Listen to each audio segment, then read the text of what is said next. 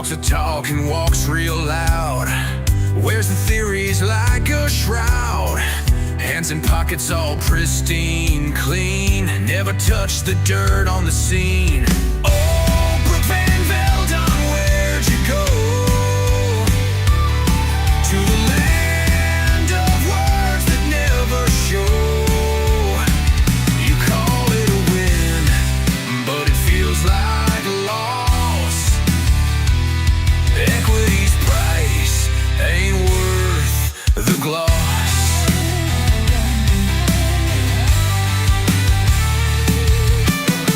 Pages and books, they don't make rules. Dreams of progress ain't built with tools. Her mantra echoes through the hall. Never seen a ladder, much less the wall. Oh, Brooke Van Veldon, where'd you go? To the land of words that never show. You claim the skies, but you miss the rain. A victory chant masked as disdain. No calluses, no heavy load. Just a painted map with no real road. The claims of strength, they fall apart when the hands won't meet the heart. Oh, Brooke Van Veldon, where'd you go? To the land of words that never show. You call it a win, but it feels like a loss. That could be.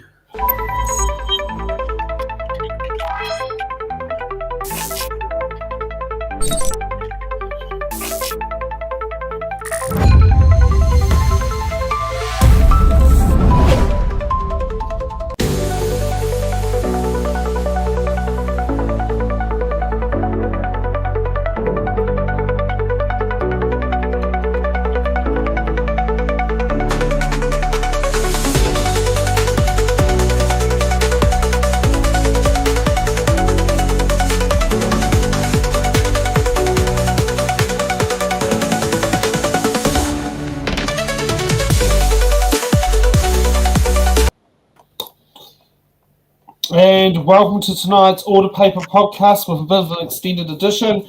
We have traded in a Stacey for a Ray. Stacey will be near. We'll be there. Gee, the people would sit down there and want to know where Stacey is. They always seem to want Stacey on the screen. It's just gone bathroom. We had a good walk in the woods, and that meant downhill from there. You know, I didn't realize she'd fallen asleep when I was pottering around the kitchen. Oh, well, things happen. Okay, so for those who are watching at home, the two people at the moment, but hey, more will come. I mean, you know, it will just be what it is. Let's kick off with continuations of the Social Security's Mandatory Review Amendment Bill, and we'll see if we can get an answer out of the Honourable Louise Upston.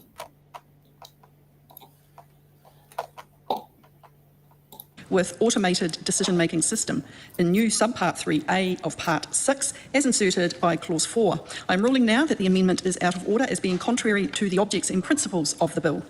Members, when we were last considering this bill, we were debating part 2. Once again, the question is that part 2 stand part.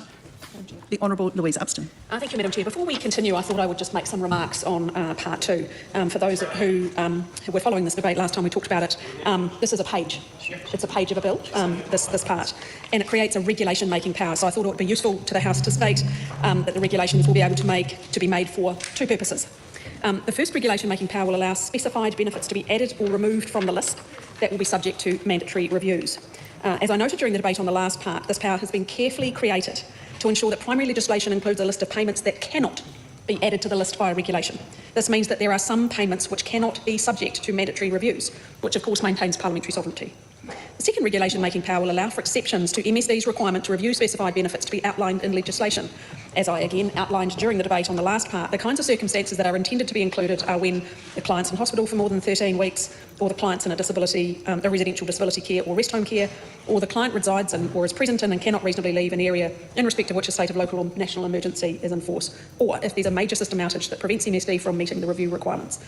This part also provides transitional requirements or arrangements. These outline how clients will be moved onto the new regime of reviews. Clients will generally have their first review 52 weeks after their specified benefit commenced.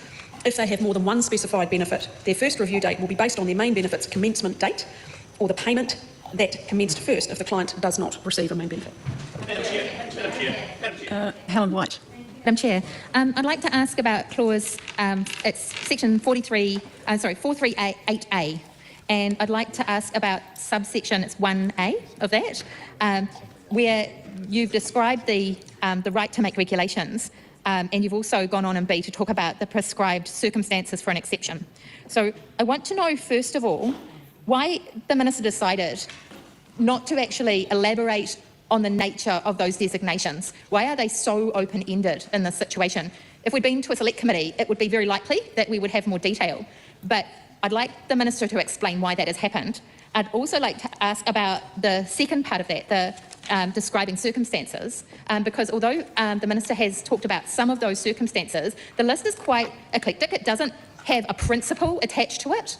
And so I am concerned. We heard from Damien O'Connor, and the Honourable Damien O'Connor, in the last committee hearing on this, and he talked about how the impact on older people was quite significant, that it was an issue that would probably affect their mental health because it would be so stressful. You will recall he talked about a driver's licence situation where many of our constituents actually get really distressed by that need to go and sit their driver's licence. And now people with an accommodation supplement who are elderly are going to have to come in. So I would like to know from the Minister, rather than her just shaking her head, whether it would be within the scope of this circumstance that MSD take into account what's going on for the person in that situation. So either that we look at it and see that there is a very low benefit to these things when you're over 65 and that it's causing distress as a general class, or maybe it's the individual themselves where it's tipping the balance. We've often got people on sickness benefits, but I also am interested in the issue about the distress caused to people where there's very little history of not disclosing information.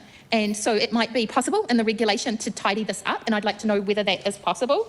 I'd also like to know, in terms of designating the kinds of benefits that we're talking about here, what happens if the name of the benefit changes? So that happens from time to time. The government says it's a helping hand benefit, for example. They're very fond of that phrase, and they'll say it's a helping hand benefit. Does that suddenly get added to the list, or is it something, well, this is the job of the Minister to answer the questions to the public who haven't got that information. So can the Minister talk about the scope of that regulation in terms of a change like that? Are we going to see, because there will be a lot of people out there who are fearful that this is the creep and that we've got a list at the moment of what might be in, but it's not actually tied down in this way, and that by regulation there can be a change. So if there is a new benefit, will that decision be made? And if the name of the benefit now, something similar replaces it with a new name, does the regulation apply in this situation? These are genuine questions. We've got a whole lot of New Zealand that are very upset about the fact that they are going to have to pay $100 a week when they're in a low income situation because they've got a border. So it's very important that they know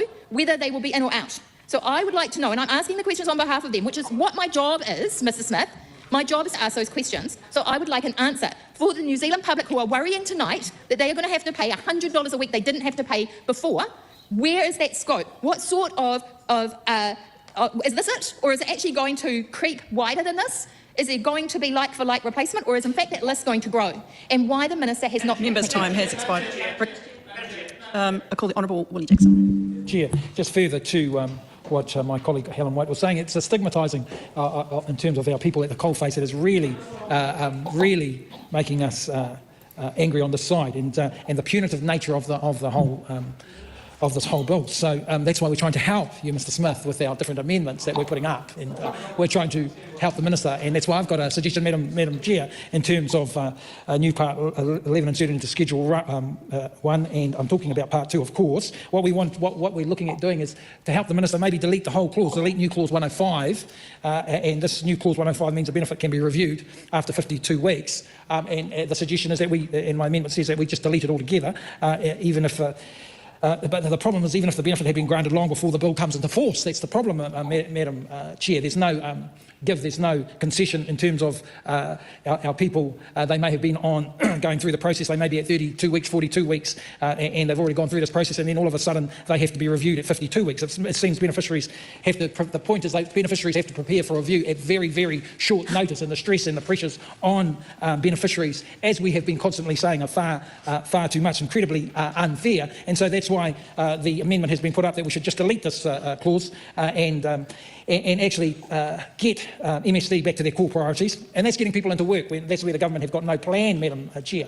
Got no plan in terms of getting people back into the work. Check the unemployment rates out there, Mr McLeod, and you will see your Māori unemployment rates have gone up considerably, and so that is because of there is no plan. Targeted programs have been abandoned. Oh, well, it's part of my amendment, actually, Madam Chair. You might want to read it. So this clause, the clause that I'm putting up, is more about compliance than this whole clause, I should say, is more about compliance rather than creating meaningful pathways into employment. And that's why I'm saying to the Minister with my amendment that she should consider deleting it altogether. I recommend that she considers deleting the clause so that MSD can concentrate on their core duties of getting people into work, not booting people out into homelessness or onto the side because they don't have the manpower to actually deal with all the compliance. And so rather than burdening people with compliance, can we look at the clause being totally deleted, and that amendment is in front of the Minister right now, Madam Chair. Ricardo Mini. I call the Honourable Louise Huxton. I want to bring the House back to the fact that this is just about regulation-making powers. I've specified the two purposes, and so this is about making it straightforward. I know members have talked about a whole range of other things that are completely irrelevant to this bill, and as I said, in the regulation-making power, this part includes the transitional arrangements, so clients will have their first review 52 weeks after their specified benefit commenced. I'm not sure what the member was talking about in terms of only having a couple of weeks' notice. Ricardo Mini March. Thank you, Madam Chair. I think it's just shown how, shall we just say, a bit wayward with Louise say about notice is the fact that people do get given review notices of periods, but MSD traditionally used to only give 2 weeks notice to these reviews. Now, they have changed them to 6 weeks. You know, you did nothing to do that, Louise. It was the previous Labor government, after following the WEAG report. You know, Labor government, you didn't go far enough.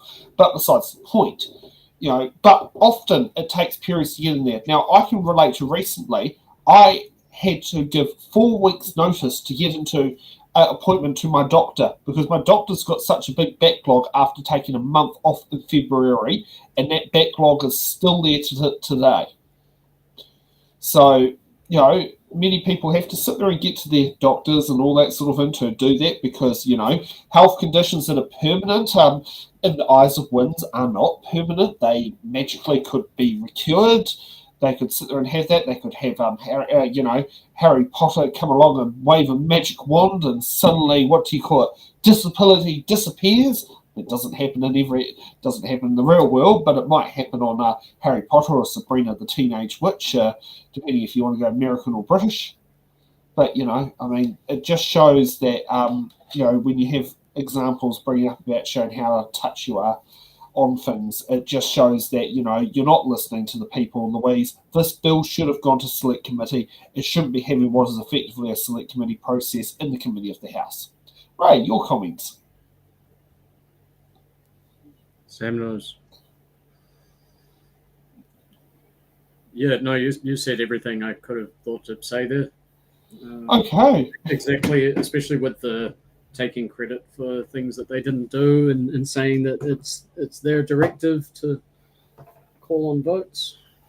Oh, exactly. And I mean, and it's good that Not Bernadette mentioned the bit about the 4 weeks with the hospital stuff if you're on supported living payment benefit, which that's pretty damn scary because, you know, you could end up being there. Like my friend Tony had a stroke. He was in hospital for 3 months. You know, he was working beforehand. What would have happened? I would not have a clue what would have happened there. You know? Yeah. It is difficult to get. There's got to be some kind of backup regulation so that things don't automatically get cut when they haven't checked on what the status is again. Stuff like that. Exactly. Yes, and that's notice, and suddenly you haven't been able to get through to them, and It's not out of a lack of intention or any other failure. Well, Obviously, promotion for being responsible and planning ahead is important. It's just the I don't know, the system hasn't updated. Like when I well, I mean, like try having to have things that you need to get in the middle of public holidays. You know, April's not a great time to renew your benefit. yeah, when I first ever dealt with when it was Working Income NZ, I thought you had your own case manager. You were assigned a case manager, and you could contact with them. But then the population doubled, and so did the people needing the service. Yeah, so the people needing help, but not the staff levels to manage to help. Mm. Yeah, so, not that doesn't surprise me. And I mean, not every office has a 5-day-a-week service either. I do know that Paiatua office of Work and Income only used to. Apparently, it's not there now, but it used to only operate 2 days a week. Which you have to be honest, that's like 2 days a week is not much to sit there and deal with crises. And crises don't stop on a Friday and get suspended in animation over the weekend. Yeah. Okay, let's see what more comes out of Ricardo Mendes March. So I wanted to pick up on the schedule, the new Part 11, and set it into Schedule 1. This is the provisions related to Social Security Mandatory Reviews Amendment Act 2025. So I'm looking at Clause 105 to C.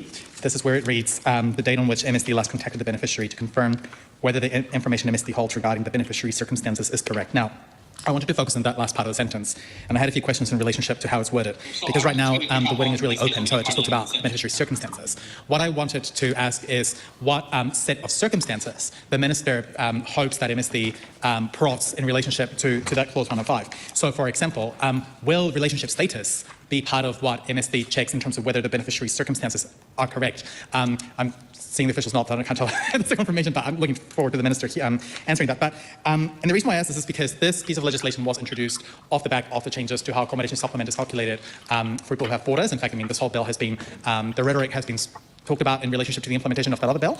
But for example, we know that a lot of the fraud investigations happen, in a large majority of them are in relationship to people's relationship status. So I did want to ask what if the Minister would name the set of circumstances that MSD will check in this new Clause 105 to see as part of the schedule, and what else would it be if relationship is part of that? What else would she see the MSD touching? And I ask this as well because I take us back to the savings that the government is making as part of this bill. We know that there's around 238 million in savings when it comes to benefit or related expenses. So I want to know if the Minister has a distributional analysis of where that is coming from. Like, for example, which benefits are being targeted as a result of that, and which groups are disproportionately likely to be targeted, and where these savings are coming from. This relates to the schedule because, for example, if beneficiaries' relationship status is part of what is being assessed, we could see particularly solo parents being disproportionately affected as a result of this. We know that a lot of solo parents end up being deemed to be in a relationship in the nature of marriage when they're just starting to reconnect and start to date people, for example. They may not be deemed in a relationship in the nature of marriage, but MSD considers them to be so. That's a very common experience in the front line. And I am concerned that the language in Clause 105 is left so open when it comes to beneficiary circumstances, because A, it doesn't give clarity to the person on the benefit as to like what MSD has scope for in terms of asking. And so if I'm a person on the benefit now subjected to the provisions on this bill, I'll have basically, like, it kind of gives MSD blanche card in terms of the kind of circumstances they can ask. So to recap, I'm keen to ask, does MSD already have a set of circumstances that they will check up against? If so, what are those? Is relationship status included in that? And then I'm also keen to see if the Minister would provide a breakdown on the types of benefits that will be most likely, in groups that will most likely be represented in that $238 million worth of savings in the benefits or related expenses as savings. Finally, my last question relates to whether, if a beneficiary is deemed to have been overpaid as part of these mandatory reviews, whether MSD will continue applying debt to the person on the benefit as part of, because they've been deemed to have been overpaid. Now, if that is the case, don't you believe that the provisions in the schedule in terms of the timings could lead to a reduction in people's weekly incomes in the long run because of then having that income subtracted from their main benefit on a weekly basis? So I just want to clarify that if these mandatory reviews happen and MSD realizes they've been overpaying people, whether a debt will be automatically established and what repayment levels is MSD expected to set as part of that. But I'm particularly hoping to see a list of the circumstances that MSD will check against in the schedule, new Clause 105. Thank you very much. Honourable Louise Huxton. Madam Chair, I did go through this in Part 1, the circumstances. It's all about eligibility and about rate. And just a reminder to the House that when somebody signs on to a benefit, they commit to identifying and notifying MSD when there is a change of circumstance. So there's already a requirement that they notify MSD of a change of circumstances, anything that affects their eligibility. In this case, in terms of a mandatory review, it might be that we find that somebody isn't receiving all of what they are entitled to. So as a result of the mandatory review, their payments might go up. But as I say, I'm not going to go into things that are in part 1. I've been clear about that in part 1. This is a very simple regulation-making power alone. Well, that's great about Ricardo mentioning about the debt part. Now, when you see actually go to the effort to actually prove that that debt exists, or it's just going to be, we think you owe this, we're deducting that. If you think there's a review of decision, doing it. Can you explain me a breakdown of how it happens? No, trust us, I work for Wins. Which doesn't sit there and do it, because then you sit there and might find out that, actually, no, I don't owe you any money, you've just sat there and stolen money from me. I remember that had been done over a $12.80 debt. Took 6 weeks and a threat to the High Court. Threat to the High Court and writing in there, I'll be asking for sanctions to be imposed against the staff members who sat there and did it. That might include contempt of court charges. But it's stupid, that we have to sit there and threaten these things when you could just do your job once, do it right. That's what I keep saying. If I'm employed to do it, I'm gonna tick the boxes every day, or catch up at some point that week, or notify my team leader. What is part 1? What are they actually changing? This is the mandatory review. So part 1, part 2, and all that are different sections of the bills. Mandatory. And this is the section of the regulation part. And by the sounds of it, they want to delegate the actual nuts and bolts to MSD. But that's the problem when you delegate a government department. Maybe it should be a external audit kind of scenario. Well, I mean, why can't it be written into law? I mean, that's the big question to be in there, is why can't it be written into law?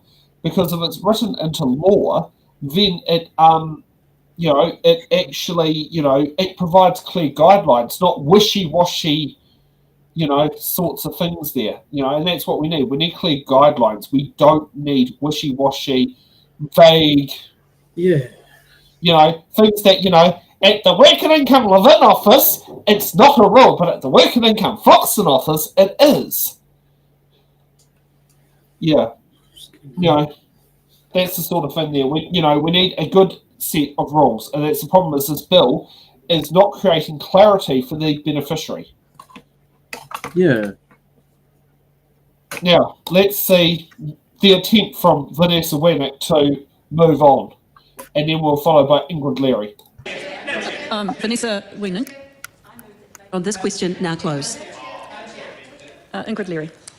Thank you, Madam Chair. And I would just preface my comments with a reminder that we have not had the opportunity to go through a select committee process. We've only just started on part 2. And there are some things around part 2 that are quite problematic, including what I would like to discuss, which is at 438A, the regulations, subpart 1B, prescribing circumstances for the exception under 310E1 for the requirement for the MSD to undertake a mandatory review. The first question really is around the kind of language that is used, which does not give any wiggle room for beneficiaries or for their circumstances. This is all about letting MSD off the requirement. And so when I look over at what that is covered in 10B1, that is,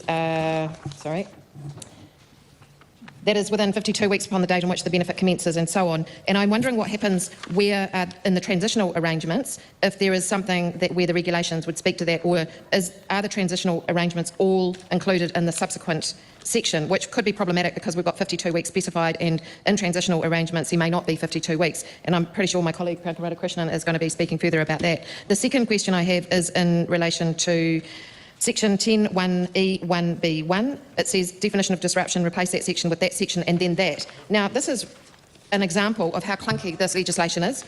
It says under 10(e)(1)(b)(1), there is a disruption to an automated electronic system used for mandatory reviews by MSD of specified benefits, or Sub-clause 2 is not included, and I'm wondering why that is not included when there is an or already in sub-clause 1. I'm sorry to interrupt the member. Can you please refer us to the page number? Page 6 of the bill, so section 310, sub 1, sub B. Which is part 1, that's why we're not following. Sorry, in the schedule, and under part 2,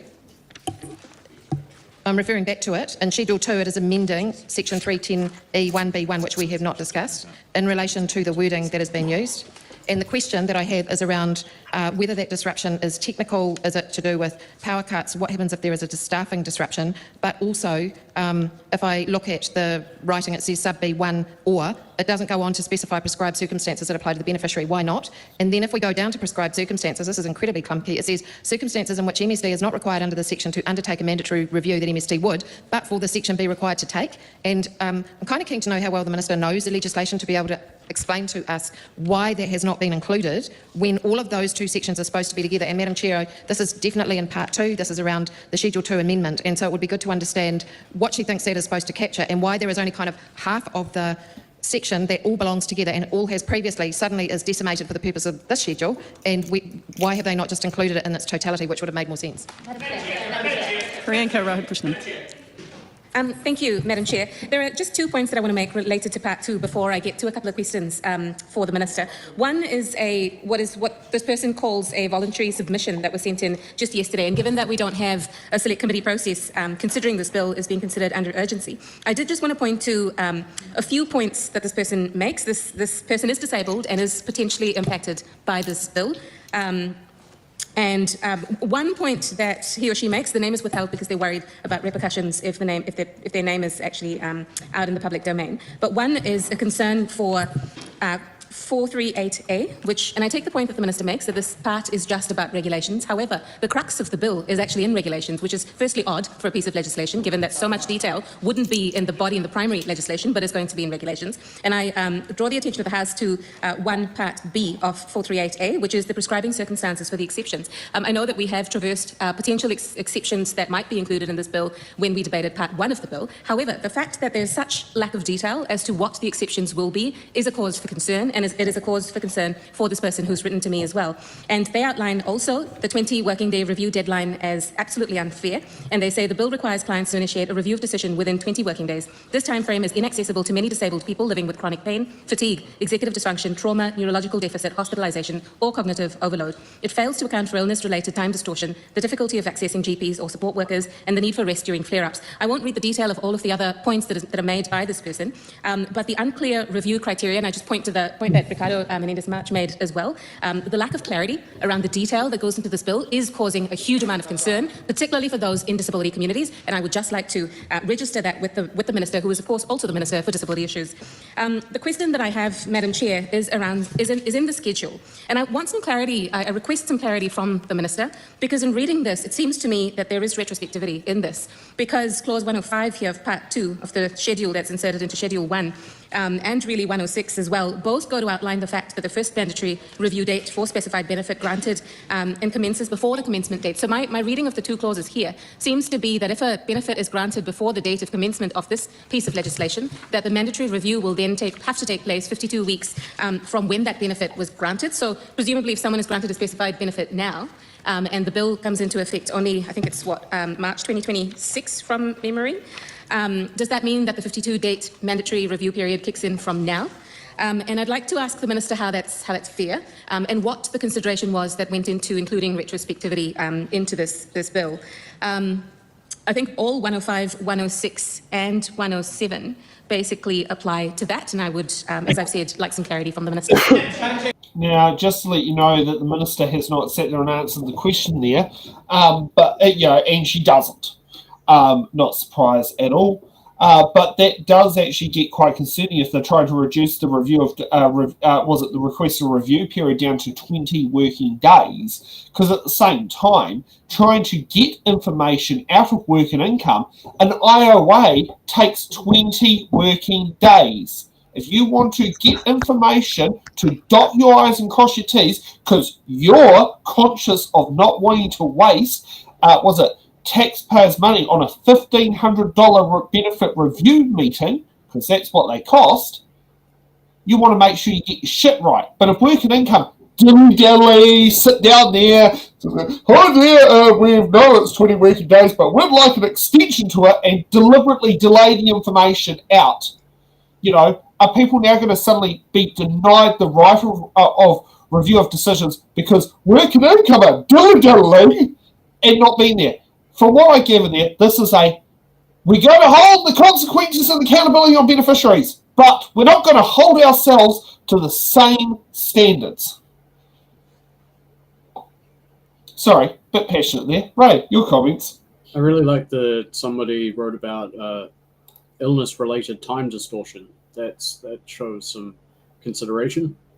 So I know what it's like to, yeah. I mean, we all know what it's like. Some days you can achieve everything, and others what is it already now already? Yeah. Exactly. Or you just basically hit a roadblock in there. I mean, I've got to admit today, Jeff got up at 1:30. 12:30 a.m. to do the paper run. I'm preparing for next week because that's going to be. It's going to be those Sundays are going to be awfully long days. I was up at 9, which was better than 1 a.m. Yeah, but I mean, you were driving the streets of Miramar, was it in Island Bay this morning, throwing papers out windows? Had you done the paper run last week as well? Yes. Yeah, that was a long day. Yeah, that's right. Next week it jumps up because the new paper runs are 50 kilometres each, whereas the current ones are about 25 kilometres each. So it's going to be a big jump, and it's not like I'm going to be getting paid that much more. But it is definitely Phase 1 of this mandatory review, was it going to be done automatically? Computers, bots, or whatever. Who knows? Who knows with this government department? I mean, put it this way: smoke signals might be the way they might do it. They might be doing it by binary code of ones and zeros. Yeah, I can. It is in the run sheet, the bill, but I'm not sure if you've got the run sheet in front of you or whether Stacey's got the run sheet. I'll load it up. Yeah. Okay, let's go to Ricardo while Ray gets to the run sheet. I'm just going to alert members that there is very little new material coming through. There's quite a lot of repetition and referring to the same clauses in the same part. So I'm looking for a new material, please. Ricardo Menendez-Much. Thank you so much, Madam Chair. So I do think it's important to remind the government members that we did not have a select committee session to unpack this bill adequately, and it is important to note that in the regulations, basically what's found in the schedule does actually have a lot of complexities, no matter what the minister may say that this is a simple bill. It's a massive expansion of automated decision making. But one of the things that the minister just said in answer to my question, she said that all circumstances that would normally be reviewed are part of that. That makes me believe that relationship status, therefore, is considered. What I wanted to ask the minister, particularly around this, in relationship to the answer she gave me, is whether she has accounted for any unintended costs that may arise as a result of the way that the schedule is worded when it comes to additional pressures that the fraud investigation unit may face as a result of this. So I ask this because, for example, there was some analysis done by MSD in the bill that this is helping implement. This is the accommodation supplement 1 around how there were basically additional costs that would likely be brought to by the nature of more people needing hardship assistance, etc. I'm really concerned that because we only have the risk and we don't have an analysis by MSD, that we haven't gotten clarification as to whether there's any unintended potential costs arising to how the schedule is worded. I'm particularly interested in the fraud investigation unit as to it relates to the provisions in the regulations, because I can see that if, for example, MSD believes that someone's circumstances have changed or incorrect, and the beneficiary say they haven't, and MSD disputes that an investigation could likely be started. I think this is important because often the people that are investigated are sole parents, to do relationship status, as I pointed out earlier, but the minister hasn't addressed the fact of potential unintended costs that may arise as a result of specifically the language in the really broad way that this is written.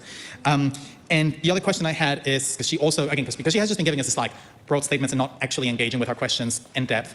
For example, I just want to clarify whether, for example, changes in circumstances could be automatic decision making now being given permission to evaluate or to, for example, confirm that the information that MSD holds in relationship to someone's disability is correct. I think that would be a really problematic thing for automated decision making to be used for, because already disabled people are facing quite a lot of medicalization in our welfare system, because she's kind of just said, look, any circumstances that could affect benefits eligibility are to be considered, and because of the way that the schedule is written. Am I to take this as someone's disability and health conditions being part of what automated decision making could ascertain as to whether MSD holds that correct information? I think that's really concerning. So some clarity around both the relationship status and people's disabilities and medical conditions would be really valuable, because if the minister genuinely intends for automated decision making to cover literally everything that could affect someone's benefits eligibility, as she just outlined in her previous answer, that tells me that the use of automated decision making is going to be extremely broad.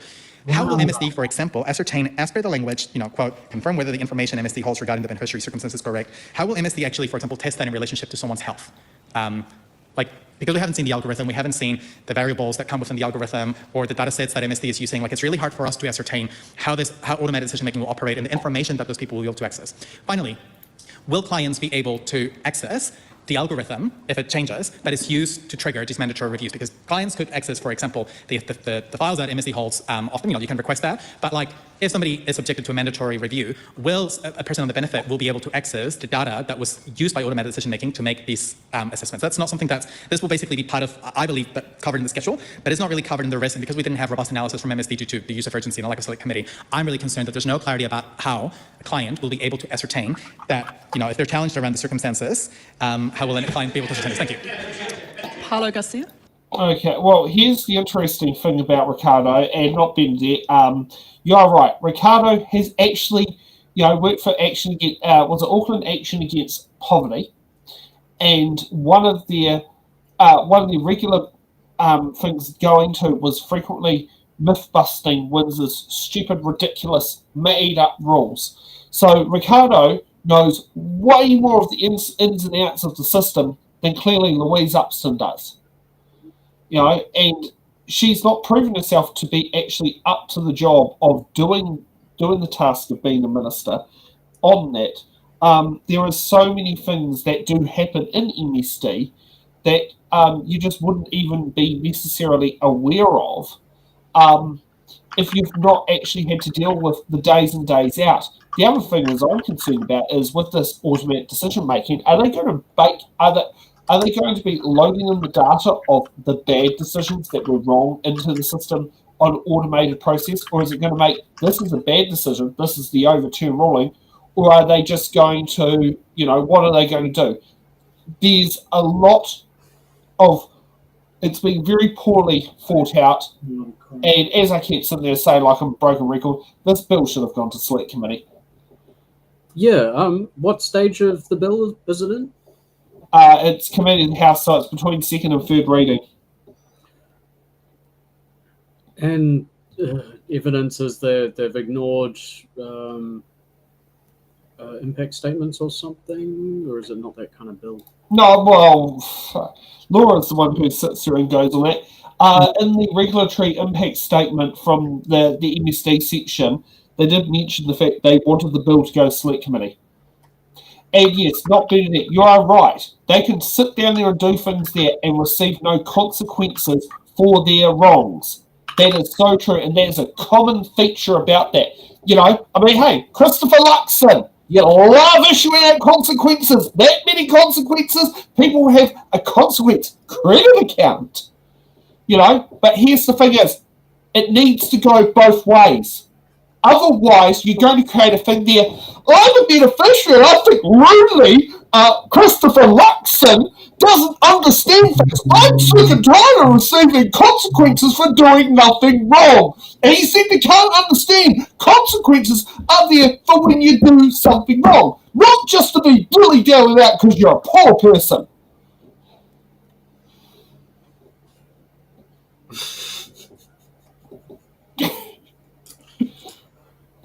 Yes, I know. Yeah. I can only really suggest what I would do, because those on sickness and disability seem to need the human element to make sure that they're being signed off correctly rather than automatically thrown into the low priority box. Yeah. However, if then you're trying to have MSD agents acting with good medical practice, they might need different training. Therefore, you might as well have some government. Well, that's the problem. They're not having good training. Does Parliament have their own team of GPs or anything like that? No, well, I wouldn't know. How many medical people actually sat there and submitted on it? Oh, they don't get sick. They're just always sick. Pick a disease and stick to it. Pick a disease and stick to it. Now let's see what all the amendments are of how Maureen Pugh's going on and on and on. Madam Chair, I move that debate on this question now close. The question is that debate on this question now close. All those in favour, please say aye. To the contrary, no. The ayes have it. A party vote is called for, Mr Clerk. New Zealand National. 49 votes in favour. New Zealand Labour. 34 votes opposed. Green Party of Aotearoa New Zealand. 15 votes opposed. ACT New Zealand. 11 votes in favour. New Zealand First. Over here. 8 votes in favour. Te Pāti Māori. E ono ngā poti e whakahe.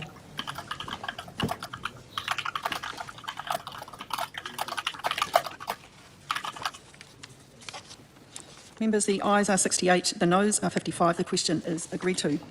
The question is that Camilla Ballich's tabled amendment to Clause 6, amending new Section 438A to insert new subsection 3, requiring the Governor-General to consider hardship when making specified regulations be agreed to. All those in favour, please say aye. Aye. To the contrary, no. No. The noes have it.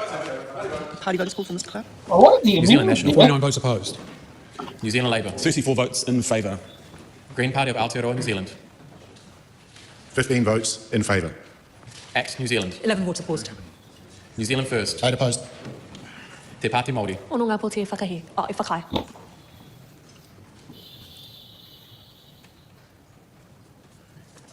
The ayes are 55, the noes are 68. The question is not agreed to. Aruna Williams' 9 tabled amendments to Clause 6, inserting paragraphs C into new Section 438A, where those paragraphs begin with the words giving effect to review, to disregard, considering the views of, and disallowing any provision of, are out of order as not being in the correct form of legislation. Aruna Williams' tabled amendment to Clause 6, amending new Section 438A by replacing every instance of the word benefit with words beginning with essential support in the form of the social safety net is out of order as not being in the correct form of legislation. Aruna Williams' tabled amendment to Clause 6, amending new Section 438A by replacing Governor-General may, by order in Council, with Minister in consultation with community advocates is out of order as not being in the correct form of legislation. Aruna Williams' tabled amendments to Clause 6, amending new Section 438A by replacing the heading with words starting with broad and unusual regulation-making powers is out of order as not being a serious amendment. I feel we're just going to skip over this section because we know how those amendments are going to go, and let's kick off with Ricardo. So this is one of those bills that does not come into place basically as an editorial assent. It's got a very specific date in March, and I did want to ask about the kind of the fiscal potential reasons as to why this may be. And because I noted in the rest we did have a comment in paragraph 52 about the initial IT costs for implementing mandatory reviews being 5.3 million and the FTE costs being 7.5 million. Now, can I assume that there will not be ongoing IT costs as a relationship to that? Again, this would have been, I think this is probably the best place to ask this question. But I wanted to ask as well whether sort of the staging of the building of, for example, any additional IT changes that need to be made, as well as the hiring process as well. Because basically what we're expecting is that A, automated decision making will be set up and ready and broadened by March next year. And then secondly, that everybody who would have been, I guess, hired or moved to these roles per the cost in the FT section of the risk would have been hired and been doing their work, and there would be probably no vacancies that would be left unfilled for quite some time. So I wanted to ask about sort of what is the staging implementation of this in terms of particularly any IT changes that need to come into place before March, and the level of confidence that MSD has given her. So this is not her confidence that I'm asking for, but MSD's level of confidence in being able to have these systems ready by the commencement date. I say this because, again, we have seen in other programs that MSDs, for example, like the frontlines, are struggling, they're at overcapacity, that they say to themselves. So I wanted to ask about how she expects between sort of passing this bill and the commencement date for the staging of any IT changes that need to happen. I also wanted to ask whether she intends to notify the hundreds of thousands of people affected by this bill of the changes prior to the commencement date. When does she expect to send communications on these changes, and whether she thinks that it would be responsible to let people know prior to March the 1st, as basically as soon as possible, and to give sort of rolling notifications that this is coming up. Because the reason why I wanted to get certainty about the comms in relationship to this is because we know that there will be 230 million worth of savings in benefits or related expenses. And so, people in the benefit stand to lose weekly income as a result of this bill. I do worry that without adequate communications, a lot of people could be caught off guard by these mandatory reviews. And because, as we discussed in part 2, because of the really broad language in the schedule, I think beneficiaries could use the time between now and March to, for example, change whether the circumstances that they have put forward to MSD are correct. So I think in some ways, to avoid people being overpaid and then slapped with a debt, I think MSD could use that time to actually communicate to people what this expression of automated decision making could entail. So to recap, I'm interested to know, what is the staging, is there a staged implementation of the, for example, ID changes that are between now and the commencement date? Secondly, between now and the commencement date, will the minister expect MSD to send communications notifying people of these changes and an explanation of how automated decision making will work?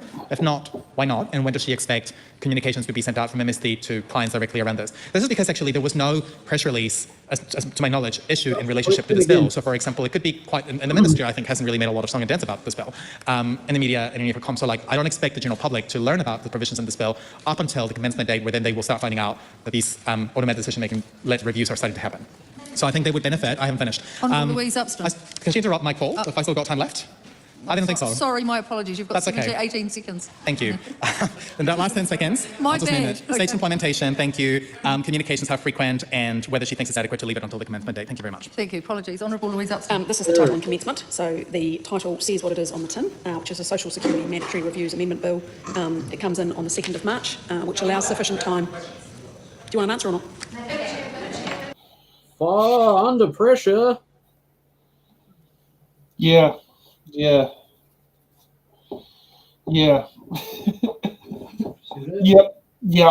I don't think she understands how to answer the question. Typical, no surprise. He said a lot, but if they can't follow, then yeah, why are they writing these things? Yeah. So true. Yeah. He wasn't speaking that fast because we're watching on increased speed. Yeah. Oh, let's hear from Helen White. Kilda.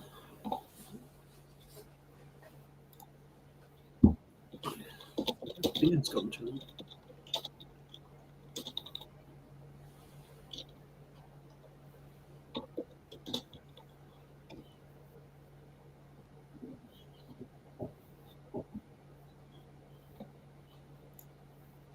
Got flustered, sat down.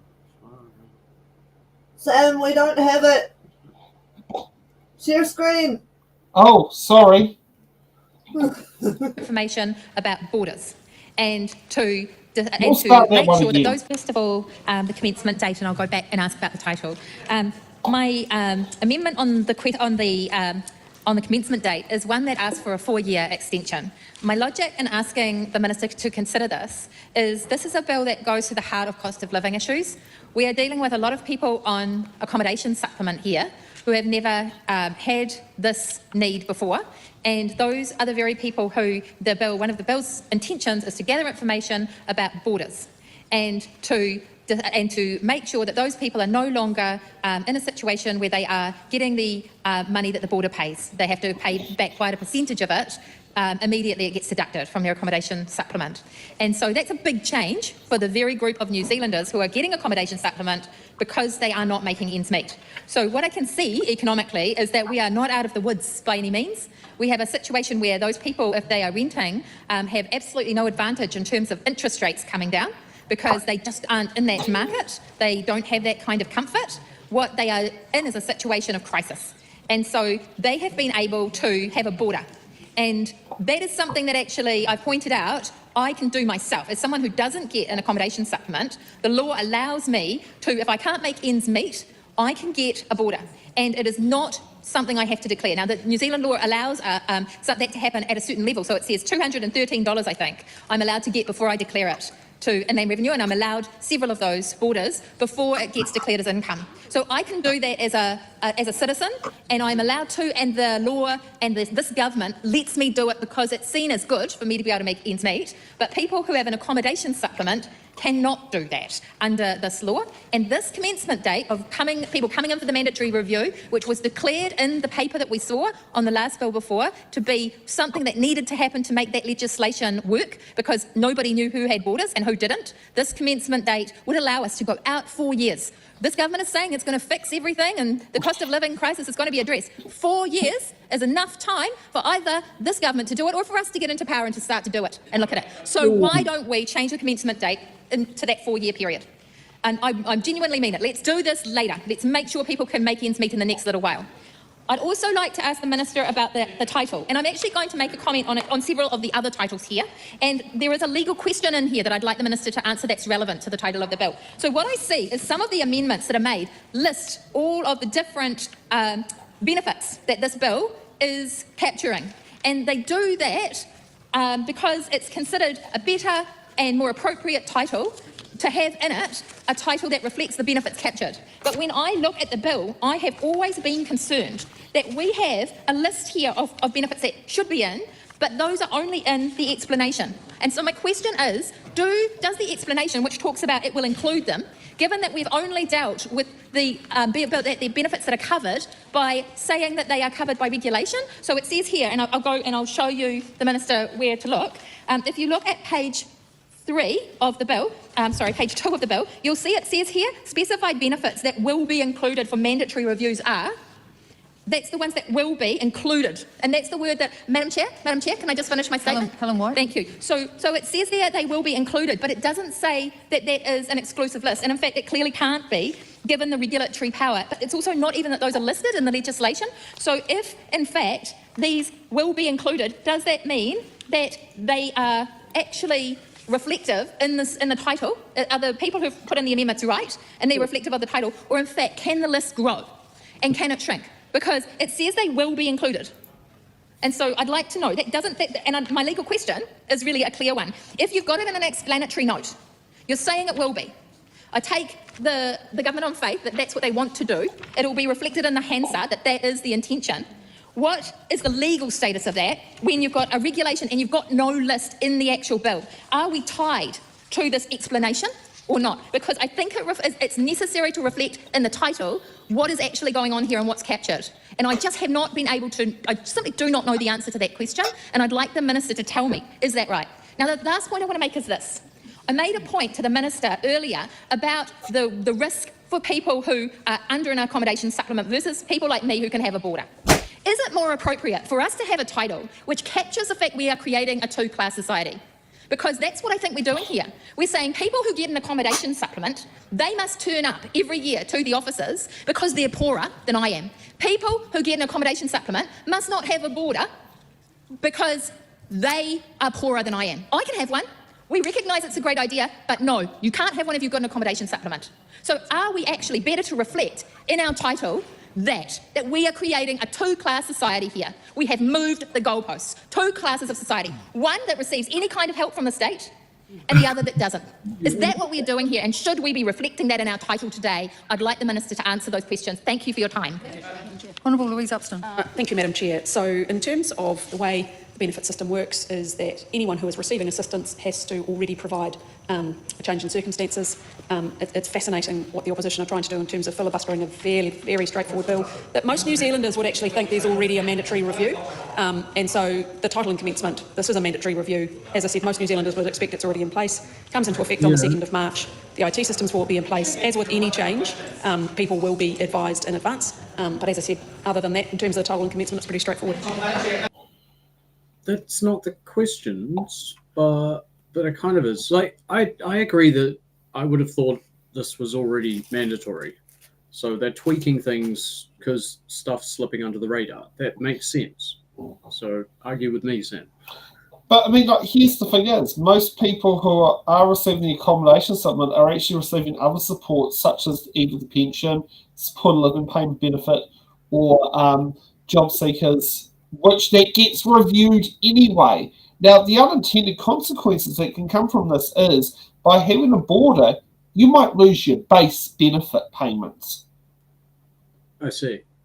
That's the other thing that's not being looked at here, is the fact you could actually lose your benefit. You could lose income off your benefit without being deducted from wages. Now, here's the thing is, the bill's not clear about that at all.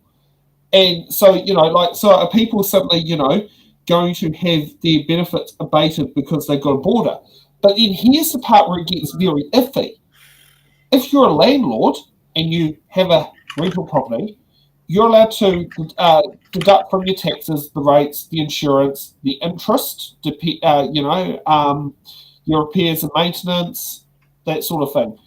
If you have a boarder, the board is meant to be going towards the running costs of the house, and those expenses coming out would be things like the internet, the telephone, the power, the gas, many things that could sit there and be on there.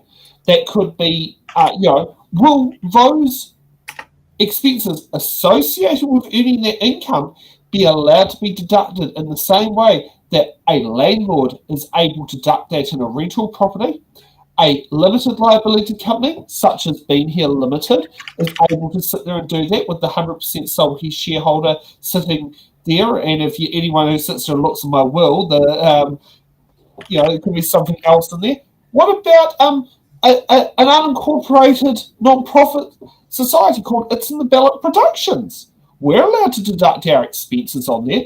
Will we will that be treated the same? What about an incorporated society called the Newtown Residents Association? Same thing. Expenses can be deducted from the income. The funny part is, Newtown Residents Association isn't subject to IR4s, which I find is quite weird because it's in the ballot productions are. But on the other hand, Newtown Residents Association is currently GST registered, whereas it's in the ballots not yet, but we are probably going to have to look at it. So, will these people who will be subjected to having accommodation supplement and potentially benefit deductions, would they be able to associate the expenses in it? How will that be calculated? Will it be at 100%? Will it be at 50%? Because 50% supposedly the landlord, the landlady, or the main occupant or tenant of the house. Where will the line be drawn? It's like, there's so many unanswered questions. Another reason why the bill should have gone to Select Committee. Social Security Act 2018. So, should we hear from Ingrid Leary again? Yeah, I'm still building the picture. I haven't been looking into this stuff going on. It's the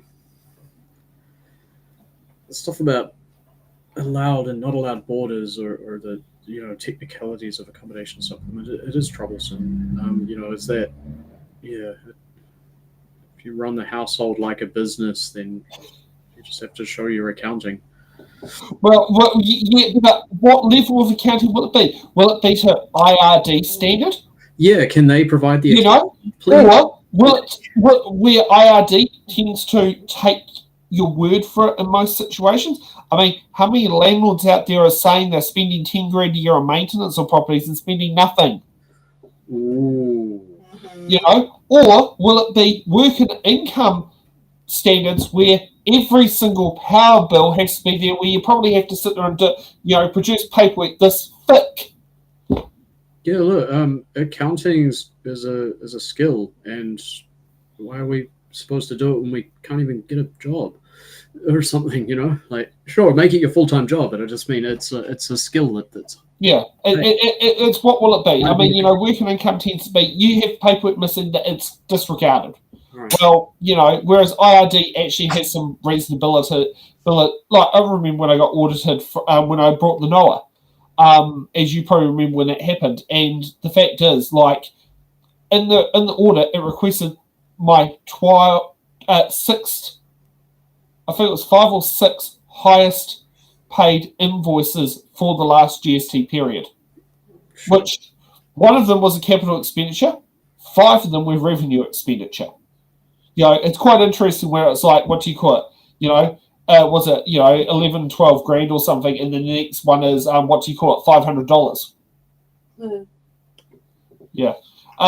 We'll get over to Ingrid and see what Ingrid's got to ask. Helen White. I'm sorry, Ingrid Leary. Thank you, Madam Chair.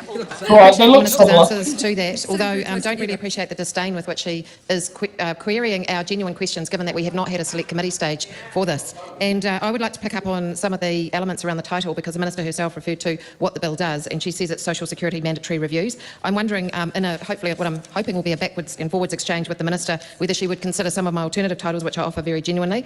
The first one is Entitlements Checks Act 2025. This would better, in my view, reflect the fact that these are entitlements from people who have gone through a process that shows that they need the safety net of the state, or they are able to actually claim an accommodation supplement due to their circumstances. So rather than vilifying the beneficiaries, just capturing the word entitlement to recalibrate what feels like a very heavy-handed bill, I think would be good. And then to counter that would be the brackets checks, meaning that without with a entitlement comes a responsibility, and so therefore both of those elements of entitlement and responsibility would be captured. So I'll pause for a moment in case the Minister would like to respond. If not, I've got a couple more titles. So my next title that I was hoping she would look at would be Social Security Limit Discretion Act. Again, I think this better captures what the purpose of the Act is, which is to really nullify any discretion that I can see that MSD has in relation to people's entitlements. So not only are we going to an automated system, but the words may have been changed to must. There seems to be no wiggle room for there to be any kind of humanity in this Act where people can take into account circumstances. So if we were to capture that in the title, limit discretion, or maybe even nullify discretion, might be more accurate. I think that would better describe what this does on the tin, using the Minister's own words. I'll pause in case you'd like to respond. So my third one, given that she's rejected those two, would be actually the social insecurity, bracket mandatory reviews, bracket amendment bill, because what this does do, as we have heard, is create huge insecurity for people who are captured by it. And I'd like particularly to reference seniors who have been used to putting forward their paperwork, understanding their entitlement, who get really thrown by having to go and review things year after year. It's incredibly stressful for them, and it does make them feel terribly insecure. I think my colleague, the Honourable Damien O'Connor, spoke really eloquently about the impact it would have on seniors, and so I wonder if the Minister might better call this the Social Insecurity Mandatory Reviews Amendment Bill. She is not going to do that, so I've only got two more, Madam Chair. The next one is Social Security bracket Yearly Review bracket Amendment Act, because I think mandatory review, again, is so heavy-handed, it doesn't really describe and give people an idea of what their responsibility is. If we spell it out very clearly in the title, it's a yearly review, everybody knows what is required. I don't think it's as good as the previous ones that I have offered, yet perhaps the Minister would consider that, but she's not engaging with that one. So my final one, Madam Chair, is the Social Security bracket Automated Decision Making bracket Amendment Act. Now that one I think is really good because this shows the huge change that this Act is bringing in, which is around automating systems and only providing exemptions and provisos when the automated system comes down, which we have just been discussing in Schedule 2. So, you know, this is a really negates the human discretion, negates the human element, creates a huge amount of work, but then it's so we won't worry about staffing, we'll just bring in all these automated systems and they'll do it, even though it's going to cost something like $13 million by the time you get the equipment and the staffing resource set up. I mean, what a fundamental waste of money. But that would be a title that I think would really capture what this does and would make it very clear to the public that this is the kind of governance that this National Party government want to bring in because they don't trust beneficiaries, they like to beneficiary bash, and there's no humanity in what they're doing. I'm going to take a call from Honourable Willie Jackson, but I do want... How do you think about Ingrid Leary's title names? The automation one is good. Where it says, I'm trying to read it now. I'm not going to say I wish I had already because it's not easy to navigate this bill. I know. So from Louise saying it's a simple bill, it's clearly not that simple. Is this the amendment, or is this like, couldn't they just, you know, highlight parts? Oh, yes and no. Like, I mean, it's the whole bill. New rule suggestion. I mean, these are SOPs going in. You know, that they might not be in the bill. They may have not got voted in. Okay. Willie Jackson. I just wanted to add to the titles, Madam Chair. I thought the member was right on a real roll there, and she had some really fascinating titles for the Minister to respond to. And I've got another one here that I'm sure Joseph Mooney would, and it's an amendment, Madam Chair. It is an amendment that you'll see. And it's Amend Clause 1 from the Act in terms of the Social Security Mandatory Amendment Act. And I'd like to call this Act as the Social Security Make Life Harder for Beneficiaries for No Reason Amendment Act. Now, I would have thought the Minister, and it's just following in line with Ingrid Leary over here, the Minister would be very interested in that. Now, I think there have been some really good questions through the process, and this is not about filibustering or anything like that. It's about...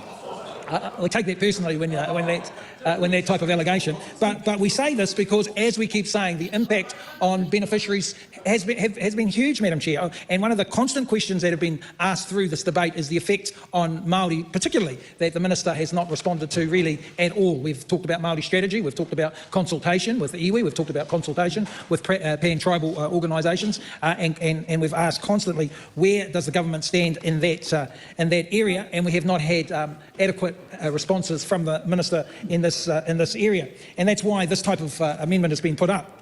Madam Chair, no one wants solo mums and kids and homeless people on the street. That's why we need to have a clause that is reflecting what is going on here. And I think it's an appropriate clause. Recently, just a few days ago, my colleague, myself, Kieran McAnulty, we were in Rotorua, and people were expressing firsthand to us their reservations over this type of legislation, and also the effects that is happening on the street in terms of homelessness, Madam Chair. We continue with this type of legislation, and we'll see the effects firsthand.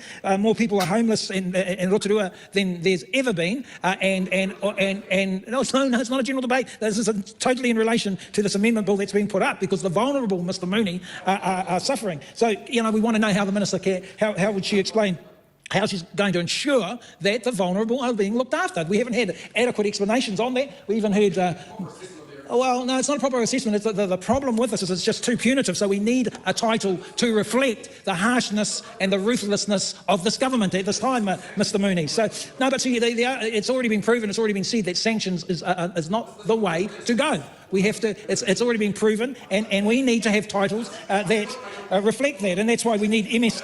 One of the things we need to do, Mr. Mooney, is we need MSD to identify. I'm trying to hear the member that's speaking, and I'm hearing first names being shouted across the House. We use two names in here, and I'm not growling at the Speaker, I'm growling at the people that are shouting across the House. Shocking behaviour from the other side. Shocking behaviour. And interrupting me as I'm speaking, and all I'm trying to do is offer the Minister a reasonable way forward in terms of a change of title, which will appropriately describe the situation at the moment. So, as I said earlier, this Act is a Social Security Make Life Harder for Beneficiaries for No Reason Amendment Act is an appropriate title, Mr. Mooney, given what's happening with beneficiaries, given the response of our communities who are saying they've not had enough consultation on this, who are saying this is too punitive, who are saying that they want opportunities, who are saying they want a strategy with regards to employment, with regards to Māori, with regards to housing, and we would like the Minister to respond to these very reasonable proposals that have been put up from this side with regards to the title, with regards to the change of date, with regards to the schedule. I think a very appropriate response from this side of the House, Madam Chair. Honourable. I can see how Ingrid Leary and Helen White have been mixed up. They're both wearing red coats. Yeah, but yeah, who's who? I really like them, actually. They're good outfits. Yeah, I just thought that was a random fact we could mention. You know, something that's not controversial. Okay, let's hear what the Minister's got to say. Said before, in answer to the question around IT systems, yes, they will be well in place by the 2nd of March in terms of commencement. The date is also clear in terms of changes to the accommodation supplement legislation that was passed last week. That was signalled in Budget 24, so there's been plenty of time and plenty of warning. There is already a requirement that people provide a change of their circumstances to MSD, and this just makes a mandatory review every 52 weeks. I'm not going to cover things and answer questions that are outside the title and commencement. I'm sure the members can come up with all sorts of names about things that have got nothing to do with this bill, but it is very straightforward. As I said before, as with any change, clients are notified in advance, and this commencement date allows sufficient time for that to happen.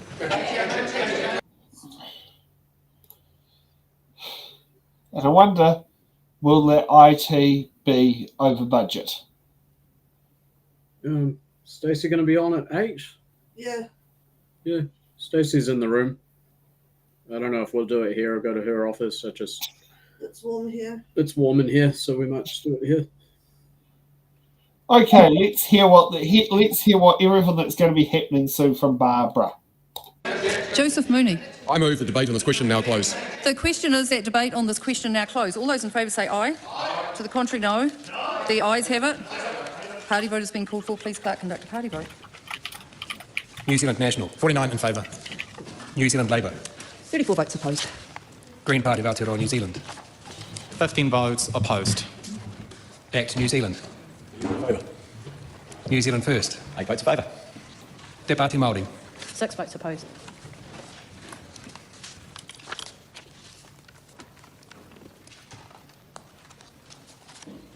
The ayes are 68, the noes are 55. The question is agreed. The question is that Honourable Priyanka Radhakrishnan's tabled amendment to Clause 1, replacing the title with Social Security Yearly Review Amendment Act, be agreed to. All those in favour say aye. Aye. To the contrary, no. Aye. The noes have it. Party vote has been called for, please, Clerk. New Zealand National. 49 opposed. New Zealand Labour. 34 in favour. Green Party of Aotearoa New Zealand. 15 are in support. ACT New Zealand. 11 opposed. New Zealand First. 8 votes opposed. Te Pāti Māori. 6 votes in favour.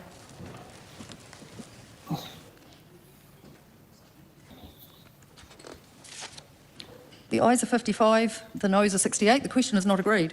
The question is that Rachel Boyack's tabled amendment to Clause 1, replacing title with Social Security Regular Mandatory Reviews Amendment Act 2025 be agreed to. All those in favour say aye.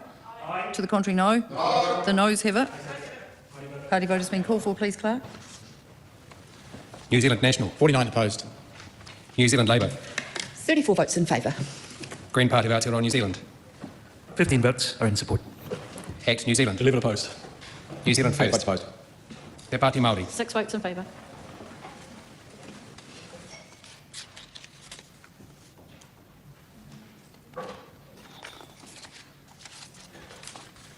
The ayes are 55, the noes are 68. The question is not agreed. The question is that Rachel Boyack's tabled amendment to Clause 1, replacing the title with Social Security Annual Mandatory Reviews Amendment Act 2025 be agreed to. All those in favour say aye. Aye. To the contrary, no. The noes have it. Party vote has been called for, please, Clerk. New Zealand National. 49 opposed. New Zealand Labour. 34 votes in favour. Green Party of Aotearoa New Zealand. 15 votes are in support. Act New Zealand. 11 opposed. New Zealand 8 First. votes opposed. Te Pāti Māori. 6 votes in favour.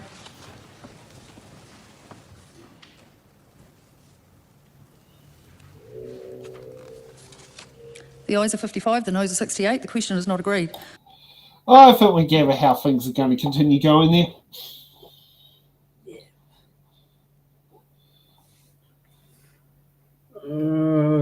Trying to read the bill, it gives me a headache. Oh, well. Do you want to move on to the next section then? Yeah. Um, what have we got next, Sam? Oh, it's the debate about the suspension of, was it Hana Rafiti Maipi Clark, Rarity Waititi, and Debbie Narewa Packer. Very good. Give me half a minute to use the loo. Oh, yeah. Oh, okay. So should we do a countdown? And I'll go and use the loo at the same time, and we'll see you back very soon. Aye.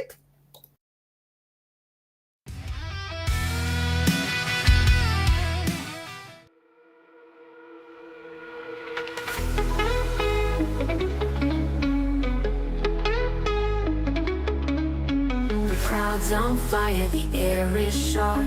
Voices rising, breaking the dark. Hearts thump faster like a drum. The night's alive, here it comes. We got the results, the dice is cast. Feel the pull of the future past. Cheer or cry, the moment's here. History's loud, it's crystal clear. Lights are flashing, the screens are tall. Waves of hope crash through the hall. Win or lose, the story grows. Every step the nation shows. We got the results, the dice is cast. Feel the pull of the future past. Cheer or cry, the moment's here. History's loud, it's crystal clear.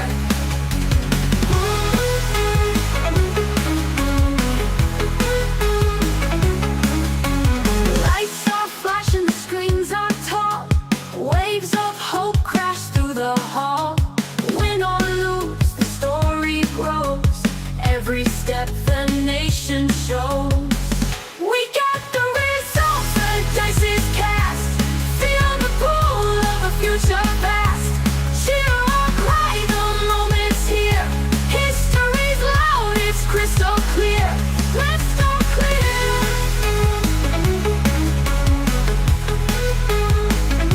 Let's go clear.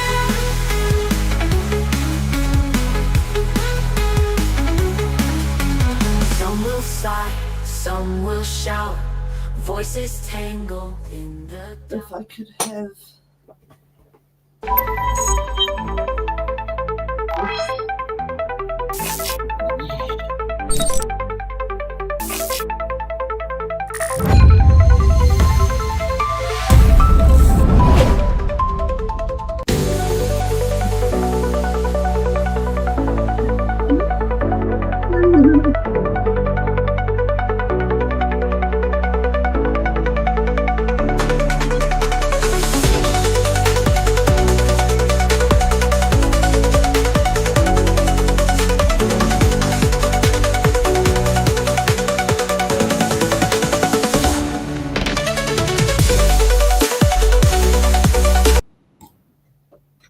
And welcome back. And I see Stacey has taken the seat.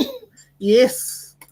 Speaking of, I shall change my name because I didn't realise. So will it be was it Mrs. S. Wokeness? Oh yeah, Sam knows I'm mad. I was thinking about putting not Laura, but Yeah, that's all right. Here's Laura. Don't know what the conversation's about, but hey, we know it's Laura. Exactly. Here's one that we definitely can sit there and say. It is. Hi. Right, sorry. And another one. Hi. Ray and I went for a walk this afternoon, and my hips and my ankles and my feet died, and I was freezing cold, and I fell asleep. So sorry. So now it's been quite a while since these first two speeches happened, but I think we need a bit of a refresher. Yeah. So let's kick it off with Judith Collins. The Honourable Judith Collins. Thank you, Mr Speaker. I move that Hana Rafferty Maipi Clark be suspended from the House for 7 days for acting in a manner that could have the effect of intimidating a member of the House in the discharge of their duty, and that Debbie Ngarewa Peka be severely censured by the House and suspended from the service of the House for 21 days for acting in a manner that could have the effect of intimidating a member of the House in the discharge of their duty, and that Rauri Waititi be severely censured by the House and suspended from the service of the House for 21 days for acting in a manner that could have the effect of intimidating a member of the House in the discharge of their duty. These recommendations follow the Speaker's ruling on 10 December 2024 that a question of privilege arose from the actions of the Honourable Penny Henry, Hana Rafferty Maipi Clark, Debbie Ngarewa Peka and Rauri Waititi, following the first reading debate on the principles of the Treaty Waitangi Bill on 14 November 2024. At the conclusion of that debate and during the vote, the 4 members left their seats to perform the haka, and 3 of the members advanced towards the seats of another party, something the Speaker has ruled cannot be considered anything other than disorderly. All 4 MPs were referred to the Privileges Committee and subsequently invited to appear before it. Mr Henry did so, and he accepted he should not have left his seat. The committee recommended he apologise to the House for acting in a disorderly manner that disrupted a vote being taken and impeded the House in its functions, and he unreservedly did so on 25 March 2025. However, the 3 other MPs declined to appear before the committee, ostensibly because the committee rejected their request to appear together rather than individually, while clarifying that each member would be able to attend in the public gallery. The committee wanted them to appear individually as it considered that would be of most assistance to it in considering the question of privilege. It especially wanted to clarify whether there was any premeditation behind the actions, given Ms Maipi Clark told media Mr Waititi was supposed to rip up the bill and start the haka, but instead handed it to her to do so. The committee sought to arrange hearings twice more, but the members declined each opportunity. We have therefore had to consider this matter based on observations on 14 November, including video footage. This footage clearly shows Ms Maipi Clark casting her party's vote before proceeding to rip up the bill and start a haka. The Speaker can be heard saying, "No, don't do that," before rising to his feet. However, a number of opposition party members then rose to their feet and joined Ms Maipi Clark in performing the haka, with Ms Maipi Clark, Mr Henry, Ms Ngarewa Peka and Mr Waititi leaving their seats. Ms Maipi Clark, Ms Ngarewa Peka and Mr Waititi moved across the chamber floor to face members of the ACT Party, who were seated at their desks. Ms Ngarewa Peka approached the front of the ACT Party desks and, while performing the haka, pointed at ACT Party members using a hand gesture similar to a finger gun. At the conclusion of the haka, Ms Ngarewa Peka repeated the gesture and, simulating a firing motion, said "e noho," or sit down. The Speaker suspended the sitting of the House. When the House resumed nearly 30 minutes later, the Speaker ruled that Ms Maipi Clark's conduct was, quote, appallingly disrespectful and, quote, grossly disorderly. He moved that Ms Maipi Clark be suspended from the House, and the motion was agreed to. Based on our review of the video footage, we consider that the facts of the matter are clear and occurred as I've already outlined.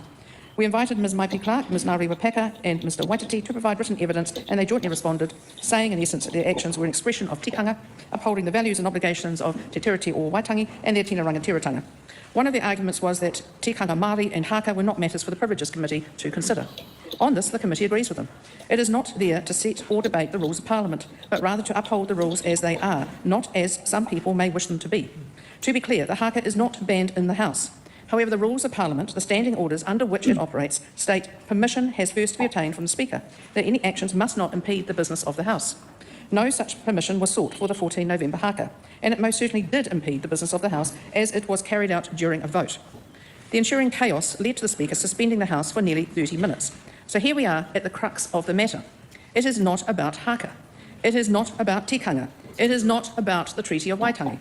It is about following the rules of Parliament that we are all obliged to follow. and that we all pledge to follow. It does not matter our gender, our ethnicity or our beliefs. In this House, we are all simply members of Parliament, and like any institution, it has rules. Standing orders already include severe penalties for people who break the rules without the requirement to even go to the Privileges Committee.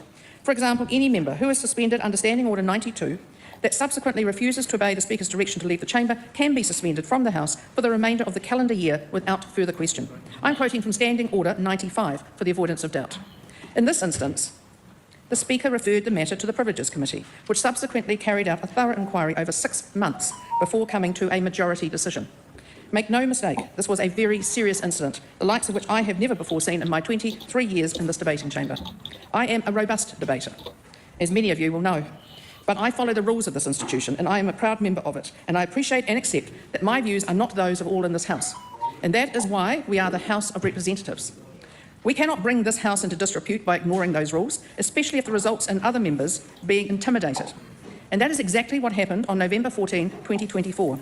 The behaviour of Ms Maipi Clark, Ms Ngare Wapaka and Mr Waititi was such that it could have the effect of intimidating other members of the House acting to discharge their duties. It is highly disorderly for members to interrupt a vote while it is being conducted. The right to cast one's vote without impediment goes to the heart of being a Member of Parliament. It is not acceptable to physically approach another member on the floor of the debating chamber. It is particularly unacceptable for Ms Ngare Wapaka to appear to simulate firing a gun at another Member of Parliament. We are therefore, by majority, find all 3 members have each committed a contempt to the House and are recommending the penalties as I have already laid out. After 6 months of meetings and hearings, which all committee members participated in a professional manner and with civility, it is disappointing to now hear personal attacks and allegations of racism. I utterly reject that. We have simply done our job. Thank you, Mr Speaker.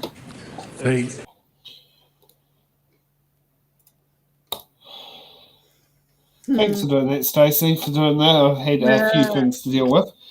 So, how do you find Judith's starting off point? Making herself look like calm, reasonable. She's full of shit.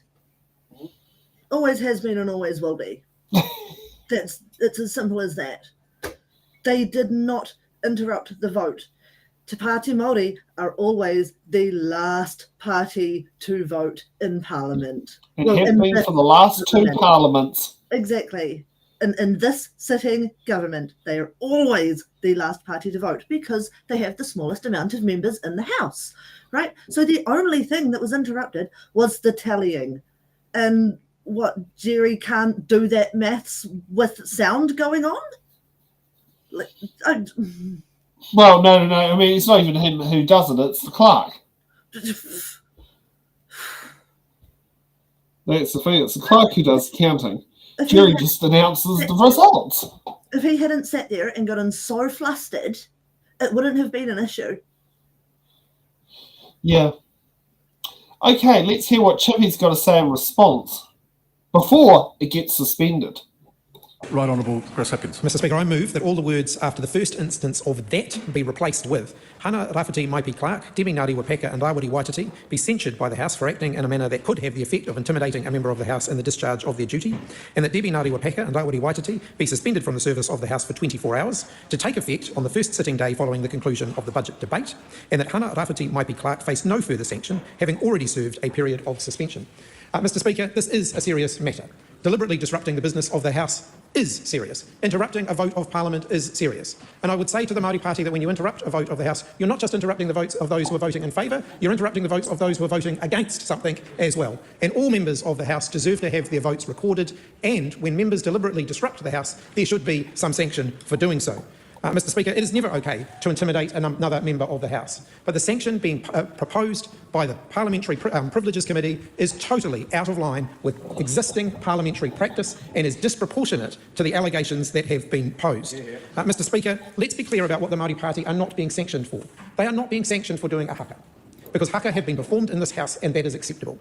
They are also not being sanctioned for refusing to appear before the Privileges Committee, because that is completely legitimate as well. No one is obliged to appear before the Privileges Committee, and the Māori Party chose not to, and that is their right, and they should not be sanctioned for that. They are being sanctioned because they broke the rules of the House, they behaved in a disorderly manner, they interrupted a vote of the Parliament, and there should be a sanction for that.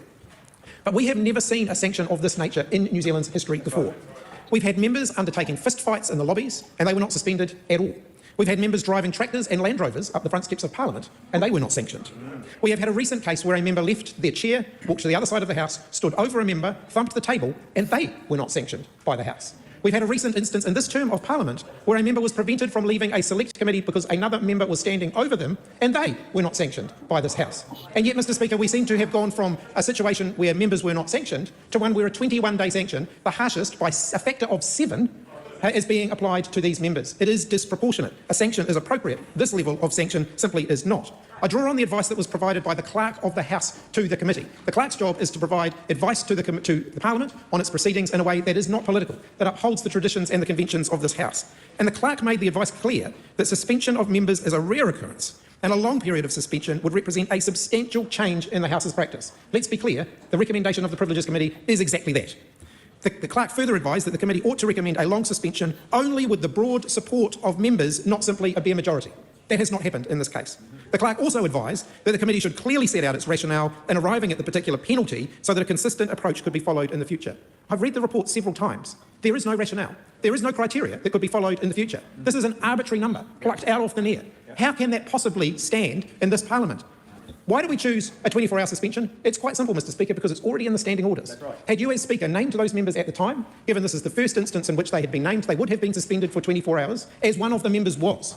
If they did it again, they'd be suspended for 7 days, and if they did it again, they'd be suspended for 28 days. Those are the existing rules of the House. The Privileges Committee is departing from the well-established practice of this House in its recommendations, and the sanction they are proposing is totally disproportionate.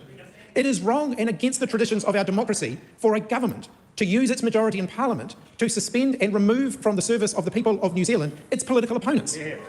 The reason the Clerk advised that the committee should seek near unanimity on this matter is because of exactly that. Other parliaments around the world have seen members of the opposition suspended by the government, and we, in many cases, have criticised them for doing that.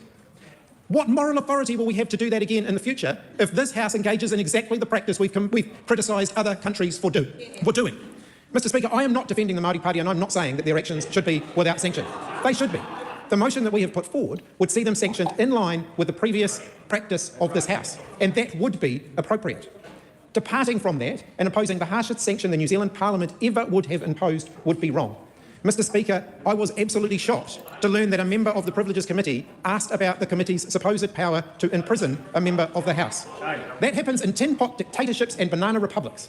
No member of this House should be inquiring about whether they can imprison a member of their opposition.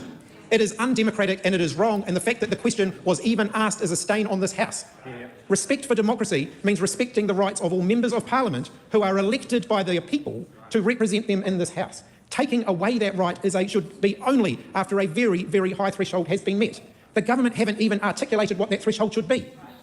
If they are going to impose the harshest sentence ever recommended by the Privileges Committee, they should be very clear on what the criteria were that they weighed that against, and they have not done that. They should be very clear on what the future criteria for this nature of sentence, if you like, should be, and they have not done that either. They are accusing one party of breaking the rules of Parliament, which I happen to agree they did, whilst also not following the rules themselves. Any moral authority they want to claim here has been severely diminished by the fact that they themselves are not following the existing rules of the House. The sanctions that this House imposes are set in the standing orders. 24 hours, 7 days, 28 days, in that order.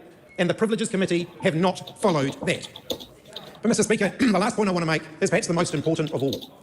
Looking around the world, and I say this to all members on all sides of the House, looking around the world, democracy is quite literally hanging by a thread. Days like today hold a razor blade up to that thread. When people around the country look at this House and say, why should I have any faith in the institutions of democracy, this is a very good example of why. Parliament spending more time talking about itself than talking about the issues that matter to them.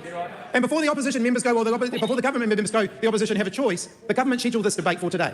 They had that choice. The government recommended a penalty that is harsher than any the Parliament has ever imposed before, and that was their choice. The government chose to impose that penalty by majority rather than seeking consensus, as the Privileges Committee has almost always done in the past, and that was their choice. They have brought this before the House today, and they have made that choice, and it should be subject to scrutiny. What they're doing today is wrong, Mr Speaker. Imposing a penalty that removes 3 members of the House during budget week, preventing them participating in one of the 2 occasions the opposition has in a year to vote no confidence in the government, is simply wrong. This is not a tin pot dictatorship or a banana republic. We should stand up for the values of democracy, even when they are inconvenient, even when people are saying things that we disagree with. That is not what the government are doing today. Welcome, Gary. Kia ora. And, Sorry, I thought we were going to be on a bit later. I will be honest, and I did get told off by this from Stacey. I copied and pasted last week's run sheet and forgot to update details. Okay. Yes. Yeah. Right. Well, maybe I should have sent back a reply saying, yes, I'll be here at this time. And then you would have been able to correct it. Yeah, that's true. Yeah, because I would have just went forward, not thinking about it. Or, well, Stacey does, like, oh, it's only internal at the moment, but then and then you became external to the weekly thread. Okay. Well, anyway, I'm fed. My cats are fed, so let's go. Oh, very good. Yeah. I think Ray is feeding the cats here at the moment. It's about. Give was it Tigger his injections? Yes. Joys of having a diabetic cat. But okay, jumping. Ooh, okay. Did anybody else see the camera switch to Judith? And she is sitting there nodding her head in agreement that the Privileges Committee broke protocol. Well, broke a standing convention. It's the first time that they've done this, and it's the second time in New Zealand's history of Parliament since the 1860s that the Privileges Committee has actually, not gone with a unanimous decision. And the one time they didn't go with a unanimous decision was when New Zealand First abstained when it was a decision over Winston Peters back in 2008. Oh, wow. But that wasn't a slim majority. That was a major majority with some people dipping out. You know, that wasn't what we have now. The small majority pushing their agenda. Yeah. And I have to say that I saw the Privileges Committee when Penny Henry was there, and both Judith and Winston made it clear that he wasn't their target. So he was just collateral damage. Well, they made it. They made it clear that they were happy with his apology, and that Winston Peters actually used sort of the words that he wasn't the person they were after. It was, which then sits here and fires it up that it definitely more looks like a witch hunt. Yeah. So what Chris Hipkins is saying is about this not following protocol is 100% correct, because they've just plucked this penalty out of the air. And I suspect that it was behind closed doors, because it was a closed session. They were supposed to have the public, but it was a closed. I suspect behind closed doors, Winston Peters and Judith Collins were goading each other in a power game. But I think we need to talk to Ricardo Menendez March about what went on in the. And was it Madameno Kapakingi? Yep. Who has publicly said this is not how a normal Privileges Committee has. This is not normal. Yep. The only person that's really been vocal about it so far has been Duncan Webb. Mm-hmm. Yeah. Well, let's get on to after it got suspended and been reignited a couple of weeks later. Let's kick off here on Thursday. Just Bean's proceedings, where it finished off. And they locked us out again. Oh, okay. Sorry, I thought the clerk. I thought the clerk was going to be saying something at that point. Okay, Honourable Chris Bishop. Oh, thank you very much, Madam Acting Speaker. Well, I think all members of the House know why we are here, and when the House last left this matter some 10 days or so ago, the House voted to adjourn the debate so we could get through the budget, which has now happened. It is, I have to say, I think regrettable that not all members of Parliament cast a vote in relation to the budget. As I noted publicly at the time, and as we adjourned the debate on this issue, Parliament's authority to the government to spend money is of paramount importance to this country. It's the reason, one of the reasons why Parliament exists. The government literally can't function without supply being voted by the Parliament. So there's no more important function than this Parliament. And unfortunately, some members of Parliament chose not to even exercise a vote in relation to the budget, including members for whom the debate was specifically extended so that they could cast a vote. Well, the the member says get on with it, and that would be the only remarks I wish to make. That would be the only remarks I wish to make in the House today. I think the Honourable Judith Collins, the member leading the Privileges Committee, has canvassed the issues that are before the House quite adroitly. We've heard from the Leader of the Opposition in relation to their perspectives. My view would be to encourage the Parliament to deal with this issue today. My view is that New Zealanders are over this debate. New Zealanders want the country to be focused on what Parliament is there for, which is to debate the big issues facing the country. So my strong encouragement to members from the other side of the Parliament who have at various points, it's varied a bit to be fair, but at various points have indicated that they will have an elongated debate. That is a choice over to them. But my encouragement would be for everybody to finish this debate today, have a robust debate, but let's end this issue once and for all, deal with the issue and get back to the major issues facing this country.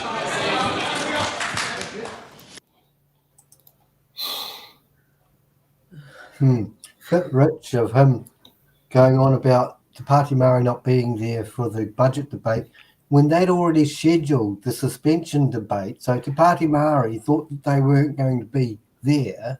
They booked their flights and made them they were outside with the crowd because it was all pre-organised because they thought they were going to be excluded. So then Chris Bishop is the person who pulled the plug on the debate and adjourned it. And then he's complaining that they weren't there for something that they thought they weren't supposed to be there for. Well, and actually, at the same time, Te Kuta Whereas did the budget speak for Te Pāti Māori, and they voted. Yep. They did all their preparation to be 3 MPs down, and then Chris Bishop is the one who changed the agenda and changed the schedule by the adjournment. To play politics. Yeah. And also because he was so worried about his precious government bills not being heard before the budget or interfering with the budget schedule. Wow, that's all it is though. It's playing politics. They're just playing games with themselves and each other and the entire country, and it's ridiculous. And now we're replaying it so that people can watch it ready for the next election. Yeah, no, I don't give any credit to Chris Bishop for any of this because they dug a hole and they dug a deeper hole and then they dug another hole beside it to try and get out of the hole they dug. Oh, is this familiar face? Yeah. Okay, let's kick off with Duncan Webb. Yeah. Dr. Duncan Webb. Tēnā koe te mana whakawā. Madam Speaker, the Privileges Committee is one of the most senior committees of this House, and it's usually bipartisan, and it almost always presents a unanimous report. And it's actually really unfortunate that that's not the case today. The Labor Party doesn't support the recommendations of the committee as to sanction. The proposed sanctions of 7 days and 21 days are disproportionate, unprecedented and vindictive. I think it's really important to put on the record why we concluded that whilst there was a contempt of the House, we can't agree with the sanctions proposed by the majority. The facts are well known. Many were present in the House for the incident where the members concerned performed a haka while the vote was being tallied on the principles of the Treaty Waitangi Bill. We're all familiar with the haka. It's a well understood ritual, and in this case it was energetic and it was theatrical. It's intended to express things like anger, challenge or endurance over adversity. But at its heart it was a performance. There was never any suggestion of physical violence. It was never remotely likely. And it's well known that those 3 members chose not to attend the Privileges Committee or provide any explanation. They weren't required to attend the committee, they were not called to attend and therefore did not have to. Whilst they can't claim credit for cooperation, nor can they say they were denied an opportunity to explain, neither can they be punished. It appears that some members of the committee may feel affronted that members didn't come to the committee when they were invited. They may even consider that the members were defiant in not attending. However, they were not required to attend. This is no justification for the imposition of a punishment which is disproportionate and arbitrary. Look, this place is noisy and sometimes chaotic. But it is the preeminent lawmaking body. And when we make a decision, we do it by vote.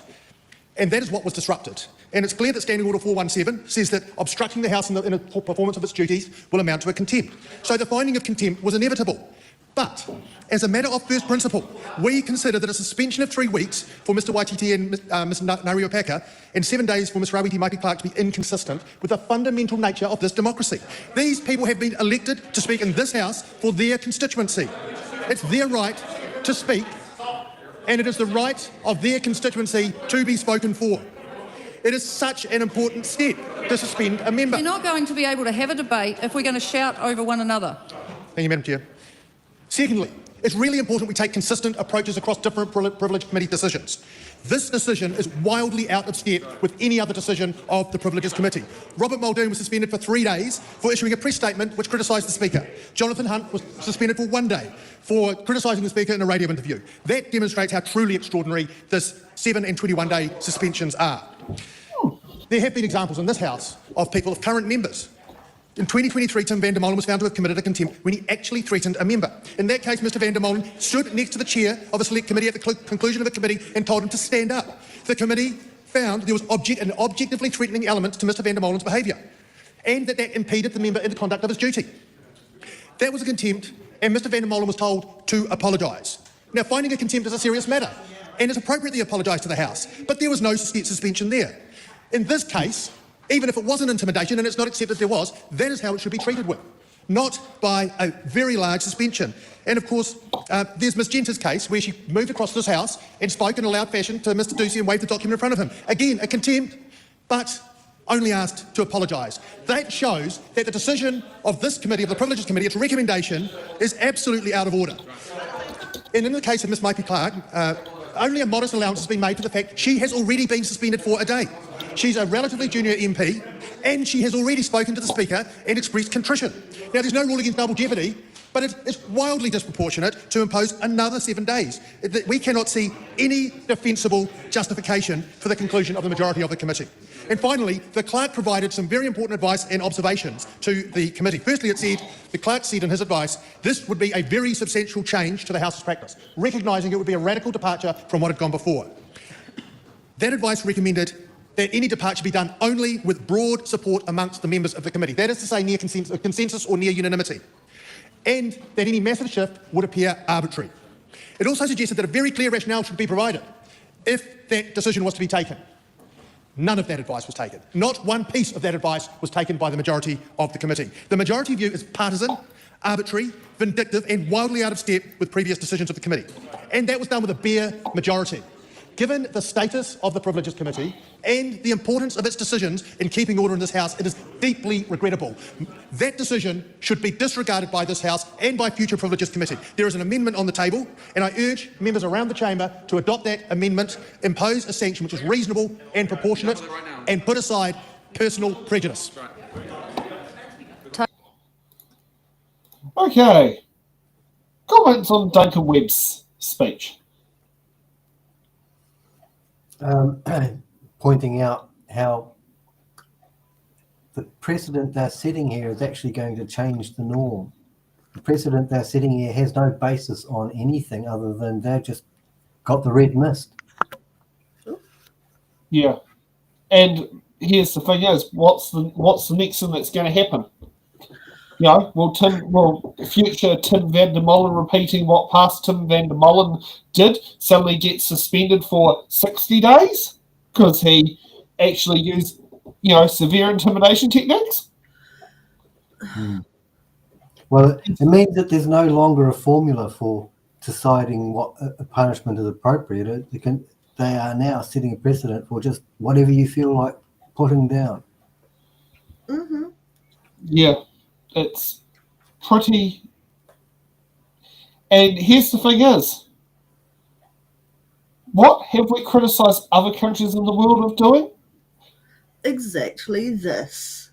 And now we literally have a government that has done the same thing. Mm-hmm. But they've done it in a performative way to send a very, very blunt message. Yeah. Shall we get on to my local Māori MP, Te Kutawiris? Right? Yes, please. Tā Kutawiris. E te iwi Māori, tēnā tātou. Tēnā koe te pika. I rise to speak to and for the Māori people. We've had our culture suppressed by acts of violence, acts of war and brutality, and acts of parliament for far, far too long. I rise to speak for all of the generations of te iwi Māori that have gone before us, and for all of the generations of te iwi Māori that will come after us. To reassure them that the taonga tuku iho, our taonga tuku iho, the treasured, intellectual and spiritual taonga of our ancestors will never be silenced. That the mana of those taonga will never be diminished, not by ignorance or bigotry, nor pettiness or spite. that the enduring heartbeat of our tipuna, that pulses in the manawataki of every haka their descendants perform, will never be stopped. E te iwi, when we stand to haka together, our tipuna hear us, as do our mokopuna. For the haka is a symbol of a noble people. E ki ana te kōrero, ko te haka, he tohu whenua rangatira. The haka is a symbol of a chiefly land. The haka is a symbol of humanity. And its raw human connection is the irresistible allure that draws people to it from every corner of the world. It is the epitome of the superpower of being Māori. Let me now address the root cause of this debate. This debate is not about a haka. It is not about a suspension. It's not about the interruption of a vote. It is at its heart about the fact that this House continues to ignore Te Tiriti o Waitangi, that this House continues to ignore Māori sovereignty, and that this House continues to ignore all of the constitutional rights that flow forth from those two things. The fact of the matter is simple. Without Māori sovereignty, there is no Te Tiriti o Waitangi. Without Te Tiriti o Waitangi, there is no constitutional right for the presence of the Crown in this part of the world. And without the constitutional right, there is no Parliament. Therefore, I say to this House, you can only keep your head buried in the colonial sands of time for so long. And by the way, high tide is fast approaching. You see, deep down, under layers and layers of intergenerationally refined colonisation and assimilation, this debate is about the eternal struggle for the survival of the Māori people and the survival of those people as Māori. Tēnā koe koro. Te kākano I ruia mai I rangi Aotea. This debate is about the relentless onslaught and imposition of colonial dominance, the endless lauding of European cultural superiority, all premised on the falsehood of Māori inferiority. In the darkest recesses of its heart, this is what this debate is truly about. And after 185 years of waiting, Te iwi Māori declare today that enough is enough. Kārahi, kārahi, kua rahi. Unprecedented punishment was the headline. But the punishment is not without precedent. Only weeks ago, the Privileges Committee passed another judgment on the fourth participant in this haka party incident, who also left their seats, who also actively aided the interruption of the voting process, who also stepped out onto the hallowed grounds of the debating chamber, who also failed to return to their seat when the Speaker was on his feet. Yet the punishment handed down did not include suspension, did not include censorship or any form of financial penalty. You see, indeed, there was a clear precedent set. Quiet. This is an open debate and members will be able to have the opportunity to take a call. So interjections are okay, but that barrage was too much. You see, there was a clear precedent set. Yet when it comes time for the passing of judgment on Te Pāti Māori, the existing precedent is conveniently ignored. And for the additional crime of positioning themselves in front of the perpetrators of the actual crime, a crime that incited the largest public political backlash in this country's history, Te Pāti Māori are handed two 21-day suspensions. A 7-day suspension. I've got a point for a total of 49 days suspension. Sorry, Mr. Ferris, I've just got a point of order. Point of order, Madam Speaker. I think while this is a free debate, frank exchange of ideas, I think it's incredibly unhelpful to the order of the House for that member to accuse other members of having committed crimes. And I would ask you to consider whether that member should withdraw and apologise for that comment. So I can bring the House into there was disorder. no accusation to any specific member of this House that I saw. Madam Speaker, speaking to the point of order, Madam Speaker, no, point of order. No, if the member heard... Stop, order. If the member heard something that I didn't hear, he's free to come and talk to me about it. In the meantime, Mr. Ferris can carry on. 49 days of suspension, censure and financial penalty. 49. Let me remind the public that the fourth participant in this very same haka received no suspension, no censure, no financial penalty whatsoever. You see, a sentence with no logic, framework or explanation is not a sentence at all. It is in fact an act of retribution. And when retribution is involved, that is not upholding justice. That is the rearing up of the ugly, insidious, heinous face of racism in all of its guises against Māori and Aotearoa in 2025. I have to ask the whole country, the public who are watching, no doubt, is this really us? Is this really us in 2025, Aotearoa, New Zealand? Is it really? So again, I say enough is enough. We're in 2025 for crying out loud and having to deal with this sort of racist attitude in this House. Everyone can see the hypocrisy. Everyone sees the equality. Everyone can see the racism. It is hardly being hidden. And so in the face of such an unprecedented attack on Te iwi Māori, over the last 18 months to this current situation, it is time that we, the Māori people, took an equally unprecedented approach to remedying the historic and ongoing obfuscation of tiriti justice. It is truly a shame that we have regressed so far, so fast. This attack has been swift and unprecedented, and our response must too be swift and equally as unprecedented, the likes of which the Crown has never had to deal with before. E te iwi, there are many tools available to us, international tools, to employ in balancing and rebalancing, as the case may be, of treaty-based relationships across the world. These tools include the right of retortion, of reprisal, and even retaliation. Retortion is the right of any partner to a treaty to suspend their ongoing consent to that treaty for the ongoing failure of the other party to uphold their treaty obligations. And after 185 years, we say enough is truly enough. Ka rahi, kua rahi. E E te iwi Māori, we are more powerful than we know. We are not the helpless victims in a story of colonial domination. We are the sovereign. We are the sovereign people of this land. We are the sovereign people of Aotearoa. We are the sole sovereigns of our respective territories as described in the treaty text itself. I'm reminded of a quote from Whatarangi Winiata, who said that the best way to reclaim and retain our sovereignty is to behave as if we never lost it. And these words from the great Ngāti Kahungunu leader, Moana Jackson, who said, treaties are meant to be honoured. They're not meant to be settled. So I stand here before you as an uri of the sovereign people of Ngāti Kahungunu and as a son of the sovereign people of Ngāti Kere, fully authorised to speak on their behalf and declare to this House that we enact the rights of retortion and hereby suspend our ongoing agreement and consent to Te Tiriti o Waitangi for a period of 21 days. Or until the Crown can remedy its continued failure to act with dignity and honour and uphold the obligations that it set for itself in Te Tiriti o Waitangi.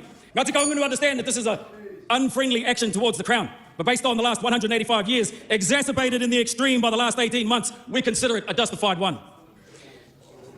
And we invite all hapu and iwi who signed Te Tiriti o Waitangi in good faith, who have been gracious and patient hosts, to join us and declare on behalf of our ancestors who worked tirelessly for us to be here today, on behalf of our tamariki and mokopuna yet to be born, that this ends here, that enough is truly enough. E te iwi Māori, karahi, ai rā, kua rahi. Nō reira kei ngā wā kai ngō te motu, e tū, mātike mai, maranga ke ki runga, whakamutu atu, tēnei mahi, te whakapara hako i te iwi Māori, ki konei tonu. Kia kau e pākia, ki notia, ki runga anō, ki tētahi whakatupuranga o te iwi Māori, haere ake nei, e te iwi Māori, maranga mai ki runga, kei te pika, tēnā koe, tēnā tātou, kei raro, e heke ana. Madam Speaker.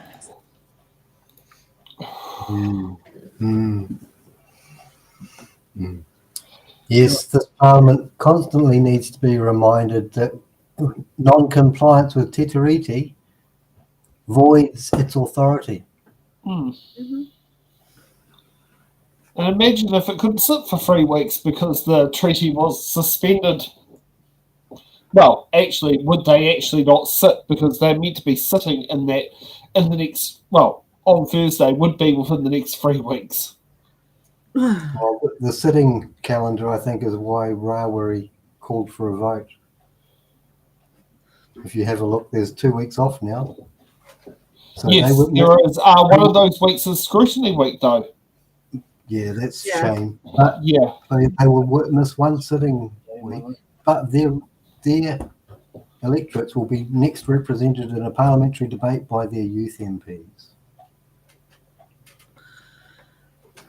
Yeah. Ray's next to me. He just said he had a funny feeling that something like this would happen in his lifetime. And I never thought that a sitting party would pull the shit the actor's pulling and seeming to get away with, and that at the moment people would be punished for standing up to them for it, for literally trying to tear our country apart. tin pot dictators and people who have the power to go for their head punish people in retaliation to due process to standing up for their rights. It's been a recurring thing for years. Here's the thing, all of the things that I've seen Maori put through during my lifetime, and it's actually up until now that any talk of suspending the treaty has come about. No, I've never even heard, I didn't even know that was said until hearing it right now. Yeah. Yeah. So, things have moved to a different stage now. Yeah. And this government has done it. And I don't think they realise what they've triggered. No. I don't think they have. And the thing is, tin pot dictators who get all power hungry and trigger don't know how bad they've dragged it until it's way past the point of no return. Yeah. And when they're at that point, they're going to be backpedaling so fast, it's not funny. Not realising, but you weren't prepared to move then. You're only preparing now because the consequences are now coming back in the other direction. And I also had to laugh at Simon Court getting all uppity about, they accused us of a crime. Well, actually, what do you think Parliament settlements are treaty settlements are. Parliament committed crimes and they're saying sorry and going through a process. I feel like who was that said that? He kind of Simon Court. was an admission. Simon Court, the person who thought a menstrual cup was a solution to deal with benefit sanctions. They just played their hand. We weren't accusing you directly, mate. I just think it's funny for an institution that's 185 years of being illegal, acting, behaving illegally. Who's the criminal? So let's start hearing from Pamjit Palmer, the person who sought advice to imprison Hannah, Debbie, and Rawati. Whoa. Yeah. Dr. Pamjit Palmer. Thank you, Madam Speaker. Madam Speaker, I rise to endorse the recommendations made by the Privileges Committee. As a member of the Privileges Committee, I can say, Madam Speaker, that the Privileges Committee gave thorough consideration to the question of privilege that was referred to the Privileges Committee towards the end of last year. Madam Speaker, the incident relates to the question of privilege that actually rose after the incident that happened on 14th of November 2024 in the House. This was after the first reading debate on the principles of the Treaty of Waitangi Bill, and it was when the vote was being called for. And when the Tea Party Maori party stood up to cast its vote, Mr. Speaker, at that point, Hannah Rawati Maipi Clark, after casting its vote, started doing haka. And Mr. Speaker, the Speaker in the chair at that time stopped her from doing that, but she didn't stop, but instead she stepped onto the chamber floor and proceeded towards ACT Party members. And as she proceeded towards ACT Party members, the Speaker rose on his feet. And still that didn't make any difference. And in the meantime, two other members of the party, Tea Party Maori Party, Debbie Narewa Peka and Raveri Waiti, they also left their seats and joined Ms. Maipi Clark. And they faced towards ACT Party members, and in that haka, Mr. Speaker, in that haka, Ms. Narewa Peka made hand gestures similar to a finger gun. And this wasn't just once. Towards the end of that haka, again, she repeated the gesture and simulated a firing motion. Mr. Speaker, it's a very important point to note here. And as I said, that as a member of the Privileges Committee, I can say that we gave thorough consideration to this question of privilege. And we did go through the video footage. So we did see ourselves that those were the gestures made by Ms. Narewa Peka towards ACT Party members. And when they were doing that haka, and when they were making those gestures, they were very, very close to the front bench of the ACT Party members. Mr. Speaker, it was really good that we had the video footage because that happened here in the House. And we also invited the members to come before the Privileges Committee for hearings. We gave 30 minutes to each members because we wanted to give fair opportunity to all these members to come and answer the questions that members had. And it wasn't just once that they were sent this invitation. It was more than once, twice, and they declined that invitation to appear before the Privileges Committee. Mr. Speaker, I know that this is a place where we don't always agree on ideas that we debate. We disagree on ideas, and sometimes we strongly disagree on ideas. But we do that through constructive debate, not through physical actions or intimidating physical actions. Mr. Speaker, and to use the excuse, and then to use the excuse that the actions were display of expression of political debate, as done by Ms. Narewa Peka in her written response to the committee, is hugely, hugely concerning. Because, Mr. Speaker, this is not the first time we have been debating bills in this House which are categorized as controversial by some. Just give you some examples, Mr. Speaker. Give you some examples. We have had end-of-life choice. We have had abortion legislation. And these are the kind of examples, Mr. Speaker, where members in this House were divided to the extent that members were on the extreme ends of the spectrum. There were members, those who were really, really supportive. There were members, those who were strongly against these legislations. And some of the members in this House, those who were against those legislations, were on the basis of their religious beliefs. And we know, Mr. Speaker, so many acts of violence around the world happen because of people's religious, cultural beliefs. And despite, Mr. Speaker, that, we all debated those issues in a way we should be debating in this House. So, Mr. Speaker, there is no excuse for that kind of physical and intimidating behavior in this House. Going back to, Mr. Speaker, the invitation that was sent by the Privileges Committee to the three members. And yes, I fully understand that members are not obliged to accept the invitation sent by the Privileges Committee, but it wasn't a simple decline. It wasn't a simple decline, Mr. Speaker, because what they did was they declined the invitation and they said that they're going to conduct their own independent hearing. I also heard, Mr. Speaker, they said that the Privileges Committee is a silly little committee with its silly little rules. They called the Privileges Committee a kangaroo court. They called the Privileges Committee a kangaroo court. And Mr. Speaker, I say this, I ask this, and if all these actions and all these comments are not undermining the processes that we have in place, Mr. Speaker, then what was that? What was that? What were those actions and what were those comments? And then the members stated, all right, thank you, members. Stated that the members of the Privileges Committee needed to members, understand... order. Members, I know it's a robust debate, but at this point it's rather difficult to hear the member. Dr. Pamjit Palmer. Thank you, Mr. Speaker. Mr. Speaker, and then the members stated that the members of the Privileges Committee needed to understand Tikanga Maori, playing the race card. So, Mr. Speaker, they started playing the race card, only to shift and deflect the accountability for their misconduct. And Mr. Speaker, they did their best to shift the narrative. And I want to acknowledge at this point that discussions around race and equality are important. But when members start using race as an excuse... Point of order. Order. Excuse me, there is a point of order. Simon Paul. Speaker, the second time in this debate, I raised to make a point of order asking that you consider that member, Takito Ferris's comments to this member that she is in the wrong country. I find that deeply offensive. I'm sure that the other members of this House would find that deeply offensive. I think it's likely to bring the House into disorder. I would ask that you seek an apology from that member, Mr. Speaker. Thank you, Mr. Court. Ricardo Menendez-March. Yeah, just for clarification, that's, and I guess I was quite close to the member that he was referring to, and that's not what the Takito Ferris said. He said it was that the member was in Māori country, and I think it's a really fair reflection. Are we allowed to say that? Prove us wrong. Kia ora. Thank you, members. Look, it is a robust debate, and at the same time, we do need to be respectful of each other. The difficulty, of course, from this perspective is it's very difficult to hear when the House is in a state where there is a lot of volume. So I do ask that members reflect on what their interjections are, but at the same time, that we have a level of decorum so that we're able to all hear both the person who's making the call and the interjections, which should be short and also relevant. Dr. Pamjit Palmer. Thank you, Mr. Speaker. So, Mr. Speaker, I was saying that by playing the race card, they have been trying to shift the narrative. Mr. Speaker, I want to acknowledge that discussions around race and equality are important, but when members of Parliament start using race as an excuse, that is damaging. That is embarrassing for the communities. And that's why, Mr. Speaker, I also strongly reject what Maori Party said in their written response, and that was that the appropriate or inappropriate use of haka, including whether the expression the member will resume her seat. We have a point of order. Tākuta Ferris. One of the simplest understandings of Te Tiriti o Waitangi that this House should know is that it has nothing to do with race. Thank you, Mr. Ferris. That is an order. No, I can deal with this myself. Thank you, Mr. Court. That is not a point of order. That is a matter that could be raised in debate. I invite Dr. Palmer to resume her speech. Thank you, Mr. Speaker. Mr. Speaker, and that's why I strongly reject the assertion which was made by the Maori Party in their written response, saying that the appropriateness or inappropriateness of haka, including whether the expression of haka amounts to intimidation, should be actually decided by a Maori expert. Why, Mr. Speaker? Te Pāti Māori Party is part of this democratically elected parliament. They get all their entitlements according to the rules of this parliament. So when it comes to misconduct, Mr. Speaker, how can we have different standards for them? Mr. Speaker, if we start applying different standards to members of parliament on the basis of their ethnicity, on the basis of their cultural beliefs, Mr. Speaker, we will have double standards in this House, and that is not going to be acceptable. Mr. Speaker, displaying reckless behaviour and then playing the race card is concerning. Displaying disorderly behaviour and then taking pride in that is hugely concerning.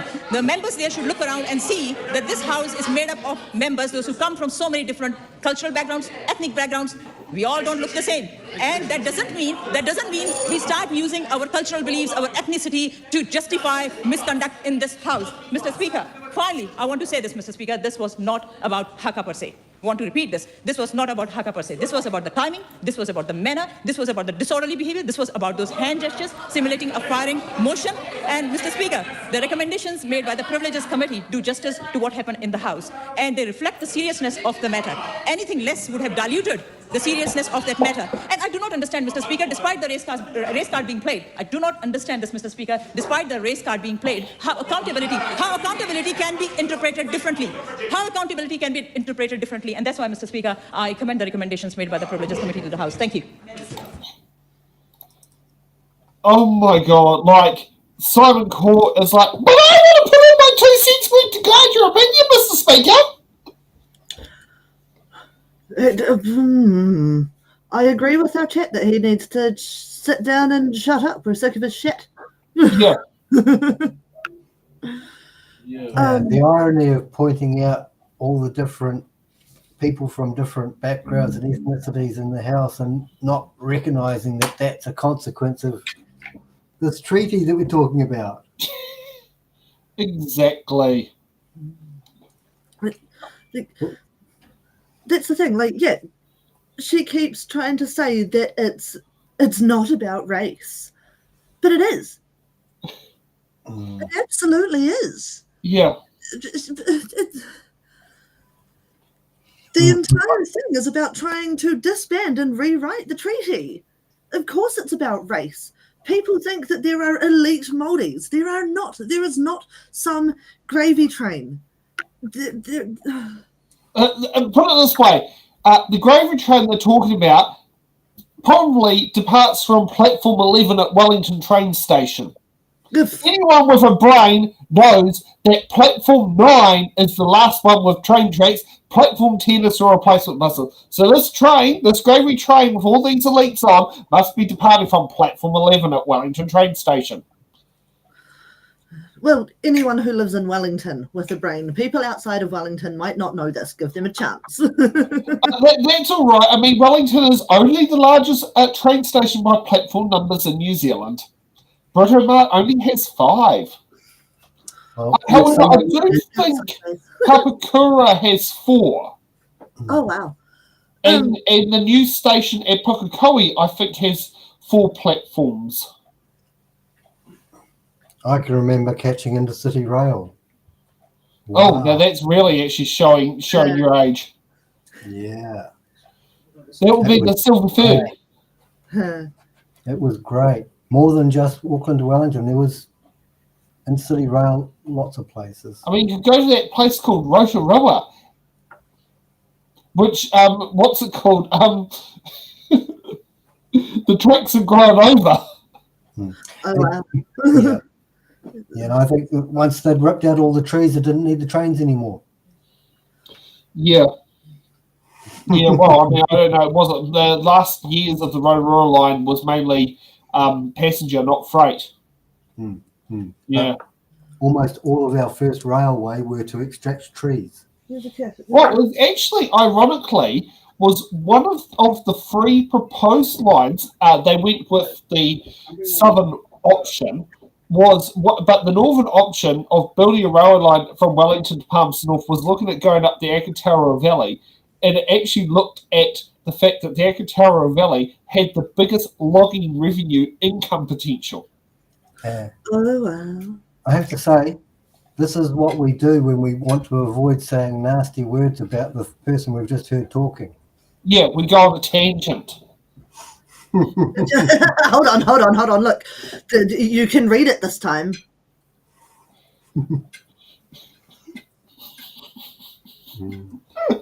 We're gonna, Stacey, we'll do a big shot of that. Okay, I think we got the message. Yeah.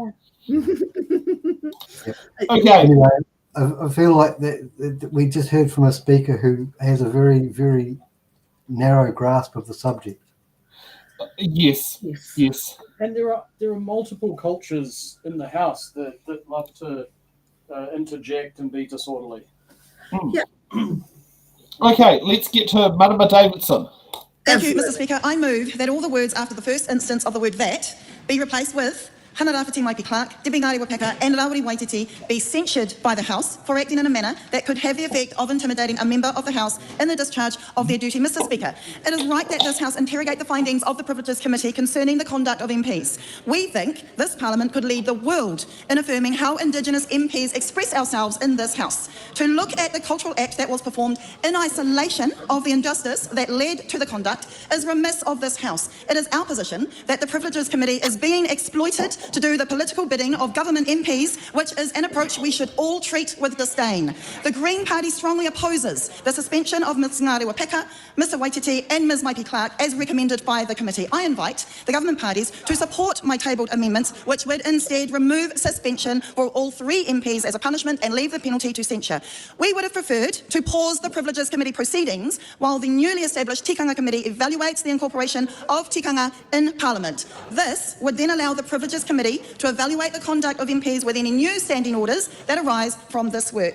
Mr Speaker, there are critical weak points with the proposals in the committee report. Let's start with an assertion by the chair of the committee that the conduct had prevented the vote being taken, which was simply incorrect as all parties had completed their vote. And yet the chair continued to state that inaccuracy. Now that in itself indicates some clutching to try and make the conduct seem worse than it actually was. Now, the ruling of 21 days suspension for the co-leaders, with the ruling of 7 days on top of 7 days already served by Ms Maipi Clark, is severe and unprecedented and completely out of proportion to the breach of standing orders, especially when the action is taken in full context. And we must highlight the full context if this debate is to draw any respect. And just one example. We have former Prime Minister Mr Muldoon committing some pretty full-on offences, also not turning up to the Privileges Committee, and even then only getting a 3-day suspension. Just one of many examples of why this penalty does not fly. And the enduring democratic convention of the committee reaching consensus has been blown apart, with only the government members supporting. This makes these decisions blatantly partisan, something that this House should be passionately guarding against. The arbitrary nature of these penalties, unable to be linked rationally to any similar circumstance, leave this committee indefensible and vulnerable to attacks of racism because there is no credible explanation that is in keeping with any pattern or ruling or logic other than the fact that they are tangata whenua challenging the status quo of power.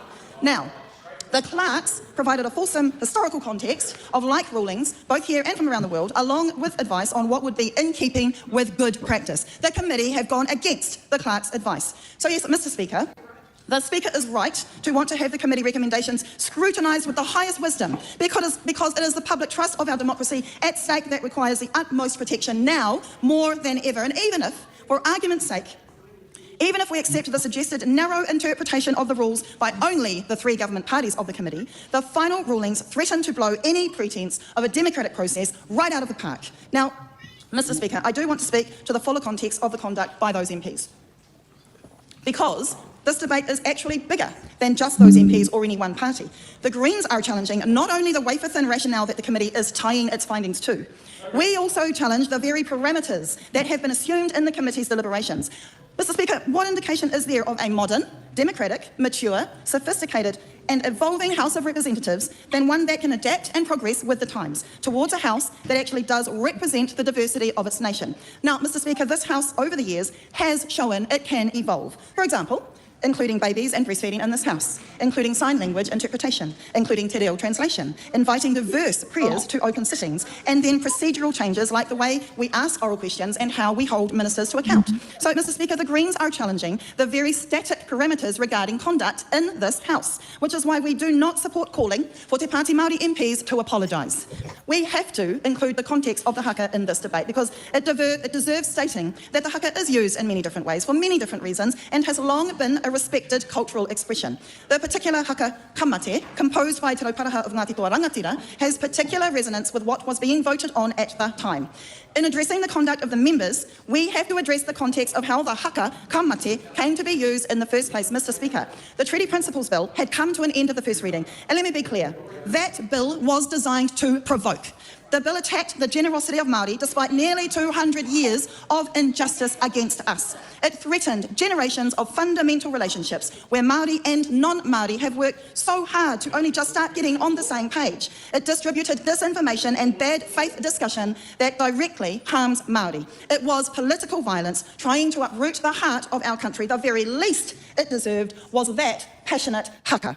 And I notice, Mr. Speaker, that of my entire party, my seat is the only seat that has unimpeded clear access to the floor. I was unable to be in the House that day. I do know how to haka. I did mine in my backyard with a Tino Rangatiratanga flag. When those with assumed power think their privilege is under threat, there is a tendency to scream victim. One needn't feel intimidated by the power of holding te mana I te tiriti in the face of futile attempts to denigrate it. So Greens maintain a rightful place for that cultural expression. Now, in the commentary, there has been some attempt to say that these judgments are not about the haka. But even with all the partisan, arbitrary, narrowly supported severity of these penalties, we still have insulting suggestions that this was not about the haka. Mr. Speaker, there is no credible way that the haka can be separated out from the judgments happening here. So I want to acknowledge the excellent work of Ricardo Menendez March at the committee in driving a focus on fair solutions. It is clear that the penalties recommended are all ego rather than sensible rationale, a partisan flex, which is the antithesis of what the committee is supposed to be. Mr. Speaker, the next generations will take such pity on us for asking our pearls in the place lest Māori be Māori in here. One day someone's going to look in the Hansard and hang their heads in shame or ridicule, looking at what we are doing, the absurdity of the penalties for doing the haka in this place. I want to state clearly, Mr. Speaker, the Greens call out this blatant power play that is on display, that is parading in disguise at upholding process. These dangerously precedent-setting, convention-destroying, consensus-ignoring, TDT trampling, racism whistling, democracy-mocking, narrowly supported recommendations from the Privileges Committee bring this House into more disrepute than any haka ever has. Members. And Simon Court did not interrupt Madam Davidson's speech, and Madam Davidson clearly wasn't referred to the Privileges Committee when she performed the haka in her backyard. Yep. Well, she wasn't in the House, so therefore it didn't count. That was an excellent use of 10 minutes. Yes, absolutely. There's a reporter in the States, Rachel Maddow. I saw a video of hers within the last couple of days asking, what are the historians going to write about our country in 2025? I agree with her. What are our historians going to write about New Zealand, about Aotearoa in 2024 and 2025? This is an absolute shit show of a government, and I'm sorry that I have to keep saying it, but it makes John Key's government I'm look actually brilliant. I'm seeing historians raising the alarm, to be honest.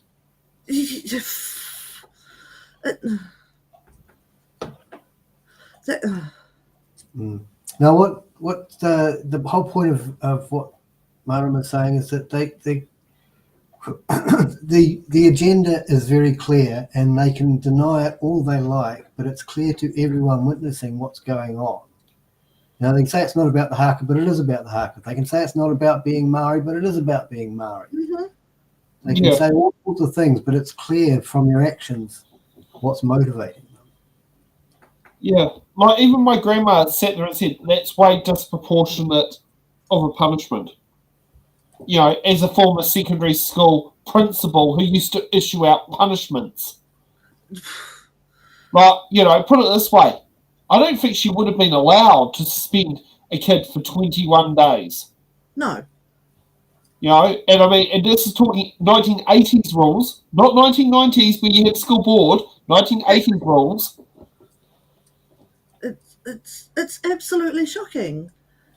Yeah, Marama wasn't interrupted because she was on fire. Yeah. And Simon Court probably would have ended up becoming more remembered of the menstrual cup situation. Okay, let's get on to Winston Peters. Ouch. Oh, sorry, wrong one there. That helps. We agreed to. The amendment is now debatable together with the motion and the previous amendment. Before I take the next call, I do need to refer members to Speaker's Ruling 30(5), which indicates that any member who is seeking a call must do so from a seat allocated to their party. So I invite any member who wishes to do so. Decision. I'm standing for the Prime Minister today, and I'm sitting in the right seat. Yes, I haven't given a call. Well, yet. just in case you're going to make a mistake, I can tell you now. Right, we'll move on to the next call. Thank you. The Right Honourable Winston Peters. Can I begin, first of all, by passing on my condolences to Edwin Perry and his family, a former Maori, an MP for New Zealand First, with a very proud tradition of representing his country as did his parents. The second thing I want to say is, if you've just heard two speeches, one from Te Pāti Māori and one from the Green Party, you can see that there is no sincerity in what they're saying, because their speech had to be written for them. They came down there, not in a Maori way, just read out the dribble and thought it would be acceptable. And of course, he never stopped. Having had the first 2 minutes, he's never shut up ever since. Had the first 10 minutes, never shut up ever since. And as for the last speech from the Green Party, it can tell you why it is that for 53 years, since 1972 under the guise of the Value Party, they have never, ever been in cabinet. And they never will be. 53 years, never made it in cabinet, and you can see why. Now, can I just say very clearly, Section Standing Order 417 was about a haka occurring as the votes were being counted. That's the chronology. As the Green representative said, she's entirely wrong. Go and look at the Hansard, it's all there. The second thing is, countless people have done haka in this Parliament. Countless people have done haka in this Parliament. Now, before your time, sunshine, you're going to be here gone tomorrow. I've seen your type. Come. No one will remember you very shortly. So here he goes. But he's got a motor mouth. You know, he's the only guy I know who can eat a banana sideways. There he is. But where he goes, he doesn't want to... We all heard him in silence, but no, off he goes. Now, haka have been done countless times in this Parliament, but after first consulting the Speaker, so that the House and its timing is not disrupted. That's what happened here. There was no attempt whatsoever. Worse still, they told the media they're going to do it. They didn't tell the Speaker, did they? That's the truth, isn't it? Oh, am I hearing in denial? No, I'm not. That's the way they think they can behave.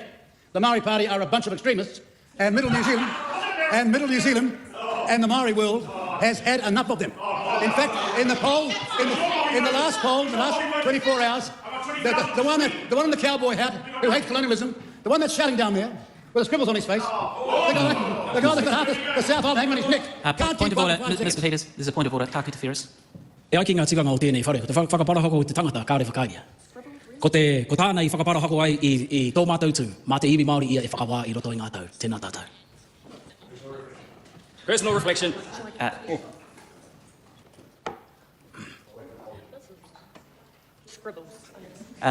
Thank you, Mr. Ferris. I think that the point that's being made here is that Mr. Peters' remark about Mr. YTT is rather disparaging, and so I invite Mr. Peters to refrain from comments like that and to actually withdraw and apologise, please.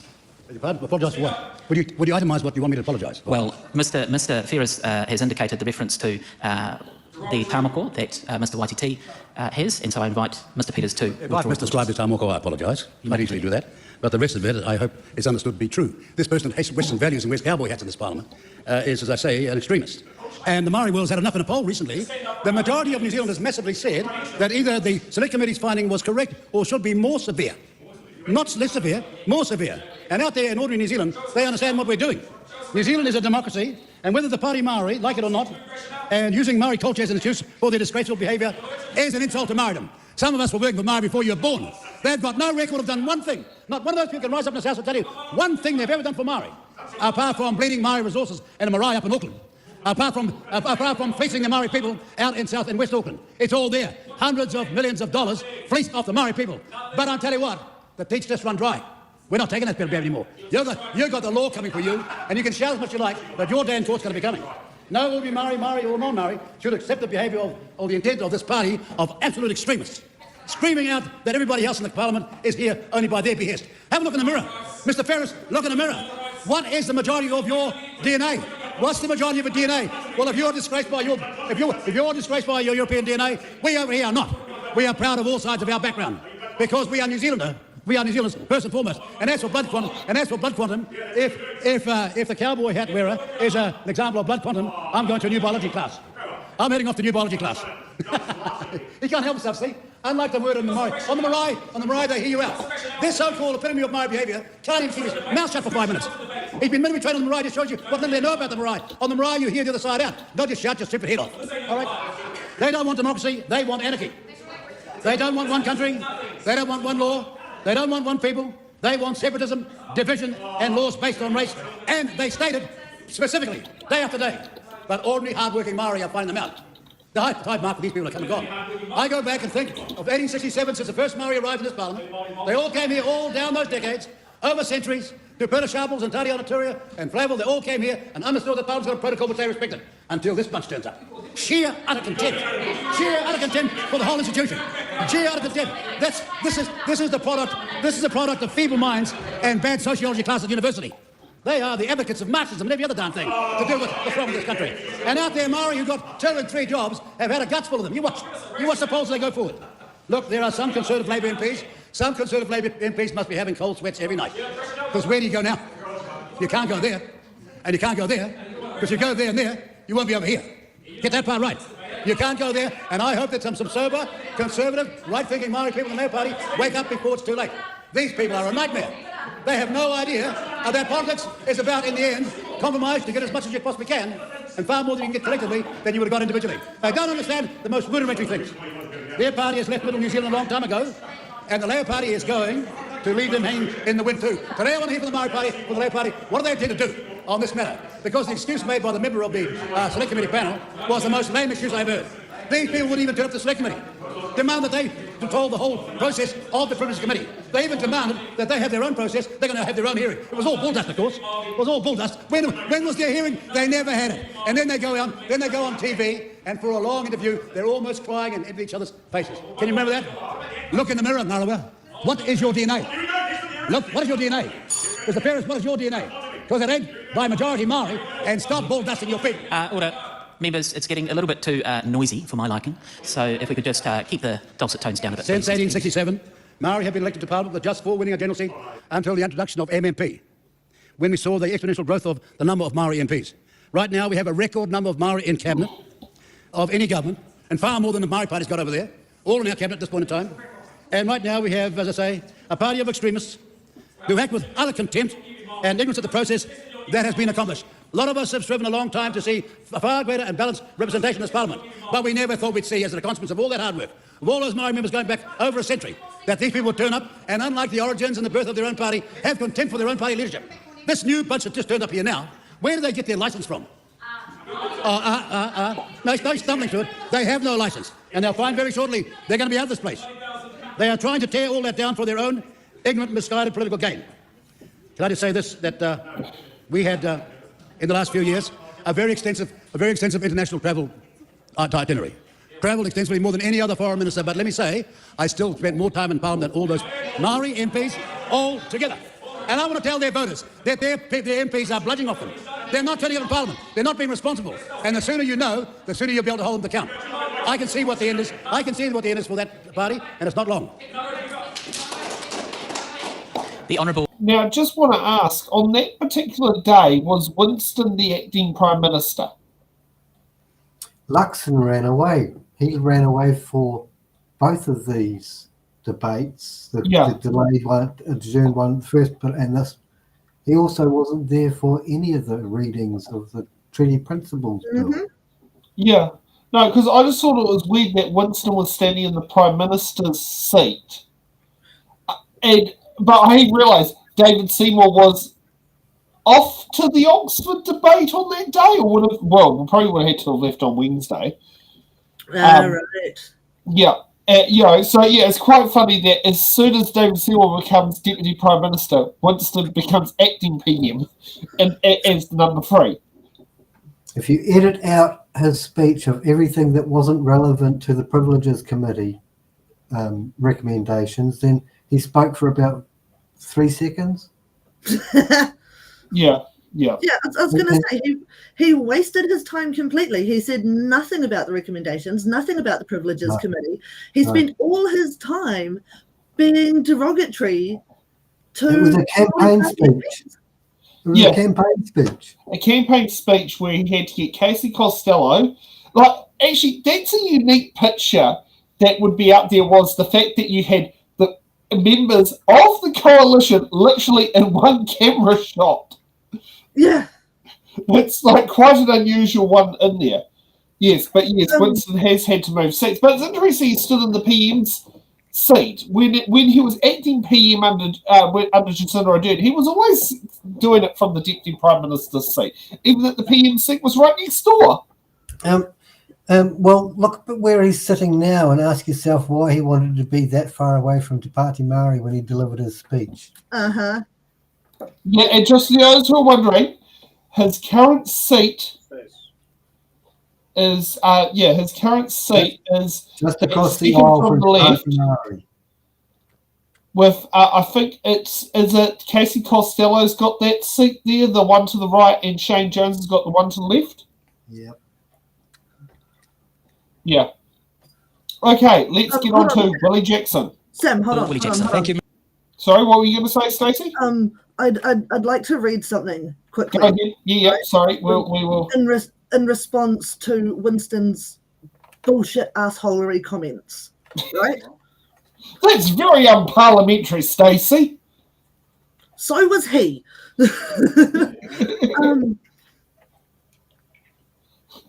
So a couple of days ago, a friend of mine posted something in response to what Winnie said. Okay? My moko is not a scribble. She is the visible aho that runs through me to my tupuna. She is the act of reclaiming what was taken, suppressed and trampled. She is reconnection after 4 generations of colonial interruption. When I received her, loved ones gathered and brought her to me through song, and I wish every wahine Māori could experience such love and joy. My moko is unique to my rohe and renders me recognisable to my whānanga. She protects me and connects me to people who are worth my time and energy. She stirs memories among women from different cultures whose grandmothers also wore facial markings.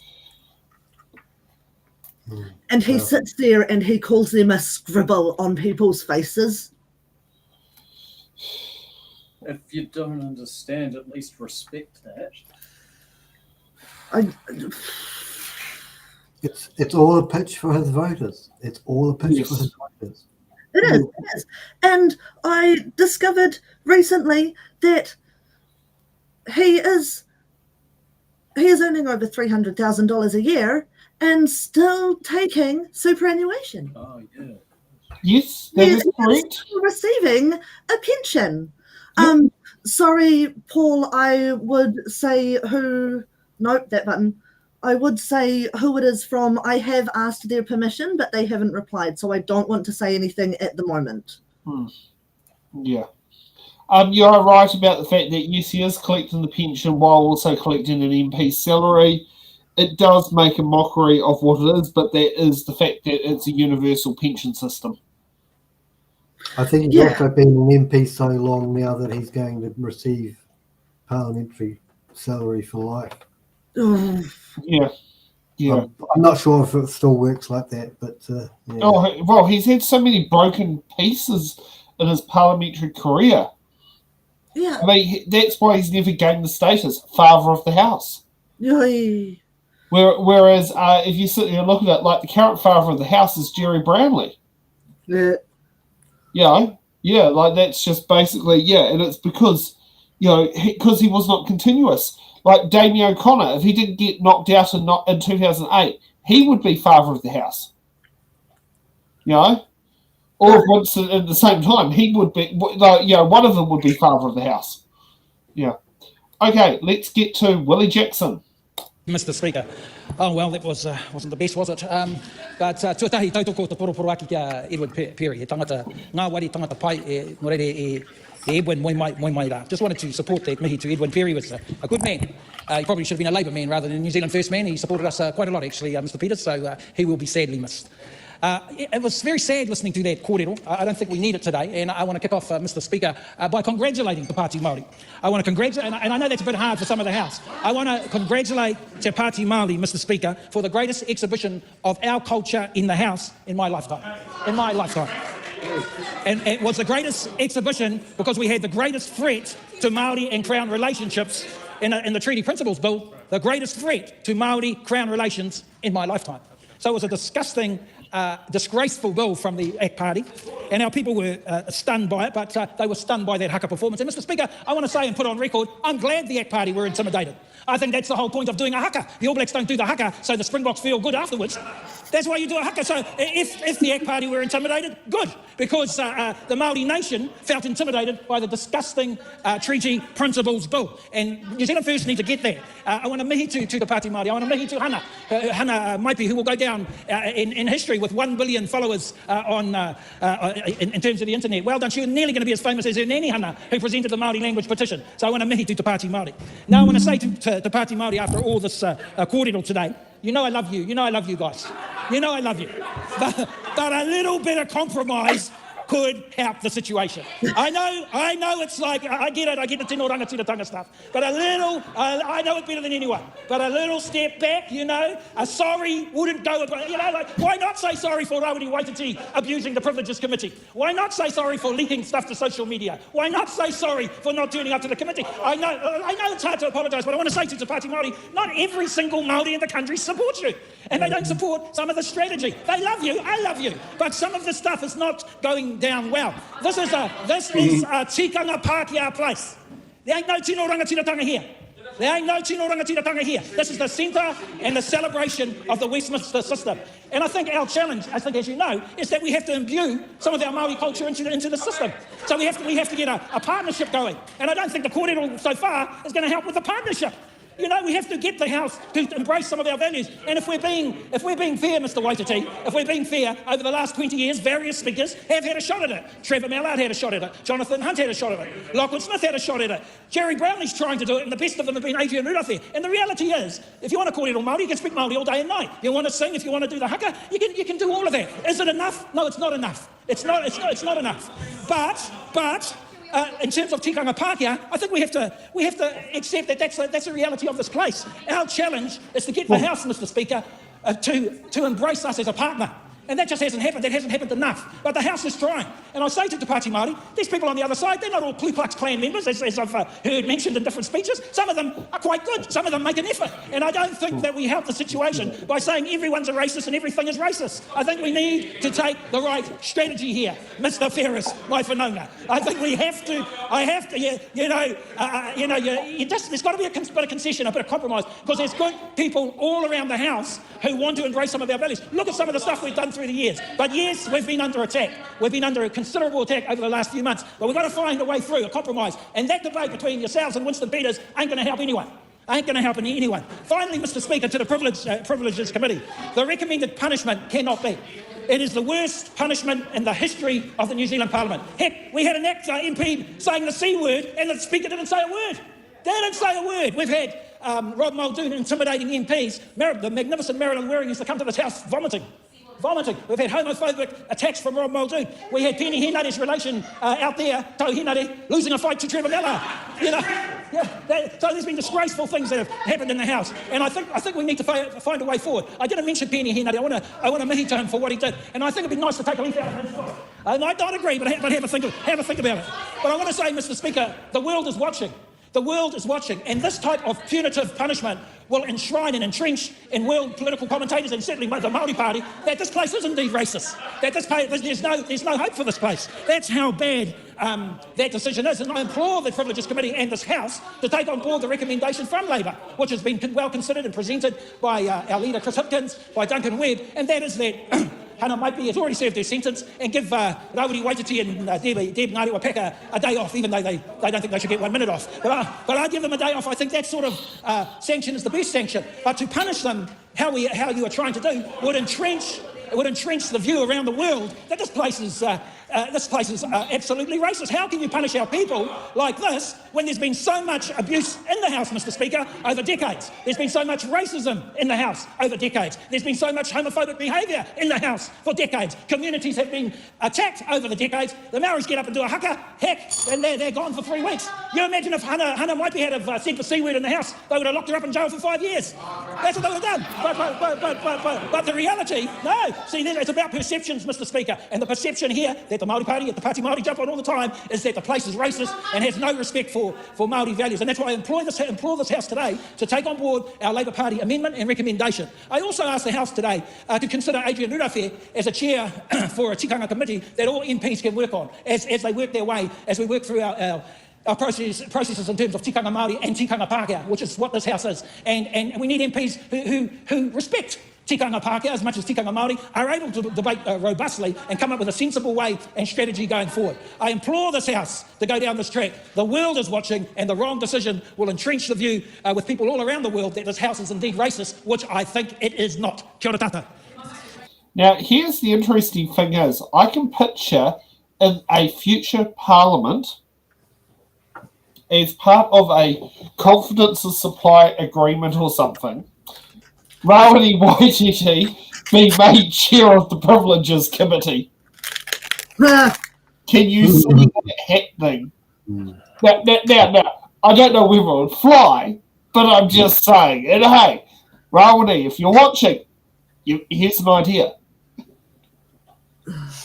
I think it's interesting that the slant of Willie's talk about need for compromise, the irony of that is that the need for Maori always to compromise is why there is a Maori party.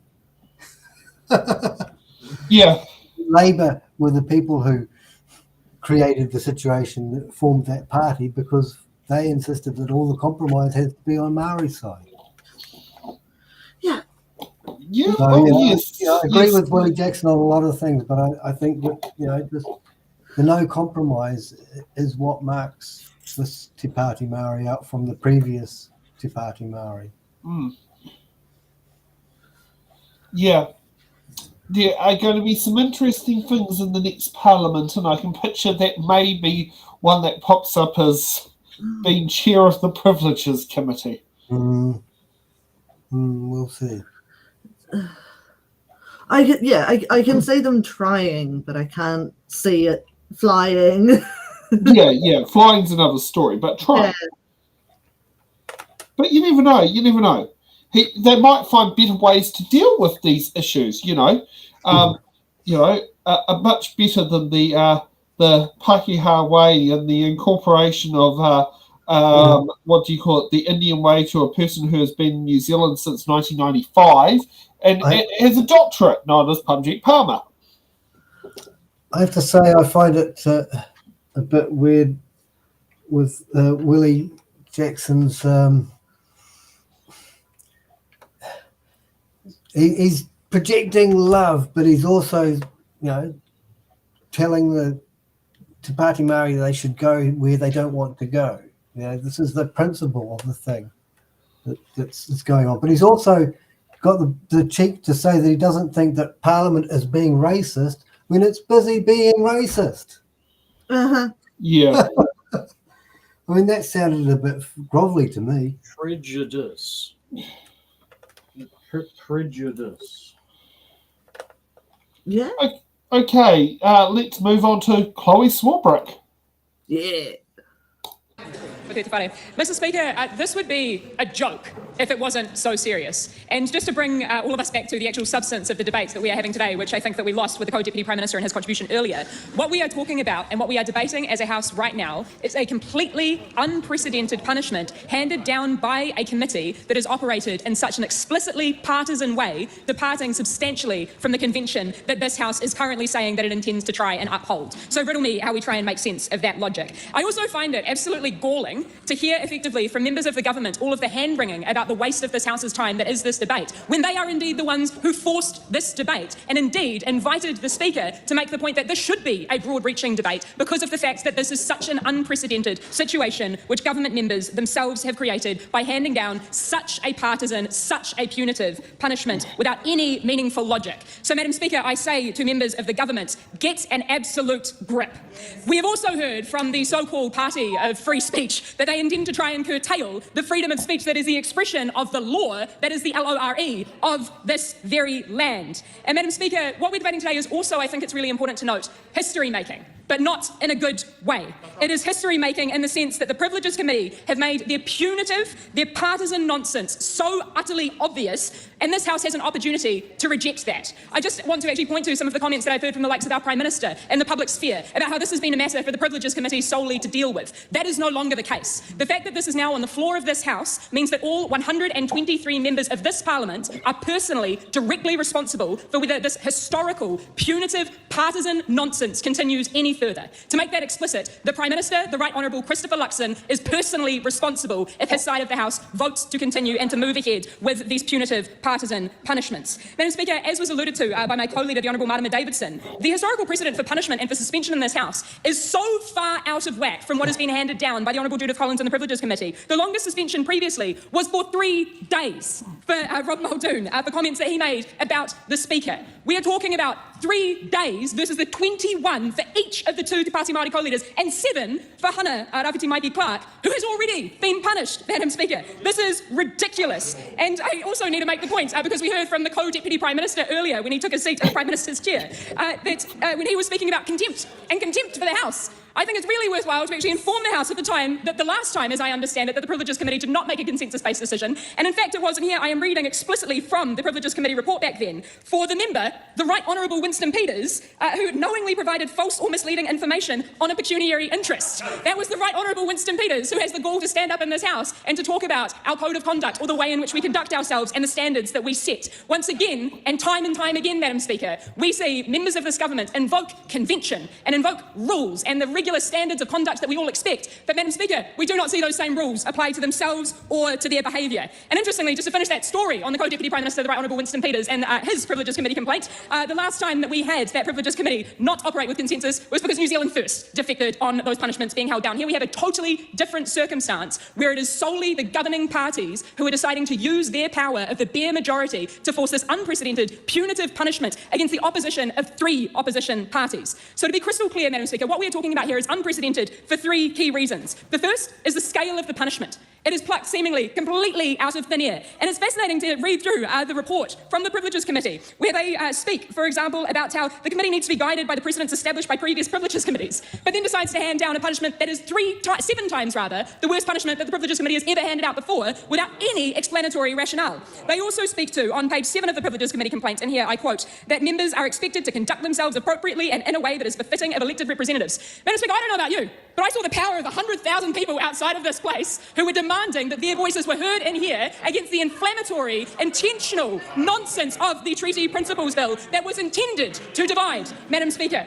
Further to that point, we have a lot of hot air about the notion of certain members feeling intimidated or otherwise, and there's a very spurious reference to finger guns. And Madam Speaker, I would just draw the House's attention to the fact that the Honourable James Meagher earlier in this debate was offering those same finger guns to me as he was heckling in the House. So, Madam Speaker, I just really ask members to... I've got a point of order from the Honourable James Meagher. The Speaker has totally misrepresented my actions in the House, and I'd ask her to apologise. So the member is stating that he didn't do that. I think it's probably a good idea for this member who's speaking to... Speaking to the point of order, Ingrid Leary. The member And I think that it is open to any kind of interpretation. Some of us did see it and did question it. I'm not saying that I thought it was threatening, but the member did do that action, and some of us on the side of the House did raise eyebrows. Right, well that's... Yes, speaking to the point of order. Represents what happens, and I'd like to ask her to withdraw and apologise as well. Well, no. Just if the member contends that he didn't do what other people thought he did when they saw it, maybe the member would like to explain what was intended. Because, yeah. Okay, so he pointed at the members, right? Carry on. Absolutely. Madam Speaker, I am so grateful for that interjection from a member of the government to precisely prove the point that we are making here, which is that the kinds of things that the Privileges Committee has come to a... I've got a point of order from James Meagher. Madam Chair, the member made the claim that I made the finger guns action, which is quite clearly outlined in the Privileges Committee report, and as evidence in that report. That is not what happened. That misrepresents... So the members made it quite clear that he was pointing at the other side and not making the finger gun, so I have accepted that. I think what I hear, the member who's working her way through her speech at the moment and has made reference to what we think we see sometimes may not be what was intended, and that is the point that the member's trying to make. So I accept that the Honourable James Meagher did not intend to make finger guns at people. Ngā mihi nui, Madam Speaker, because I think that is indeed precisely the point, which is that when we have a tyranny of a bare majority deciding to interpret... Point of order, Jamie Arbuckle. Thank you. The member needs to withdraw and apologise. No, the member's making a point of principle and interpretation about what people think they see, and we're very much cleared up that the Honourable James Meagher did not do a finger gun, right? Carry on. Chloe Swarbrick, end of matter. Thank you, Madam Speaker. Indeed, the point is that the things that we do in this place, the points that we make, the directions that we point our fingers in are open to interpretation, and the spurious, punitive interpretation that the government members on the Privileges Committee have chosen to take without any meaningful evidence or rationale is unfair and deeply, deeply partisan. So, Madam Speaker, if I may continue on outlining that rationale of just how unprecedented this is, it is not only that the scale of the punishment has been plucked out of thin air, it is not only that this is so incredibly hyper-partisan and therefore dangerous in the precedent that it is setting, but I also think it's important to note the utter psychological warfare with which government members have decided to conduct themselves on this matter.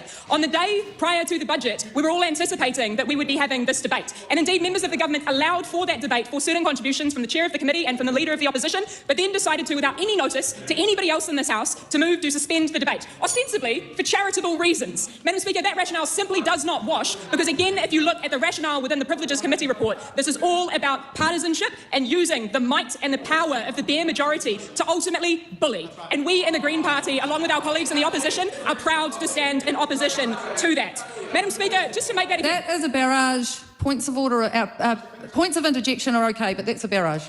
If the government of the day can decide to pick a punishment out of thin air with next to no rationale or any meaningful historical precedent that they can point to, and to use their bare majority to force that punishment onto the opposition, Madam Speaker, we are in incredibly dangerous territory. That is not democracy, which members of this government so frequently cite as the ostensible aim of all of this legislation that they are ramming through at a rate of knots without any care for the convention or the rules that they say that they want to uphold. And I guess that's the point that I'm really getting to in all of this, Madam Speaker, is that no logic washes with this government. No evidence washes with this government. Indeed, the needs and the wants of the people outside of these halls of power, it does not wash with this government. And what we are left with at the end of the day is that it is crystal clear who they work for. And it is not the regular people of this country. Because, as they consistently show us, they have utter disdain for regular people's engagement and participation in the likes of our select committee processes. And in fact, at times, they'll refer to them as bots. Madam Speaker, the haka is celebrated by this place when it is convenient. But the haka is a challenge, it is a reflection, and it is the law of this land.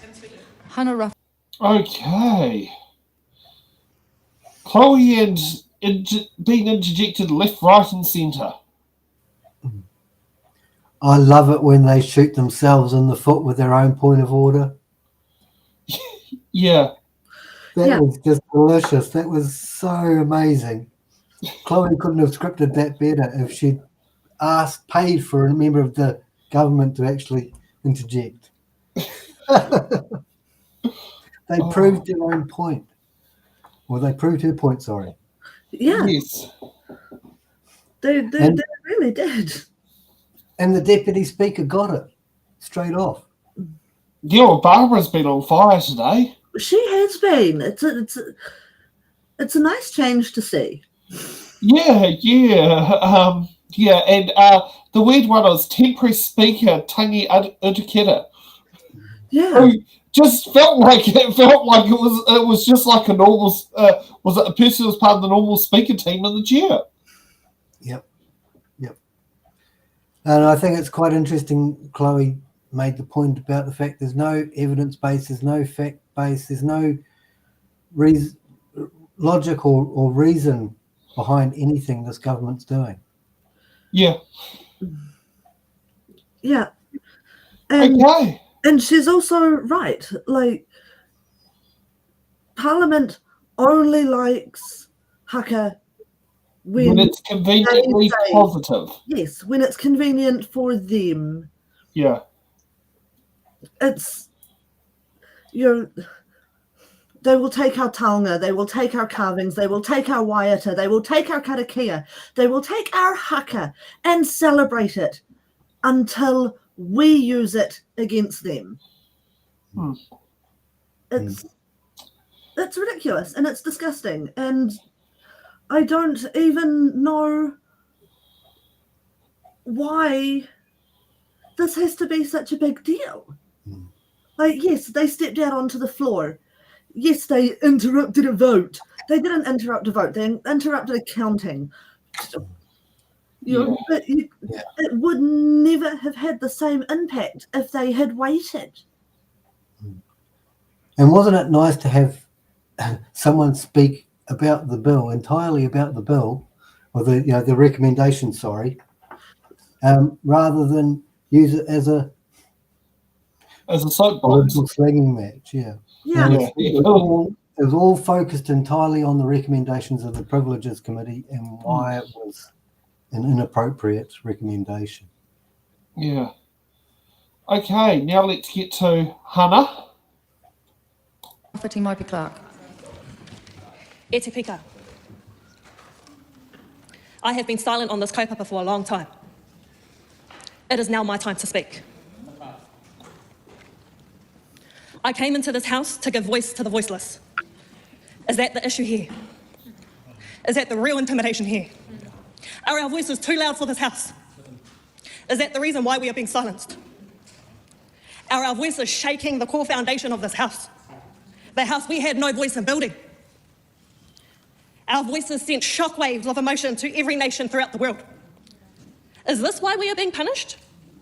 I'm actually a quiet person by nature. But after being in this house for 1.5 years, we have had no option but to voice the 100,000 who walked to Parliament, the 300,000 signatures, the 90,000 against the Treaty Principles Bill and the submissions.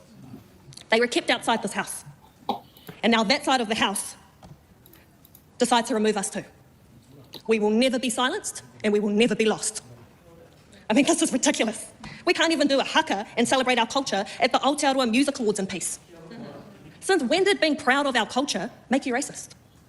Taku patu, taku mana Māori motu hake. Taku patu, taku mana Māori motu hake. Taku tū, taku hikoi. Taku tū, taku hikoi. Kai hinga ue, kai mate aue. Kai hinga ue, kai mate aue.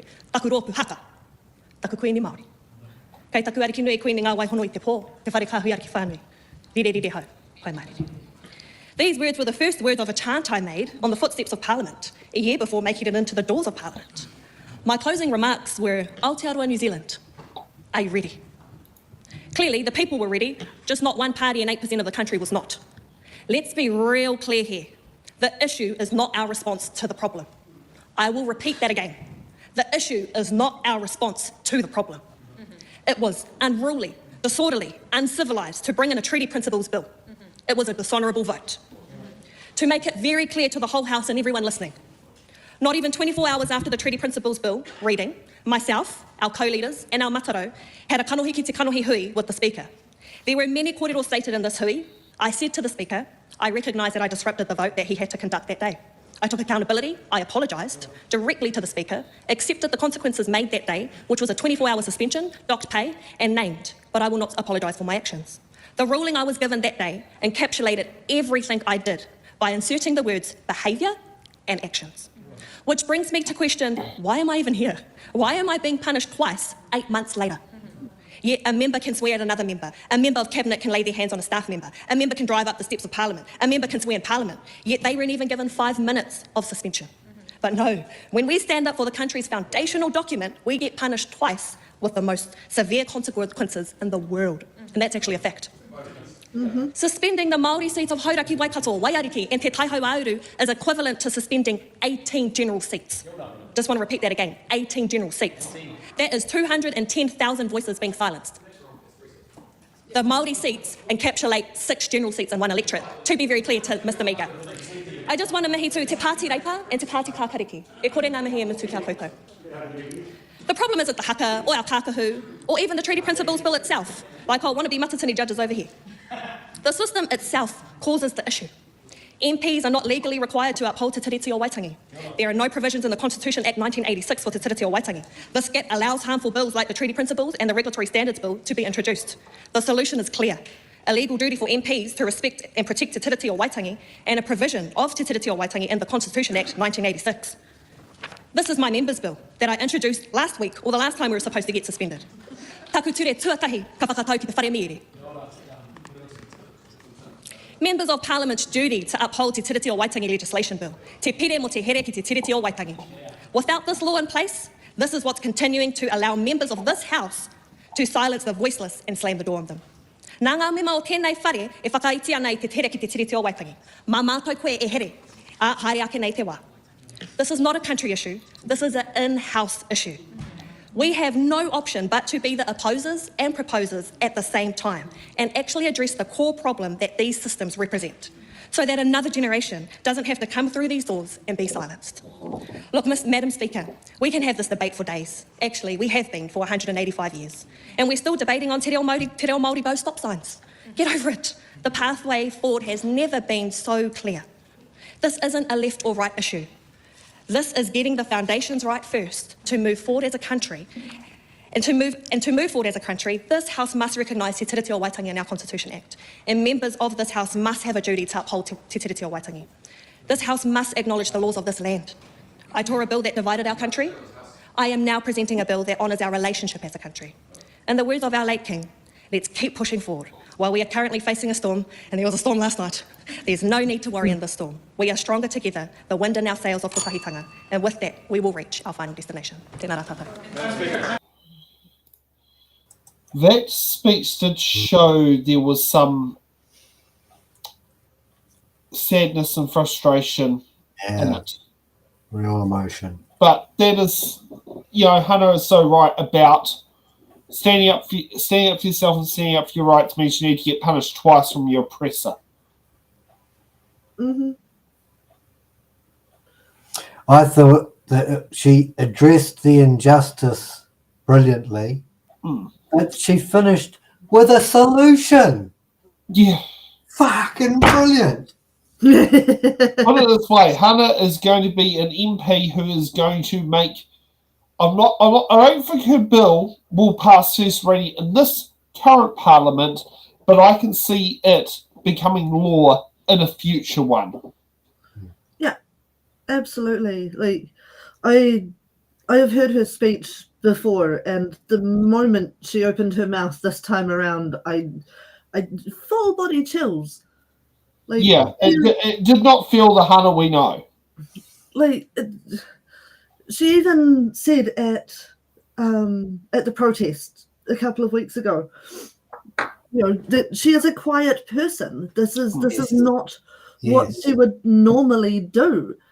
But the way that she has stood up for herself and stood up for not only Māori people, but this entire country to hold us together. I am so fucking proud of her.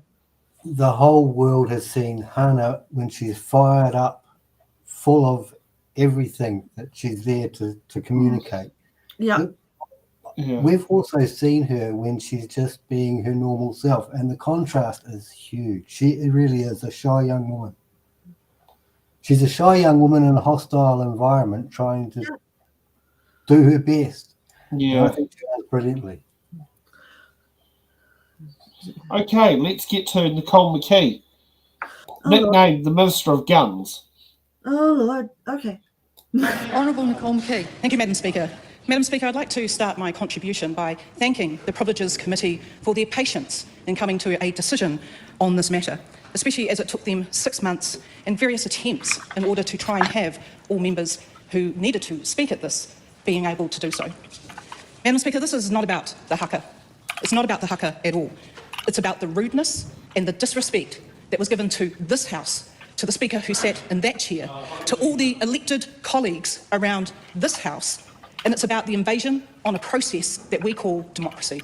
That's what the privileges complaint was about. And when I listen to what opposition members have said, you know, I've heard them talk about episodes where fights were taking place outside, where there were discretions with a Green member and a National Party member, where there were other discretions that happened in here. In fact, where a Labour Party member also stood and apologised to the House, stood in front of the Privileges Committee and listened to them. Even though he stood by what he did man up, turn up, and took respect of the House with him when he did it. When I listen to what has been said across the room, I'm hearing that there's no treaty without Māori, and that's correct. There is also no treaty without the Crown. And in this room, Madam Speaker, we are here as representatives of the Crown. And in this room, we are sitting amongst a memorial of wars, a memorial of deaths, that we come into this place every single day because those people that fought in every one of those battles around this room, no matter what their nationality is, they did it for New Zealand, and they did it so that we could be a democracy. And a democracy is something that we should all be proud of. But it's not universal around this House, and there are excuses being made for bad behaviour. Because in this room, we are here to make laws, to not make laws, to debate, to have the discussions. And this place is so sacred that we can't even have the King in this room. We've got the green carpet here. We can't have them because the elected people of this country sit in this room to have debate. This is not about the haka, Madam Speaker. It's not about the haka, it's about process. It's about grandstanding at the expense of this House and how it operates.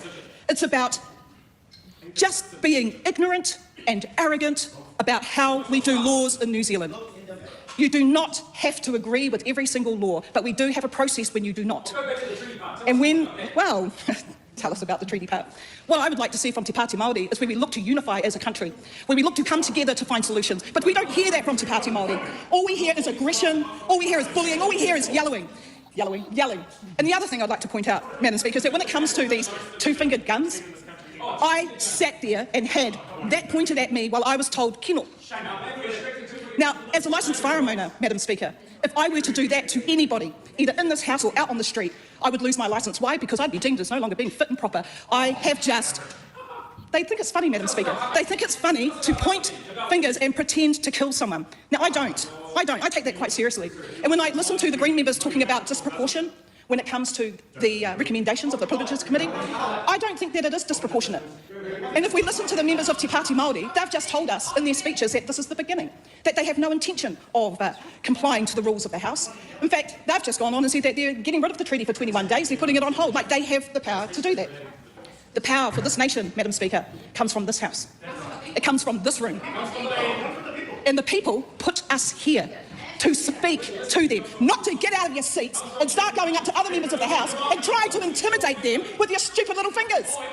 Why don't you put your brain into gear, get some words in your mouth and start debating? Because that's what you do in this whare. I've heard that we are bullies over on this side, but we're not the ones that are yelling comments to other people and other members continuously. Actually, I'm just going to make a point at this point that yelling is coming from many areas, so and it varies depending on who's speaking. So carry on, Minister Nikolmaki. Thank you, Madam Speaker. Madam Speaker, what we've heard from Te Pāti Māori, and I'm trying to look for good ideas, but I've not found any because I've not heard any. What I hear is just a constant barrage of everything that they don't like and that they hate, and when things continue to go along that way, and they do not get their way, then they jump out of their seats, they cross the floor, and they go up and intimidate other members in their faces. Now, that's not something that should be done in this House. And we all know that that's not how you behave in this House. And because of that, we are seeing the decorum and the respect of each other, of members, of process and of democracy absolutely eluding itself, and it should not happen here, not in this whare. Madam Speaker, it took 6 months for the Privilege Committee to even get to a point where they could give a recommendation to the House. And they tried very hard to have the other side be a part of that conversation, but they refused. This is not a disproportionate recommendation that's been made, especially when you look at actually what happened. So, Madam Speaker, the Privileges Committee decision was not about the haka. It was about Te Pāti Māori bullying their way to change. And what the Privileges Committee have said to the House is that behaviour should not stand. They will have a disproportionate punishment because of it, and because of the ongoing behaviour, I fully support what the Privileges Committee are recommending to this House and request, that the members over there grow up and start learning how to debate issues and be a part of a solution instead of making stupid statements like we're going to suspend the treaty for 21 days. If that's the case, I hope you all give up all your wages. I hope you all give up everything that you take from the government in order to then trash the rest of New Zealand, because that's a disappointment to Māori. That's a disappointment to a lot of Māori who tell us they don't support your extremist ways. Utter contempt, not only for the treaty, but also for the process. And I hope the 21 days gives the party time to sit down and think about how they behave in the House and how they actually can get action and get things moving, because it is possible, but not with that bullying, aggressive attitude. Thank you, Madam Speaker.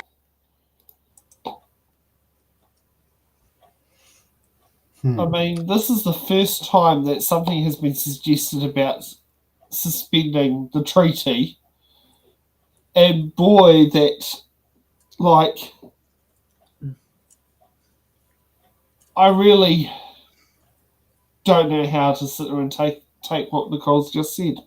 It felt like, I mean, there's some parts I completely agree with her on. I can see why she's come to that conclusion. But there are other parts where it's like, you have partly driven this divide. And it's actually interesting. We noticed like all the national MPs seem to be very quiet. It seems to be the vocal ones seem to even be ACT or New Zealand First. Yeah. I thought that she sounded like a woman who wasn't expecting 100,000 people to turn up at her workplace to tell her she's shit. Well, I thought there was quite a lot of fear and desperation actually behind her tone. Yeah. Now, I think she feels definitely threatened by all of this, but maybe it's not from finger guns, but from the movement that they've provoked against them. I think she's aware and frightened. Sorry. Yeah. Okay, should we get on to former Speaker? Was it Adrian Ruafei?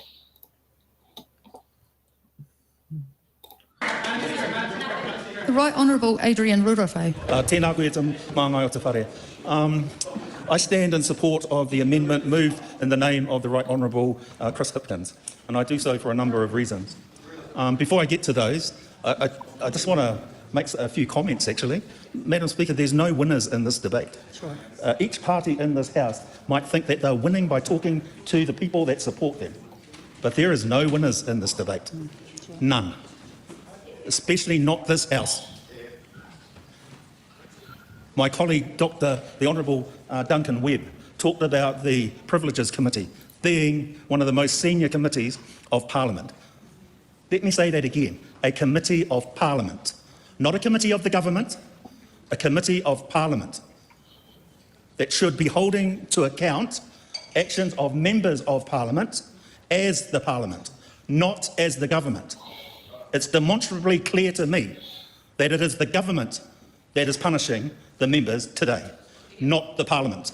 Because if it was the Parliament, we would have support of every party in this House, like we have had many other times when members have been referred to the Privileges Committee. That is a dangerous precedent, and I'll tell you why. It's most dangerous for the future of the Privileges Committee. People need to calm down. Seriously, this is a serious matter. They should keep their interjections to themselves. The Privileges Committee of the future will have a new precedent, without a doubt. A new range of penalties against members who err in the future. You can guarantee that. You can also guarantee that government of the day in the future will feel very free to use those penalties to punish their opponents. This is what we are doing in the House today. Just because you hold those benches today does not mean that those three parties will hold them in the future. And when they don't, and I can guarantee you that you will not endure forever. For the last 90 years, that has been the case. The first Labour government, 1935. The first National government, 1949. Those two parties have led governments ever since 1949. Let me tell the House that is the precedent that we, more than anything else we're doing, is what we'll be doing today, if we act on it as reported by the Privileges Committee to this House. To my colleagues in the National Party, there was a time when the two largest parties in this House, when they were on the same page, that's what happened. And for a lot of different reasons, and colleagues in other parties, Green Party, ACT Party, New Zealand First, the Party Māori will know this, they were left out. That's a fact. I implore colleagues in the National Party to think twice about accepting the motion that's on the table. I also implore Te Pāti Māori to actually think about what the Honourable Willie Jackson has suggested. It's not for me to tell colleagues to apologise, but as he said, it might go a long way. And one would need to think clearly about what is the long-term strategy. I'm going to say this because I knew her better probably than anyone in this House. Tariana Turia would never have agreed to that. Never. When she came in here as the leader of the Māori Party in 2004, she worked harder than any other MP in here. And I say that because she never missed a vote and she spoke on every single bill before this House. And she was just one member, all by herself. Te Pāti Māori has the opportunity to have a huge legacy in this place. Not now, but into the future.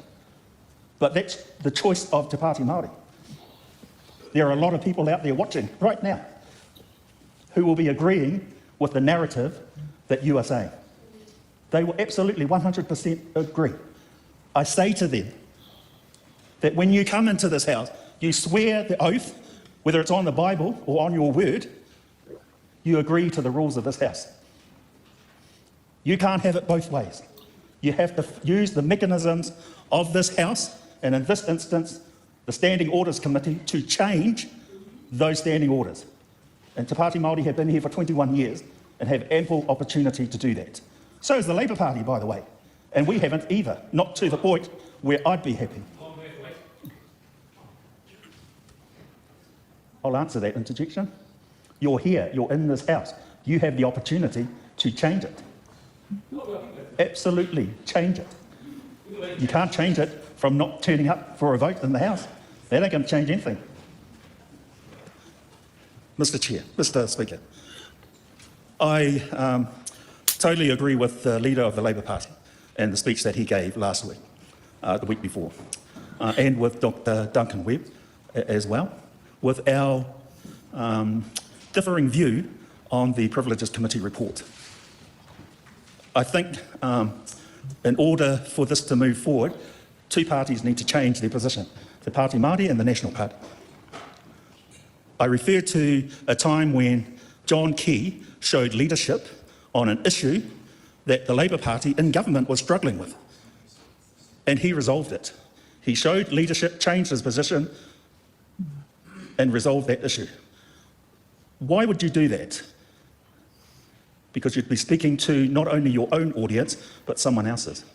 And I suspect he knew that. And that's a time for us to decide whether we want to do that or not.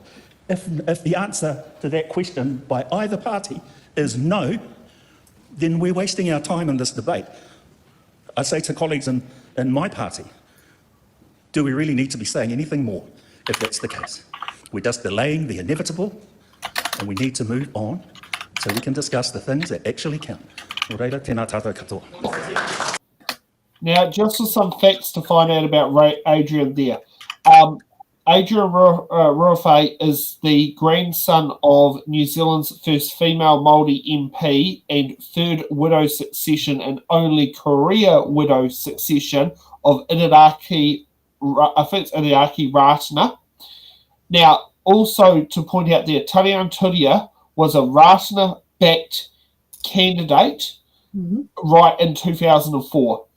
Adrian worked alongside with, because Adrian at the time joined the Māori Party, as it was known then, now to Party Māori, to be part of it. Yes, he did part his ways later on and rejoined Labour and became Tariana's successor in 2014. But it is, you know, he has had a very good working relationship with Tariana Turia. And the fact is they're both from Wanganui. They both have, you know, which is the capital of the Te Tai Hararuru electorate. And they have, you know, they've had long-standing working relationships. You know, and Adrian, you know, and it's interesting because Adrian, you won't see much speeches from them. You don't see many interviews from them. So when you do see him speak, you can tell it's doing it. I mean, and he is the former Speaker of the House. So there is kind of that mild convention where you kind of sit in the background and observe. Yeah. He's very concerned about the minor of the health, whatever that is. And because he's been working really hard to actually establish that. You know, and now he can see it all being threatened by this partisan punishment. Yeah. And I think from his work within Ratana, etc., he understands very much how important it is to maintain the integrity of whatever institution or organisation it is that you're trying to build up. Yeah. Yeah. And it's actually interesting. He follows many foundations of his grandmother. There are many foundations. Yes, they're sitting in Parliament 50 years apart from each other. You know, it also is interesting. He mentioned the year 1949. For those who want to know, that's the election his grandmother became elected as an MP after the death of his grandfather. I think that's Matua Ratana. Sorry, I haven't got any notes on the screen on that. So 1949 for him is a very big year because it was a year where history was made in the making. And I can tell you right now, my grandmother is probably one of the few people who can actually, you know that Iriaki Ratana is the first female MP, Māori MP in Parliament. Most people refer to the second one being Feta Turakatni Sullivan. And that's literally because of time. My grandma is one who remembers it because it's also 1949 was the first year my grandma voted. Yeah. So it's a very interesting year, and it's the first year that my grandparents were school teachers in the New Zealand education system as qualified teachers. And Winston Peters was 4. Yes, and actually, funny enough, now which school did Winston Peters go to? Because Granddad was the deputy principal of Rawene DHS in 1953. Which is the same year Dad's sister Judy was born. But yeah, because I do know Winston is from that part of the country, but I don't think it was that far up. Anyway, the focus of Adrian's speech was very much what I expected because he's very concerned about the minor and integrity of the institution which he serves. That's why it's dead serious to him. It is dead serious. Yeah. But it would just be great if the current institution had integrity and mana. I know. I think he's building it up where maybe it doesn't exist. But I also think that he's put a lot of effort into it over the years and he feels like it's all at threat now. It's all just being washed away. Okay, let's get to Debbie Narua Packer. First of all, what I would like to do is take the opportunity to do what we couldn't do in front of the Privileges Committee. Nothing that we ever do as a Party Māori is accidental. It is very purposeful, very measured and very deliberate. So when we have a situation in this case, and I love what my whanaunga has shared, but what we're confronting here is a government who has a very anti-Māori, anti-tiriti, anti-woman, anti-rainbow agenda. And we need to, as a party, put up what it is that we were contending with and actually show what power really did. when it saw that we weren't reacting the way they wanted to. We have a Prime Minister, a national-led government, who traded with Te Tiriti for the Principles Bill, even though it wasn't a bottom line. We have an ACT party with a leader whose values match and align with the Atlas agenda, who silence the voices of Indigenous people. So I want to be like this. I want to turn up and know that we can fight for our party that's going to get a fair go. But it doesn't in this space, and nor is the rest of Māori that are having to contend with the clawing back, the dismantling of your own services that Labour put out. This isn't Party Māori having its tantrum.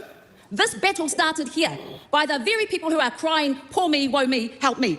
The government used their legislative might in this House to takahi our wakapapa and our treaty. We didn't. And they didn't like it when we used our wakapapa and our treaty to hit back at the might of the legislative power. That was not a battle Māori decided to start. This is not about disorder. This was just about us standing in our truth. And you can see the dynamics of Te Ao Māori, like everyone else. We don't agree on everything. But we have a generation coming through that I don't see in any other party, including Labour. And absolutely we've got our wire that tells us we should be like this, but we've also got our rangatahi tapping at us saying, where am I fitting in this place? Where does Hana belong? You don't have that burden. You don't have that responsibility because none of you are bringing anyone else through. We were referred to a system and a committee that was already known and was already outspoken in its public opinions of Māori. And let me just bear with that. We had a committee made up, the Privileges Committee, who we referred to, who a public record of anti-Māori sentiments. Judith Collins, the chair, has called Māori health equity segregation and attacked Māori wards as undemocratic. Winston Peters, who questioned whether Māori are even Indigenous, mocking our identity and indeed our wakapapa. And Louise Lupton, who's busy penalising the poor. The truth is, the court of law would never have let this crowd through to predetermine and prejudge us because they would have been called a mistrial. They would have made it. So we have a government majority committee, and I agree with what my whanaunga said in Labour. The committee has lost its way. It is government-agendaed, government-driven. And we went in there knowing this bias. We went into that process knowing this bias. You can Google what I'm saying. No one had to be in Parliament to know this bias. We went in there and so we asked Parliament to hear us. We asked for tikanga experts, denied. We asked that Hana Rawati not face double jeopardy.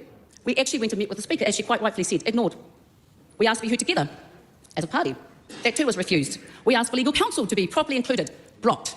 Do not tell me that Te Pāti Māori wasn't sitting here trying to meet you halfway, 3/4 of the way, all of the way. Every time we asked to be measured in a way that we knew the bias wasn't going to be predetermined and the judgment made, it was refused. I refuse to sit here and pretend that we didn't make 5 appeals knowing the government's bias. And you ask why we didn't attend. Instead, what we confronted was a government who allowed its comm spin to falsely go out and say the vote wasn't completed. The bill couldn't advance. There was no delay. What they're really trying to say is we disrupted the comfort of this government, who's had a free run. Sit there and do emergency. We'll sit there and do an emergency run on this, or do crazy timing on this. We won't have a discussion and public consultation on this bill. And then we had the demonising. The demonising of Māori, the demonising of my wiri, the demonising of my fingers, and we were made to look violent on purpose. And yet you're the ones, this government's the one that's doing the gun wars and doing the boot camps and reinvesting in military might and trying to mine to be able to sit there and give more blinking military weight. The hypocrisy of this place. But I want to tell you what I'm really why Rawiri and I made our decisions. Because we saw the bullying of our youngest MP. And I don't care how you live with your truth. We saw you humiliated because she went viral. Billions of views saw what this place was about. You were so cruel to our youngest MP. The chair actually had her in tears one time in here because she spoke in English, her second language. She referred to her iPad and that got interrupted. We saw, we're not stupid. You don't get to become descendants of resistance and not know and see what's happening to her. We saw language deliberately being used, and I want to sit there to make sure I get this right. The chair of this committee said, the haka lacks civility. The same term used in Atlas. The same term used in 19th century debates when Māori were called savages, unfit for parliamentary order. In fact, in the 1860s, colonial MPs argued that Māori could not participate in Parliament because they lacked the civil capacity to engage with proper legislative conduct.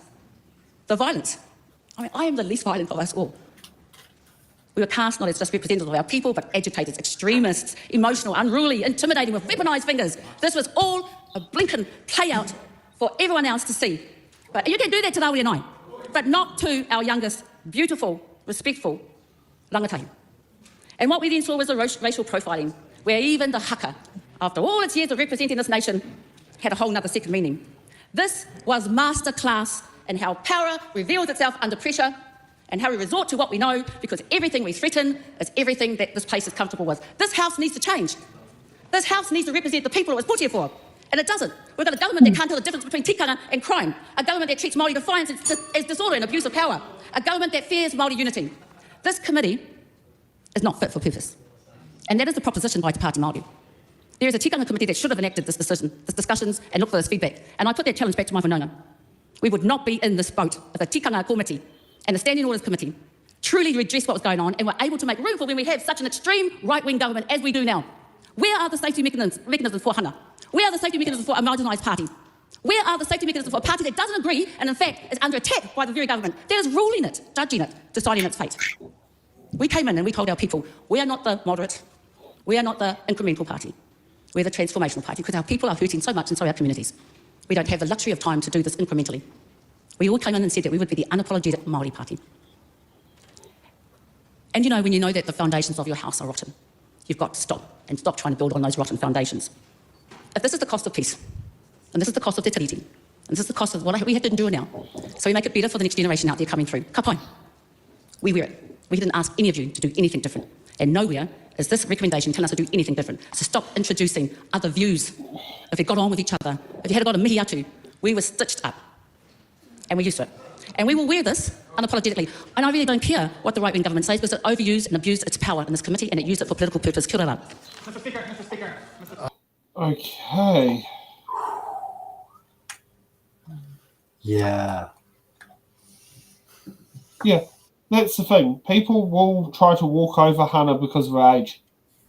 Mm-hmm. But Te Pāti Māori really look after hana. Yeah. And, you know, they don't want her. Yeah, they don't want her hung out to dry.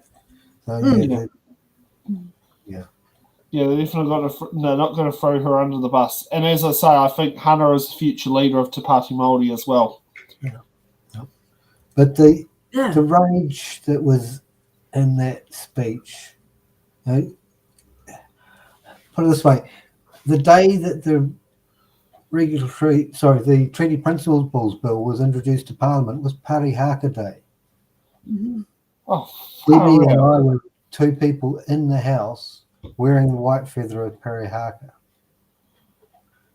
So, you know, she feels all of these things because it's, you know, they're accusing her of the so-called violence, but knowing her background, it's the exact opposite is true. Mm-hmm. Yeah. Yeah. There's an extreme provocation going on here, and then they go, "Oh, we're the victims," when they actually provoke a response. Now, let's get to. Hold on a sec. Yep, go ahead. In the late 1700s and the early 1800s, before Te Tiriti and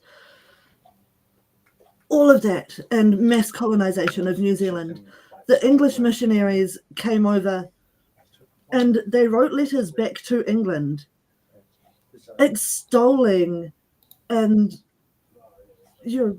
absolutely loving Māori values and way of life and the way that we treated our children. And sorry, I'm all fuzzy again. But the moment that they moved here, they staged photographs of children smoking cigarettes and everybody drinking alcohol and all of that sort of rubbish, which is still used against us nearly 200 years later. And they can't.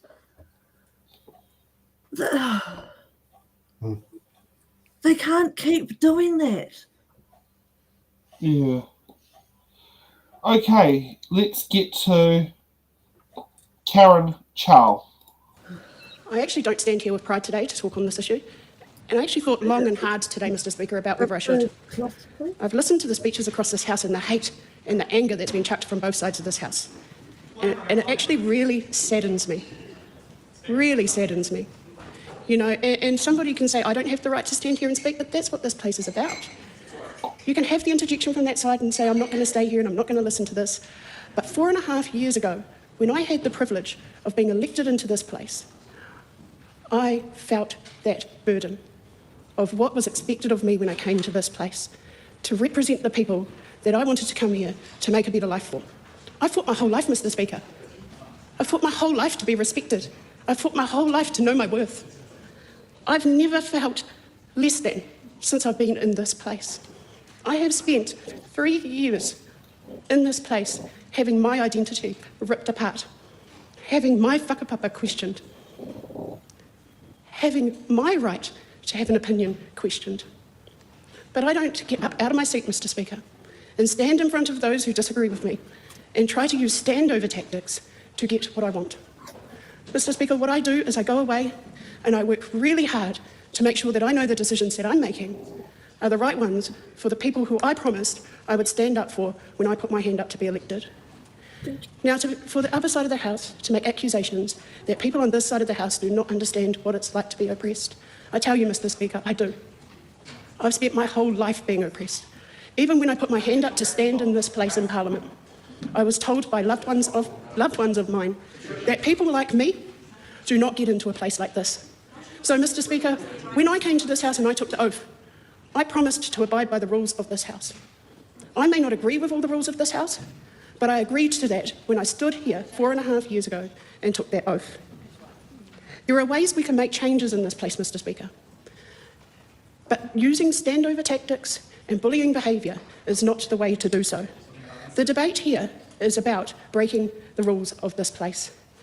And Mr. Speaker, I think people often, when they watch speeches on the TV or listening on the radio to Parliament, often forget that this is our workplace, Mr. Speaker. This is a place we come every day to do our work. And in every workplace, people have the right to feel safe. People have the right to walk the corridors in their job and feel safe. And Mr. Speaker, in any other workplace, if a staff member breaches the code of conduct, there are repercussions for breaching that code of conduct. In this place, it's kind of a special place where there are no ability for a boss to sack you or fire you for breaching the code of conduct. We're put here by the people of New Zealand. And so the only way that we can maintain order and decorum in this place, Mr. Speaker, is by having the rules that have been put in place. This is what this select committee is there for. Sort of like our HR, where we sit down and we discuss what the issue was, and hopefully can come to a medium ground where there is a little bit of contrition shown from those who have had the accusations brought to them.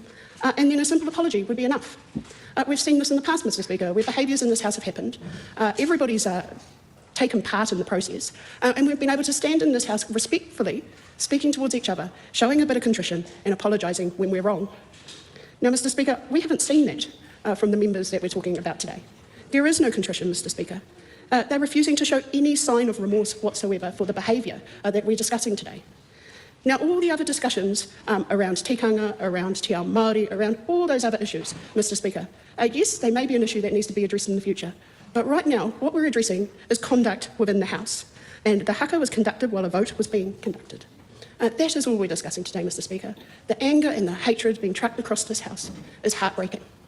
I have never seen this place so low since the moment I started here, Mr. Speaker. Now, we talk about cruelty. We talk about accusations of cruelty. I listened to the speeches. I felt the pain. I felt the tears. And I understood that pain and those tears. What would be cruel, Mr. Speaker, if one of us took that video, put it up on Facebook, and rolled our eyes and said fragility is real? That is cruelty, Mr. Speaker. So we can talk about one side of the House bullying another side of the House. But, two wrongs don't make a right. We need to address the actual issue that is happening here. Quite frankly, Mr. Speaker, when I came here, I wanted to be able to set an example. We don't understand how powerful our voices actually are in this place, how people listen to what we're saying in this place, and how it reflects that behaviour back in society. We need to show leadership in the way of having proper, meaningful debate, not using aggression and standover tactics to get what we want. We want to teach our next generation that you can sit around a table, you can have a debate, and you can disagree and walk away agreeing to disagree without slinging insults at each other and without using bullying tactics to try and get our own way. Mr. Speaker, I would really rather not be standing here, but I did think it was important that we brought the tone of this debate down and made sure we were actually debating the issue that's on the table. I would rather, Mr. Speaker, be doing what I was elected to do when I came to this House. And that is deal with the issues that are out in society, not talking about other parties within this House. Mr. Speaker, we have issues in our communities where families are losing their babies, where our people are becoming victims of crime, where our people are suffering. And we're standing here debating this. Quite frankly, Mr. Speaker, I'm embarrassed. I'm really embarrassed for everybody today. Because the previous speaker was right. Nobody wins here. And if the party that is on the table today that we're discussing had showed a little bit of contrition, had showed a little bit of sign of, yep, we did something wrong, we apologise, then we may not still be standing here debating this, Mr. Speaker. But the fact of the matter is Te Pāti Māori has made it very clear that this is just the beginning, that they don't think they did anything wrong, and that they would do it again. And so, Mr. Speaker, that is why we're still standing here today debating this, and it's an absolute shame, because we should actually be discussing the real issues in this country, and especially in my portfolio space, where we have children dying in our communities. We should be coming up with solutions how to protect our children in our communities, not standing here debating another party, Mr. Speaker. So I'm going to leave it at that. But because there has been no sign of remorse and no sign of contrition, I will actually commend the recommendations. Put it this way: when you believe sending kids to boot camps, like, the thing is, even when your speeches there, Karen, could be genuine, people will see, the way that came across did not come across genuine. It came across as trying to make it all about yourself. Which is exactly what all our viewers have been saying in the comments. Exactly. It didn't feel. It felt fake. I can just imagine her, after martial law is being declared, making an emotional speech about how it's hurting her more than everyone else. Absolutely. Yeah. Yeah, not very convincing for me, I'm afraid. No, her and Brooke Van Velden are from the same stripes. You know, pretty much basically, I'd call them the equivalent of Dolores Umbridge from Harry Potter. Oh, that's strong words, Sam. Yes. Ray's asking if you read them. Harry Potter? Yeah. Yes, I have read the books. Yeah. Yeah. You know, both of them probably come across as closest to that character, who think they're doing the best thing in the world while sitting there trampling all over it. I mean, put it this way: when is David Seymour meant to get put in front of the HR department for driving up the steps of Parliament? No He acknowledgement. wasn't allowed to. But there's also no acknowledgement in any way, shape, or form of the provocation that brought about the haka in the first place. Mm-hmm. Yeah. Yeah. Okay, let's see what our favourite Latino MP, Ricardo Mendez-March, has got to say. Aye. Speaker, I rise on behalf of the Greens as the Green Party member of the Privileges Committee, and I am astounded by the last three past ACT Party MPs who seem far more offended about alleged finger guns than actual gun violence, children living in poverty, or workers being exploited. I found it extremely shameful being a migrant to this country, having been here by virtue of tatidity, and have a fellow migrant in the Privileges Committee actually continue to scapegoat Māori communities and flirt with the idea of imprisoning the Pāti Māori members of Parliament. So shameful, and brings our migrant communities into disrepute. But I think rolling out their token migrants to do these tactics is a sign of fear, that more migrant communities are working with Māori to honour tatidity and stand against the politics of division that they represent. The Privileges Committee is, as others have talked about, a senior committee that is supposed to be, ruled by consensus. But in this debate, it has been shown that members of the government would rather show their performative tears and outrage over this issue that they themselves inflicted us with. They chose this punishment. They chose to say, that they found it unprecedented. They chose to hand a punishment 7 times bigger than what has been given before. And I am sick and tired of members of the government and their performative outrage about this so-called dropping standards of this House, when it is the former Deputy Prime Minister who continuously asks out-of-order questions in the House and challenges the speakers on an almost weekly basis. It's always those that are complaining the loudest about the so-called dropping standards that are lowering the standards themselves. I just heard the previous ACT Party speaker talking about cruelty, when actually we have had members of the government using terms like sick idiots to refer to other members in the House. Idiots actually just up until recently, and constant slurs and languages and literally anti-migrant rhetoric in this chamber. They should look in the mirror. They should look in the mirror, and the ACT Party members may want to tell their leader to stop driving up Parliament steps before they start their crocodile tears about the lowering standards of the House. And for those lecturing to Pāti Māori about how they should behave, let it be reminded that the Pāti Māori, the Greens, and any of us are not here to represent the government members of the House. We're here to serve the voters who elected us. Those voters who elected us into this place, they knew what we stood for. The Pāti Māori voters knew what the Pāti Māori stands for, and they're accountable to their voters, not to you. The Green Party does not support the recommendations of the Privileges Committee because it is indeed unprecedented. And I found it ignorant of the members to actually be conflating the haka with intimidatory behavior. That's on them. Because actually, the world is watching us. And in fact, many around the world, including in my homeland of Mexico, are watching with pride. Indigenous communities in my homeland are watching us with pride and with hope about what happened in the House last year. Because it served as a reminder of the power that Indigenous peoples across the world can tap into to seek justice. I was flooded with messages from people in my homeland feeling pride about our parliament. And yet these government members seek to completely misunderstand the sentiment around the world that was of hope, and it was about inspiration and what is actually possible. Indeed, there are rules in this House that are actually completely made up, often a vestige of a British Parliament that actually, they're made up. All rules are made up. All rules are made up by humans. That's what rules are literally are. Like, rules are made up by humans, and humans can change the rules. And I do welcome the call from some other members that it is time to review the rules of Parliament to better incorporate tikanga into this place. I actually find it weird that out of all the things that I've said, the thing they find the most offensive is that I just said that rules are made up. Because literally, like, every time they put up a bill in this House, a lot of the times it's made up. Actually, they have no evidential basis for most of the legislation that they push through. And now they seem to be most outraged by the fact that I just reminded them that we have the power to make and change the rules of this place. So once again, I want to remind the members of the government, particularly those that had representatives in the Privileges Committee who chose this unprecedented government, that they had a choice. They had a choice between choosing performative outrage and an unprecedented punishment, or to reflect and stand back on the fact that the world is watching us and we could be leaders about how we choose to have a democracy that actually represents our foundational document, and indeed, as representatives of the Crown in this place, to actually honour the Te Reti o Waitangi. And instead, we have a government that uses this performative outrage to distract from their anti-Māori legislation to create this theatre. They were the ones who chose for us to have this debate. And in the Greens, we did take this decision collectively. I have a feeling that the government members who were in the Privileges Committee probably didn't even talk to the colleagues about the unprecedented punishment that they were handing out.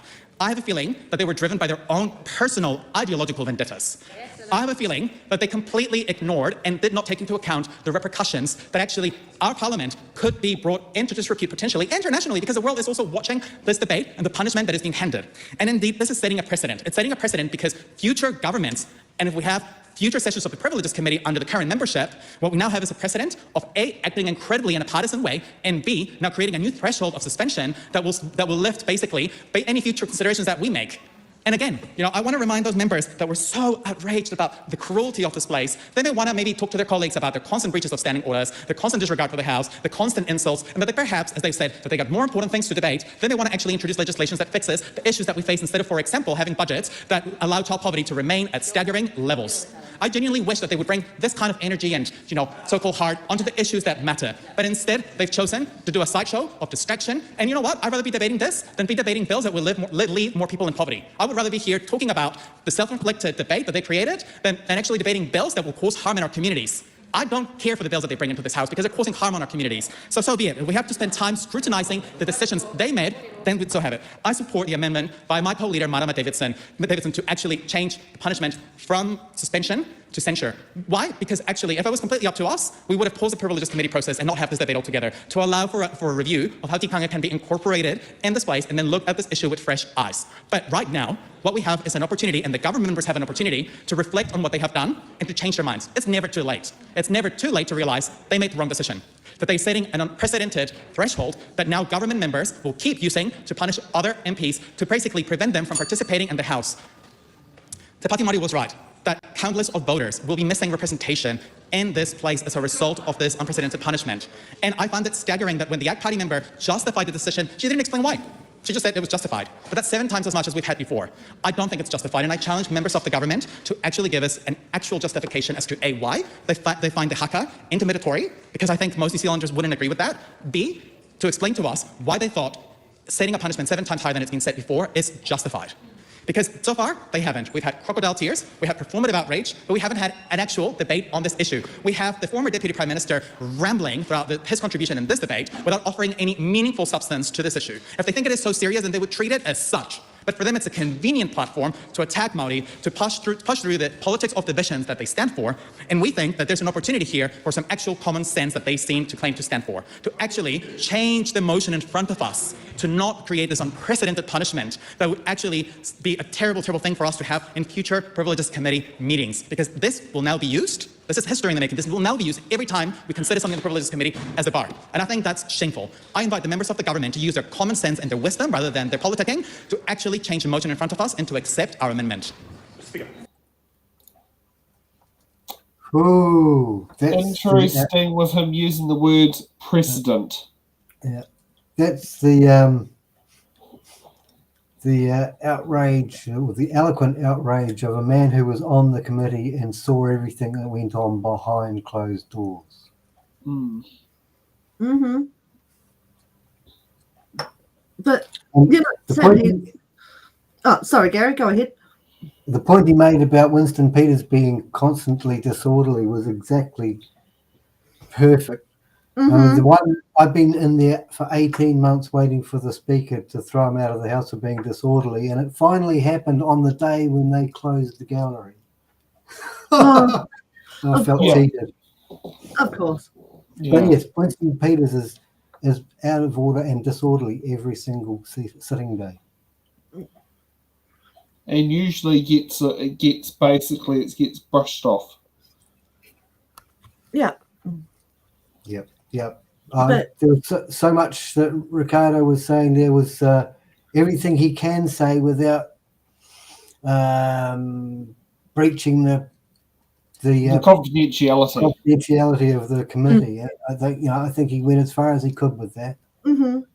He said everything he could say without also ending up in front of the Privileges Committee. Yes. Yes. But yeah, Sam, he's absolutely right. This is going to set a precedent for what happens in the future. It's Yeah, and it's one where I can tell you right now, having that done to National or to ACT or to New Zealand First, if they had what they applying to Te Pāti Māori applied to them, they would scream as if it's murder. Oh, they absolutely would. They would scream bloody murder. Yeah. Woe was me, poor me, how dare you do this? Yeah. Because it's happening to someone else that they don't like, it is therefore fine, and they don't care. Yeah. So, I'm going to skip a speaker because I'd like to see Rawiri Waititi. Okay. Tēnā koe te pika. Tēnā tata. We've heard a lot about the situation that we're here in terms of this Privilege Committee decision. And in this House today, we have heard people who have no experience about the meaning of haka and what the tikanga of haka is and what the whakapapa of haka is. It is an absolute insult to te iwi Māori to hear people's interpretation of what they believe haka is. Whether they believe it disorderly, whether they believe it violent, it is an absolute insult to sit here and listen to people's interpretation of haka. And we know the Privileges Committee and those who made the complaints rummaged through the Select Committee books to find how they could punish us and find something against their privilege to punish us on. Because it's still unclear why we are being punished, sanctioned. Why? Was it the haka? They say it's not the haka, but I've heard a lot of kōrero about haka. Gun gestures, being on the floor. You don't know, sorry, not you, Mr. Speaker, but the Privileges Committee and the government that supports them actually doesn't know why we are being punished. And not one Privileges Committee member has explained to us where 21 days came from. Not once. We have 6 MPs here to represent the near on million Māori that sit outside this House. And don't worry, you say, oh, you only got 3%. Kei te pai tēnā. You've had 180 years of practice. We're getting there in this democracy. I heard 21 years for Te Pāti Māori in this House, but we've only been here for 4 elections. As we mature in this democracy, we demand that this democracy is fair on us, but it is not. It is not. And the 6 of us can take the hits. Talking about scribbles on my face, cowboy hats, and I wear this hat as an acknowledgement to my grandfather and the many Koroas that went to fight in the Great Wars. C Company were known as Ngā Kaupoi, the cowboys. This is why I wear this hat. And I took the hat off my grandfather's coffin, so now you know. And the scribbles on my face represents the many of our ancestors that have been the victim of state-sponsored terrorism from this House. And this is a constant reminder that we are still here.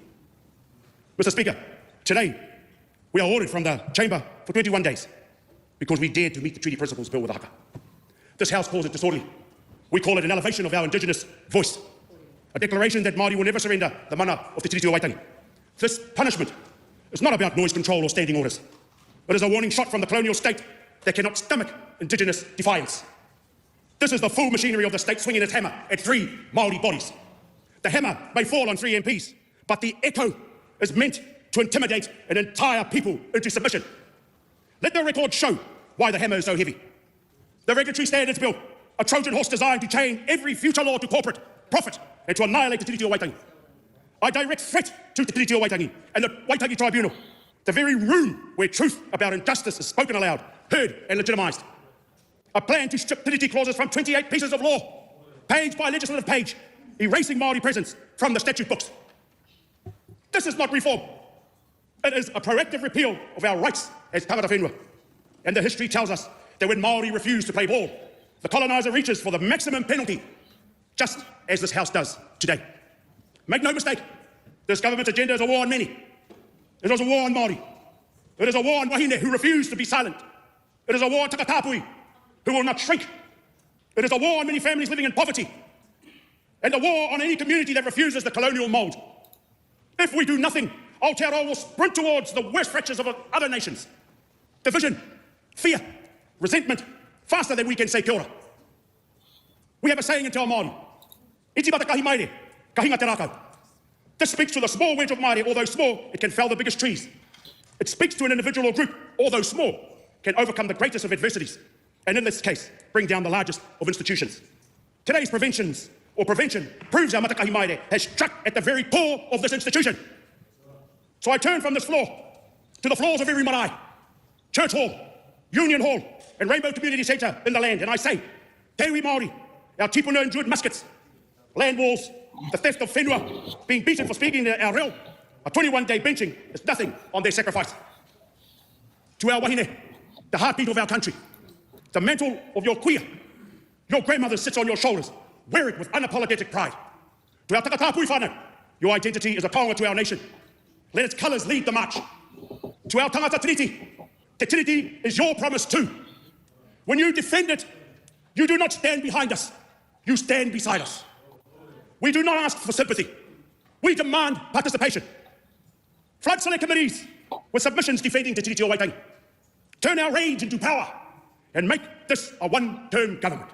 Enroll, vote. If you hear the haka outside these walls, add your voice. If you see injustice trending online, amplify the truth. If you feel fear, remember fear is the coloniser's last currency.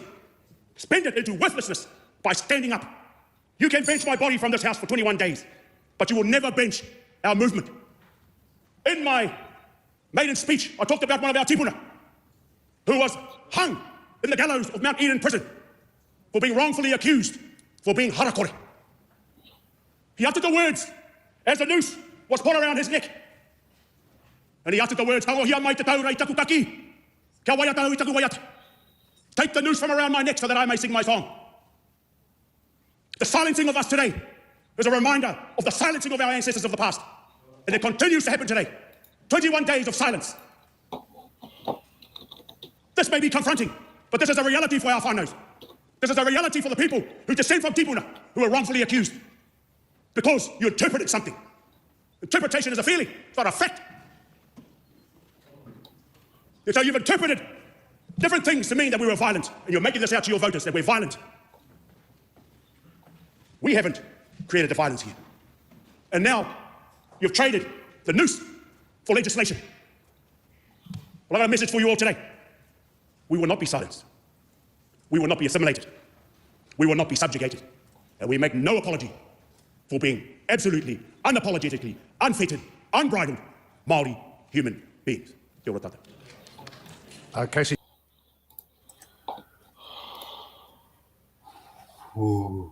Now, was the person who was mentioning, was that our one and only person who has been hung for death for treason? Sorry, what? Was the person who he mentioned being hung, was it the one and only who has been who was had the death penalty issues or treatment? It must be. I can't. Was it Hamiora Pere? And then he was only exonerated, and his descendants apologized to like this century, I think. Yeah. It's yes.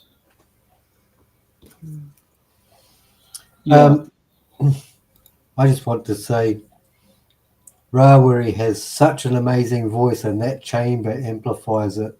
It's really amazing being in the house when he's speaking, and when he's speaking like that, I'm so sad that I wasn't there for this, because yeah, he's amazing to speak and to listen to be in the presence of. Mm-hmm. And also, we have to remember that Judith Collins has a vendetta against Rawiri because the first time he ever did a haka in the house was when she was being racist, when she was the leader of the opposition. Mm-hmm. So it's personal there for her. And it's always personal with Winston Peters. Oh, Yeah. everything's personal for Winston Peters. You're right. It's Okay, let's go to some voting. Please note this will take a bit of a while. And for the good of our nation. Kia ora. Oh. Rawiri Waititi. Is this, you can't have a second speech. Are you moving a motion? It is a point of order. Hang on, I've just lost my Point of papers. order. Oh, there's been an amendment. Sorry, my mistake. There has been an amendment. Yes, you're moving a point of order, right? I am moving a point of order, Okay, Madam that's Speaker. okay. That the debate on this question now close. Question is, on this question now closed. All those in favour say aye. To the contrary, no. The motion is agreed. So we will take the votes that are put down with the including the First Amendment. So the question is that the amendment in the name of Right Honourable Chris Hipkins be agreed to. Those of that opinion will say aye. To the contrary, no. The noes have it. A party vote is being called for. Please, Clerk, conduct a party vote. New Zealand National. 49 votes opposed. New Zealand Labour. 34 votes in favour. Green Party of Aotearoa New Zealand. 15 votes in favour. ACT New Zealand. 11 votes opposed. New Zealand First. 8 votes opposed. Te Pāti Māori. 6 votes in favour.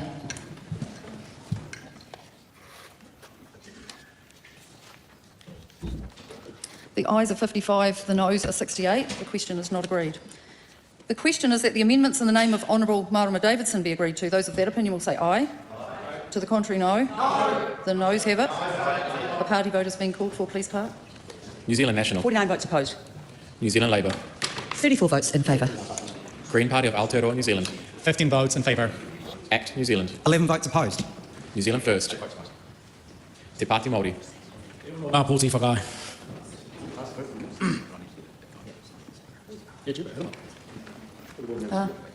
Sorry, can I just complete that vote before you take the point of order? Rules. He wasn't in his designated seat to make that vote. Mr Andy Foster, would you like to repeat your vote from your 8 votes designated opposed. seat? Okay. So that lines up with what I have here. The ayes are 55, the noes are 68. The question is not agreed. Thank you. Protocol is very important. Members, so that everyone is clear on the process we will follow, there will be a separate question on each member referred to in the original motion. The question is that Hannah Rafferty Maipi Clark be suspended from the service of the House for 7 days for acting in a manner that could have the effect of intimidating a member of the House in the discharge of their duty. Those of that opinion will say aye. Aye. To the contrary, no. The ayes have it. Party vote is being called for. Please, Clerk.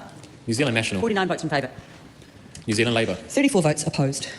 Green Party of Aotearoa New Zealand. 15 votes opposed. ACT New Zealand. 11 votes in favour. New Zealand First. 8 votes in favour. Te Pāti Māori. Votes opposed.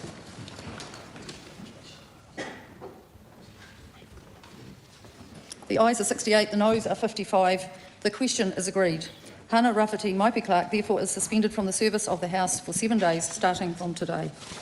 The question now is that Debbie Narua... Sorry, can we please have voting in silence? I understand the emotion, but it's important that we hear what's being said. Oh, sorry, I thought I did. Did I miss something? Okay, so Steve Abel's amendment is ruled out of order under Standing Order 124 as not being relevant to the motion on the Privileges Committee recommendation. The question now is that Debbie Narua-Paka be severely censured by the House and suspended from the service of the House for 21 days for acting in a manner that could have the effect of intimidating a member of the House in the discharge of their duty. Those of that opinion will say aye. Aye. To the contrary, no. No. The ayes have it. Noes have it. Party vote is being called for. Please, Clerk. New Zealand National. 49 votes in favour. New Zealand Labour. 34 votes opposed. Green Party of Aotearoa New Zealand. 15 votes opposed. ACT New Zealand. 11 votes in favour. New Zealand First. 8 votes in favour. Te Pāti Māori. 6 votes opposed. It's now my understanding, can I please clarify that because Hannah Rafferty Maipi Clark is suspended, Te Pāti Māori has 5 votes? That is correct. 5 votes opposed. We're learning something new every day. The ayes are 68, the noes are 54. The question is agreed. Debbie Narua-Paka therefore is suspended from the service of the House for 21 days starting from today. The question now is that Rarui Waititi be severely censured in the House and suspended from the service of the House for 21 days for acting in a manner that could have the effect of intimidating a member of the House in the discharge of their duty. Those of that opinion will say aye. Aye. To the contrary, no. The ayes have it. Party vote is being called for, please, Clerk. New Zealand National. 49 votes in favour. New Zealand Labour. 34 votes opposed. Green Party of Aotearoa New Zealand. 15 votes opposed. ACT New Zealand. 11 votes in favour. New Zealand First. 8 votes in favour. Te Pāti Māori. 4 votes opposed. Oh. The ayes are 68, the noes are 53. The question is agreed to. Rawiri Waititi, therefore, is suspended from the service of the House for 21 days starting from today. The House stands adjourned until 2 p.m. on Tuesday, 24th of June 2025. Well, I learnt something today. As you will slowly be suspended from the House, your party vote numbers go down. Takes immediate effect, yes. And yeah, why is Parliament off for so long? Is that because of Scrutiny Week? That's the one, thank you. Yes, that is part of the reason. Right. And they usually have that 3 week on, 1 week off thing anyway. Oh, yeah. That But is yeah, kind yeah, of it's the 24th of June, and that's a long way away. Yeah, the same week of Matariki. Yeah. No, that's not correct. The week after Matariki. Week Because after the week of Matariki is Scrutiny Week. Yes. Yep. No, I think the Parliament calendar was very much why Rawiri called for a motion to end the debate.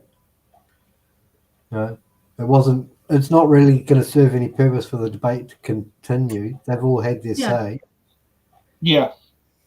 And it means that, like I say, they've chosen an opportune time to serve their suspension, where they both, Debbie and Rawiri, missed 3 sitting days only. Yeah. Yeah. But the interesting thing is they won't be able to do scrutiny week on the select committees. Like, I've actually had a look on Parliament's website, and Rawiri is no longer a member of the Education Select Committee. Because he's not allowed to. Possibly, and the date that it kicks in was on Thursday. I'm going to look at Debbie at the same time to see if she's has the same thing where her particular select committee. No, her one did not. No, her one has not changed. So Maybe she's still technically on the House Select Committee. Shh, don't tell them. They'll kick her off. Shh. No, they'll have a substitute C in place. Mm. My immediate thought was that they should all get together with all the New Zealand musicians who want to join up and do a song about this. Yeah. Aren't they meant to be like taking a tour around the country now? Why? Because their travel allowance hasn't been suspended? There we go. I found the comment. Yep. Yeah. Yeah. Okay, so for those who are wondering of what do you call it, the bills that are coming up for bills. Yep, no, I can do that one. The Education Training Amendment Bill submission closes on Thursday, the 12th of June. The Public Works Critical Infrastructure Amendment Bill closes on Friday, the 13th of June. The Education and Training Vocation Education and Training Amendment Bill closes Wednesday, the 18th. The Credit Contracts Consumer Finance Amendment Bill closes the 23rd of June. The Financial Services Providers Registration and Disputes Resolutions Amendment Bill closes the 23rd of June. The Financial Markets Conduct Amendment Bill closes the 23rd of June. The Regulatory Standards Bill closes at 1 p.m. on Monday, June. And if you'd like to buy some merchandise, you can buy one of our shirts. And if you're Gary, you can walk out from your house to the printing place, literally in the same complex. And for those who are wondering, yes, I am wearing both my hoodie and my t-shirt. Also, if you want to contribute more than just a one-off. We do have a Patreon that you can join. Yes. Sam keeps forgetting to mention. Oh God! Oh, and if you want to contribute funds to the It's in the Ballot 2025 election fund to do the shows, please do so. Just to let you know, we've had our first grant decline, but I'm not surprised. No, neither. No, and we will have the same thing said, probably like it was last time. Why aren't the councils funding this? Because we're trying to get them to. Yeah.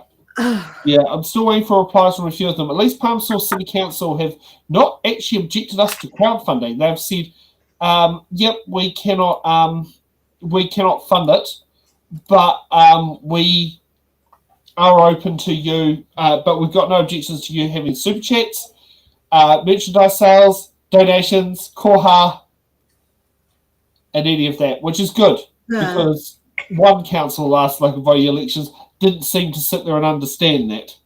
Oh, no, they did not. But Yes. we're not going to get into that. This is the wrong show. yeah, exactly. Yeah. Yes, Kiwi shirt, you are right. Kiwi skirt, you are right. It is absolutely doing them a favour. And if they actually did fund the shows, it will probably cost between 1% and 4% of the total cost of running the elections. Really? That seems Wow. high. No.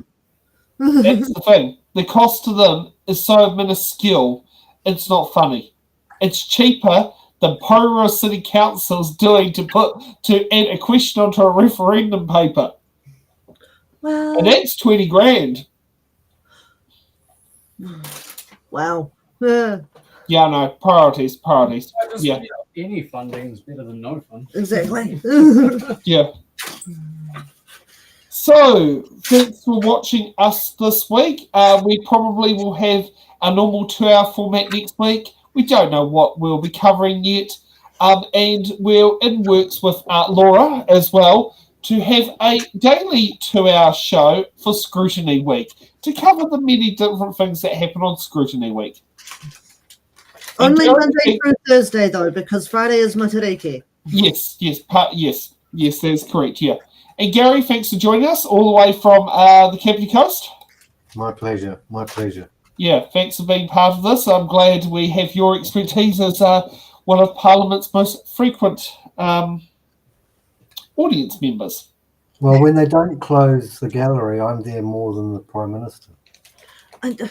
Well, with the current one there, it's not much of a thing there, but I think you sat there and said you bet Jacinda Ardern's record as well. Well, the Prime Ministers aren't there on Thursdays. I am. Yeah. And how often do you get Magenta there? Well, occasionally. Oh, okay, so it's not quite all the time. No, so it has to be something big, yeah. And I do remember KiwiSkit was meant to appear at one of them, but I think there was another time they closed Parliament. Yeah. Yeah. Which I don't remember happening in previous parliaments. No, the COVID times. That's a different story altogether. Yeah, no, because I remember trying to come in on budget day. I think it was 2022, and they said no. Oh, everything was closed under the code red. Yeah. Oh, well, that was level 2 or something, or level 4. I can't remember what the alert level was. It wasn't 1, because I think that was it might have been 2021 then, actually. Yeah, I think it was. It's 2021 or 2022. No, because there was one of them. There was one of them where Jacinda Ardern. It must have been 2021 because 2022.